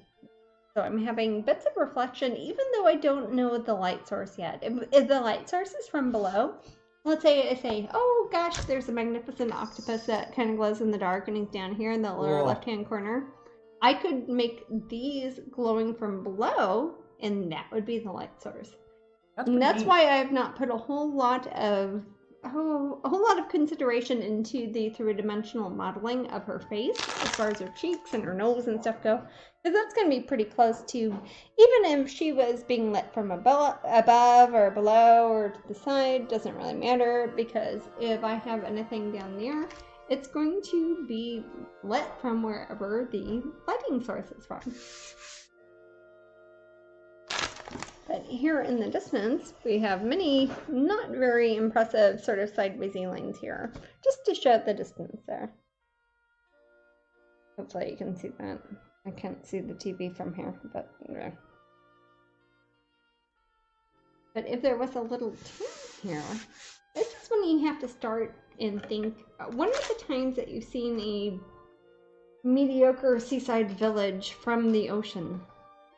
And there are a lot of times, I'm not going to name names, that I have been at places, I'm like, oh, I'm in the ocean, and there is a little kind of seascape town there. Maybe it's not going to be Manhattan, it's not going to be Miami, it's not going to be something that has big crazy skyscrapers or anything like that, but it's going to be something that has a level of buildings that, if it's a fishing village, you're like, oh, people are going to have a town, there's probably a bank, there's probably a church, there's something that's going to be there. So I'm going to take some very, very, a lot of water. When I put a lot of water, it's like I'm still figuring it out, so. Yeah, Johnny Depp was funny in Sleepy Hollow. He was great in that. Yeah, he should have done. Yeah. Yeah, Johnny Depp's been in a ton of Tim Burton things. Almost like they're friends. Maybe so. What's your favorite Johnny Depp movie? Oh. Ninth Gate. Ninth Gate. It's very good. It was good. Yeah.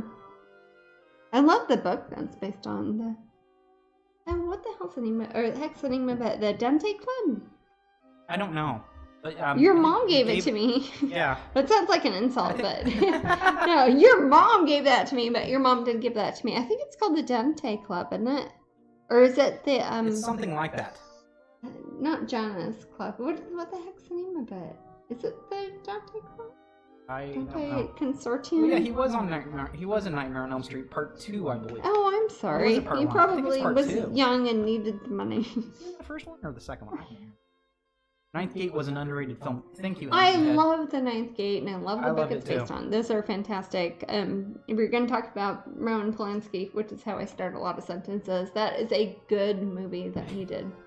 He was in the first Nightmare on Elm Street. He was the one that exploded in the bed. Okay. Oh, I don't know if I've seen that. I saw part of the number 3 one. Yeah, didn't I? Whoa, I haven't seen that forever. What's that? The number 3 one that had nurses in it? The Nightmare on Elm Street? That's, I think, Dream Warriors. Is that Dream Warriors? I don't know what it's called, dude. I just know that you showed me part of it, and it seemed inappropriate at the time. No, it's not that I don't like them. I just never saw them. It even had a horrible song called The Dream Warriors by a band named Dokken. Well, if you'd told me that, I might not have liked it.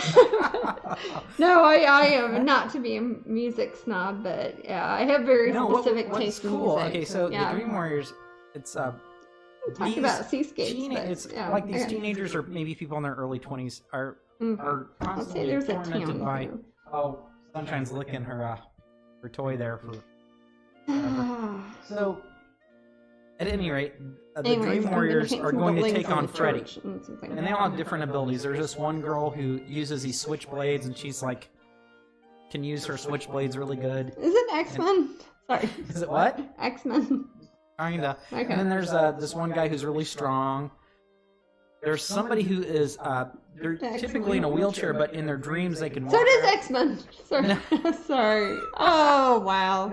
Sorry. I really don't know what he's talking about. It sounds like it might be good. Is it? Okay, Maddie, is it good? Patricia Arquette? No, we were talking about that because we were talking about Ed Wood. Oh, okay. Yeah, Ed Wood. She's in Ed Wood, and she's in the new show about. Also? I don't think so. I was saying it because we were talking about Gypsy. Yeah, yes, and she is in that. So. And then there's this one guy who plays D&D all the time, and she was in the third one. She's the girl in it. There was one guy who plays D&D all the time. Okay. She was in the third one. Yeah, this is what I hear. Patricia, this is very gender neutral, but Patricia what are you talking about? Arquette is in the third. I didn't know she was in that. I was saying that because we were talking about Ed Wood. Yeah, because she is maybe in Ed Wood. Maybe there's a connection there. Maybe it's like they're friends in real life. Yeah. Yeah, maybe. One was Johnny Depp was in the first Nightmare on Elm Street, and Patricia Arquette was in the third one. And she's in Ed Wood. And she's in Ed Wood, but I don't think there's no connection with Johnny Depp in the third Nightmare on Elm Street, so I'm not sure. I don't know. At any rate, there's this one guy who plays D&D all the time, and he can shoot lightning bolts like he's a wizard. So they all try to take on Freddy, but then they all lose. And Freddy's Robert Englund in those. Yeah. Yes. Oh, and we saw him on Come Dine With Us. Oh my god, Come Dine With Me. Come Dine With Me. Yes. Oh, wow. That was like at Halloween when we were in England last year. Yeah. Is that because it was Halloween because we're there for Whitby? I think so. Yeah, okay. Yeah, that was actually a really good episode. Okay. So we have Anyways, I'm drawing 9 minutes to raffle. Random buildings in the background. It looks like the Eiffel Tower, but maybe it's not. Who knows? I always like putting like some fake buildings in the background. Like I'll show you guys. I think we talked about this when I did Absinthe Reflections, maybe? Yes. Okay. If you look in the background of this one, you see some little buildings. It's got a little Eiffel Tower. It's not necessarily the Eiffel Tower. It's just like some sort of monument that you see when you're there. Thank you for the follow, J.E. Berkeley. Yeah, thank you. Someone says lighthouse? It could be a lighthouse. Actually, that would be really good because I think it even mentions a lighthouse on the H.P. Lovecraft book. Sometimes, yeah. Yeah. It's Innsmouth, and that's kind of like his Castle Rock. If you're going to look at like a Stephen King book, it's like, this is the fake town where stuff happens. That is H.P. Lovecraft's fake town where stuff happens. Yes. Castle Rock, much like gosh, what other city was someone talking about where people just keep getting killed over and over again? When you say people, do you mean people on Twitch, or do you mean people in real life, or where fictional characters? Kansas City. No, fictional characters. I think. I mean, it would be much like a soap opera. How so much happens within one tiny city. But they're often tiny towns. Yeah. Have you read the Louise Penny books, the cozy mysteries that she writes? They're about a small town in Canada, and half the people from the first of the 13 books she's written have died now. Yeah, things like that. But they acknowledge it. They're like, wow, you'd think that a town of like 800 people wouldn't have this many murders, but my goodness, and that it kind of feeds into the hilarity of it. But someone said Gotham. Gotham would be a good example. That's a big city. That's a big city. In big cities, people do die in big cities. It's supposed to be kind of like New York, yeah. Harper's Island. Who's that one? I don't know what. Or is that a real place? Is it know. Fictional? I'm not sure. I wonder if it's part of like one of the superhero universe sort of things. It doesn't sound familiar to me. It might be often. Harper's Ferry. Detective-based sort of situation. Yeah, but something like Angela Lansbury. I mean, she travels around. Then there's always like maybe she's a serial killer. There's like It's like if you've seen Murder She Wrote, everywhere she goes to, somebody people die. Yeah, it's true. Yeah, that happens. I'm actually gonna take my brush and do some dark at the bottom of this painting to imply to me tomorrow morning when I start working on this one again that this part is underwater. So I'm gonna take some of that Payne's Gray and I'm gonna mix it with. I wish I could mix it with my Phthalo Turquoise, but it isn't here yet. Thank you, Amazon Prime. So I'm just going to use Payne's Gray mixed with brown, Van Dyke Brown. And just smudge it through here. 6 minutes to raffle. Oh. And that will be at the easel pit. Yeah.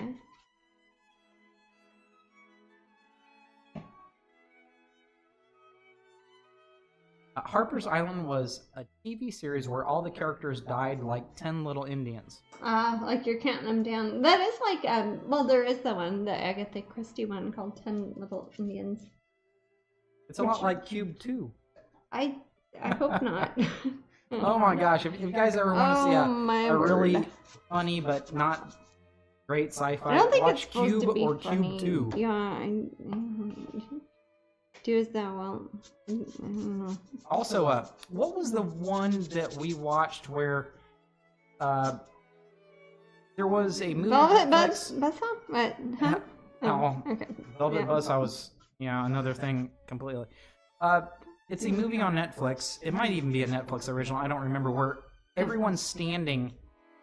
Oh, did we watch it when I was doing a signing party, Amber and Chris's? Yes. Yes. What was it? The oblong or the circle or what was it called? The Circle. Maybe it's called The Circle. I don't remember. Yeah, it has Dexter's wife in it. Oh yeah. That is a movie that one could watch. Yeah, and people keep getting they just get you have to off vote. at random. It's such a slumber party people game in this room like Cube. Okay. That's okay. These people probably have more time than I do to watch movies, and I am envious of you now. But no, that I can't even remember if I watched one of those Cubes or if somebody just described it. If you like Cube, you'll probably like. I think it is The Circle. Is it The Circle? I think you're right. Because I remember. Okay, when I have signing parties at my sister Amber's house, that's when I sign all the That's how we party. That's how we get down. And they watch movies, and Matt will watch them, and Chris will watch the movies, and Amber will watch the movies because she's moving Prince out of my way, and I'm just signing my name and looking down. I'll look down for 14, 15 hours sometimes, and everybody else has watched 10 movies, and I've only heard movies, Emma Watson and I have not seen these movies. What's that? That has Emma Watson in it. I'll look up Oh, Dexter's. is she not in that? Okay. Dexter's wife and see what she was. Julie Benz is the name of Dexter's wife. The Craft. No, I'm just kidding. Not The Craft. She's in that though. If you haven't seen The Craft, go watch it. I think it's called Circle. Oh, The Circle Just was Circle. probably not The Circle. Not The Circle, which The is Circle a Tom was Hanks movie probably already taken. About a billionaire guru who spies on his employees. Ew! Don't watch that. It might be good. Sorry if you made that movie. So check out Circle. Yeah, Dexter was great. It's way better than Circle. Yeah, actually, I read all the Dexter books, and I think the TV show is better than the books. Sorry, the books do get kind of silly. Sorry, Jeffrey, but you are kind of silly. And he knows that if he's watching. So Jeff Lindsay? Yes. If he's watching, hello, Jeff. That's what I mean. He knows they're silly. He knows that. Oh yeah, he's having fun with it. Yeah, that's what I mean. Yeah. He knows they're silly. But no, Dexter. But the TV show was better, and he knows that too. But yeah. Well, he was a decent part, and the first book did really go fairly close to the first season. Yeah.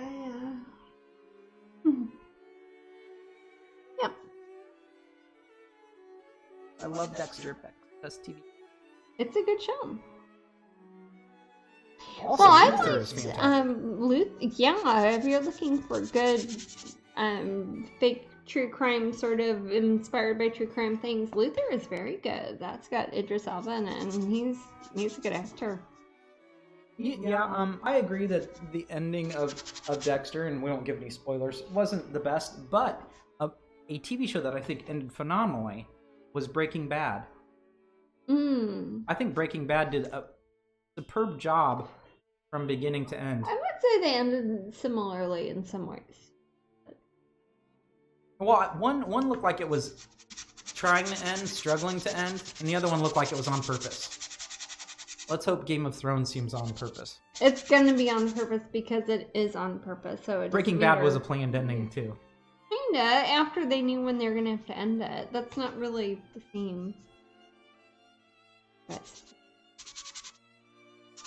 1 minute Raffle. Okay.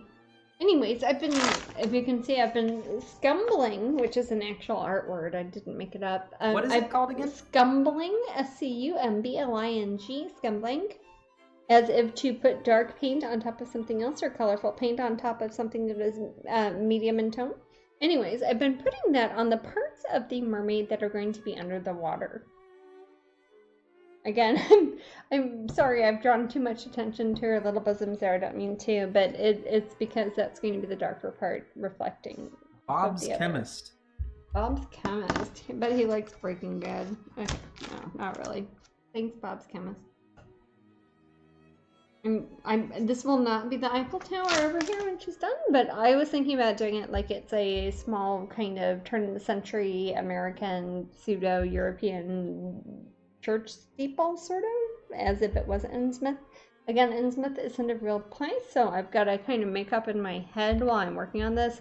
Hey, there's going to be a little town. It's a fisherman's village. It's probably got a weird little 18th century hovel that is a... I don't know what place you buy bait and tackle, and then there's something that is kind of like a cool church, whatever church these weirdo fish people go to. If it wasn't a weird place, it would otherwise be cozy, I would imagine. Yeah. It's not this is not a cozy mystery sort of mermaid. So if I already said Louise Penny, just ignore that. What's that? It's Kittens Bob. Oh, it's Kittens Bob. We know him. Yes. Awesome! Yay! So happy. Then, Kitten, if he doesn't want to email, you can email. We know. Send us that info, please. He belongs to you, so you can email us. He belongs to you? Yes. Aw, you're Bob. He's in your possession. Okay. So cool. But I will keep you posted on how this turns out. I'll probably be posting. Is this the last one, or do we have one more before? We are done. We are about to stop our broadcast. I don't have time for taxes. Oh, golly darn it. Couldn't I just sorry. work on this for like 10 we could just keep hours? going. I would rather work on this forever. We better go. Alright, we'll catch you guys later. Thank you, IRS. Okay, love you. Oh, no. We'll be back next Sunday, and I'll be in a much better mood, I promise. Alright, we'll catch you guys later. And you might see this one, so we'll see you next time. Alright, bye-bye.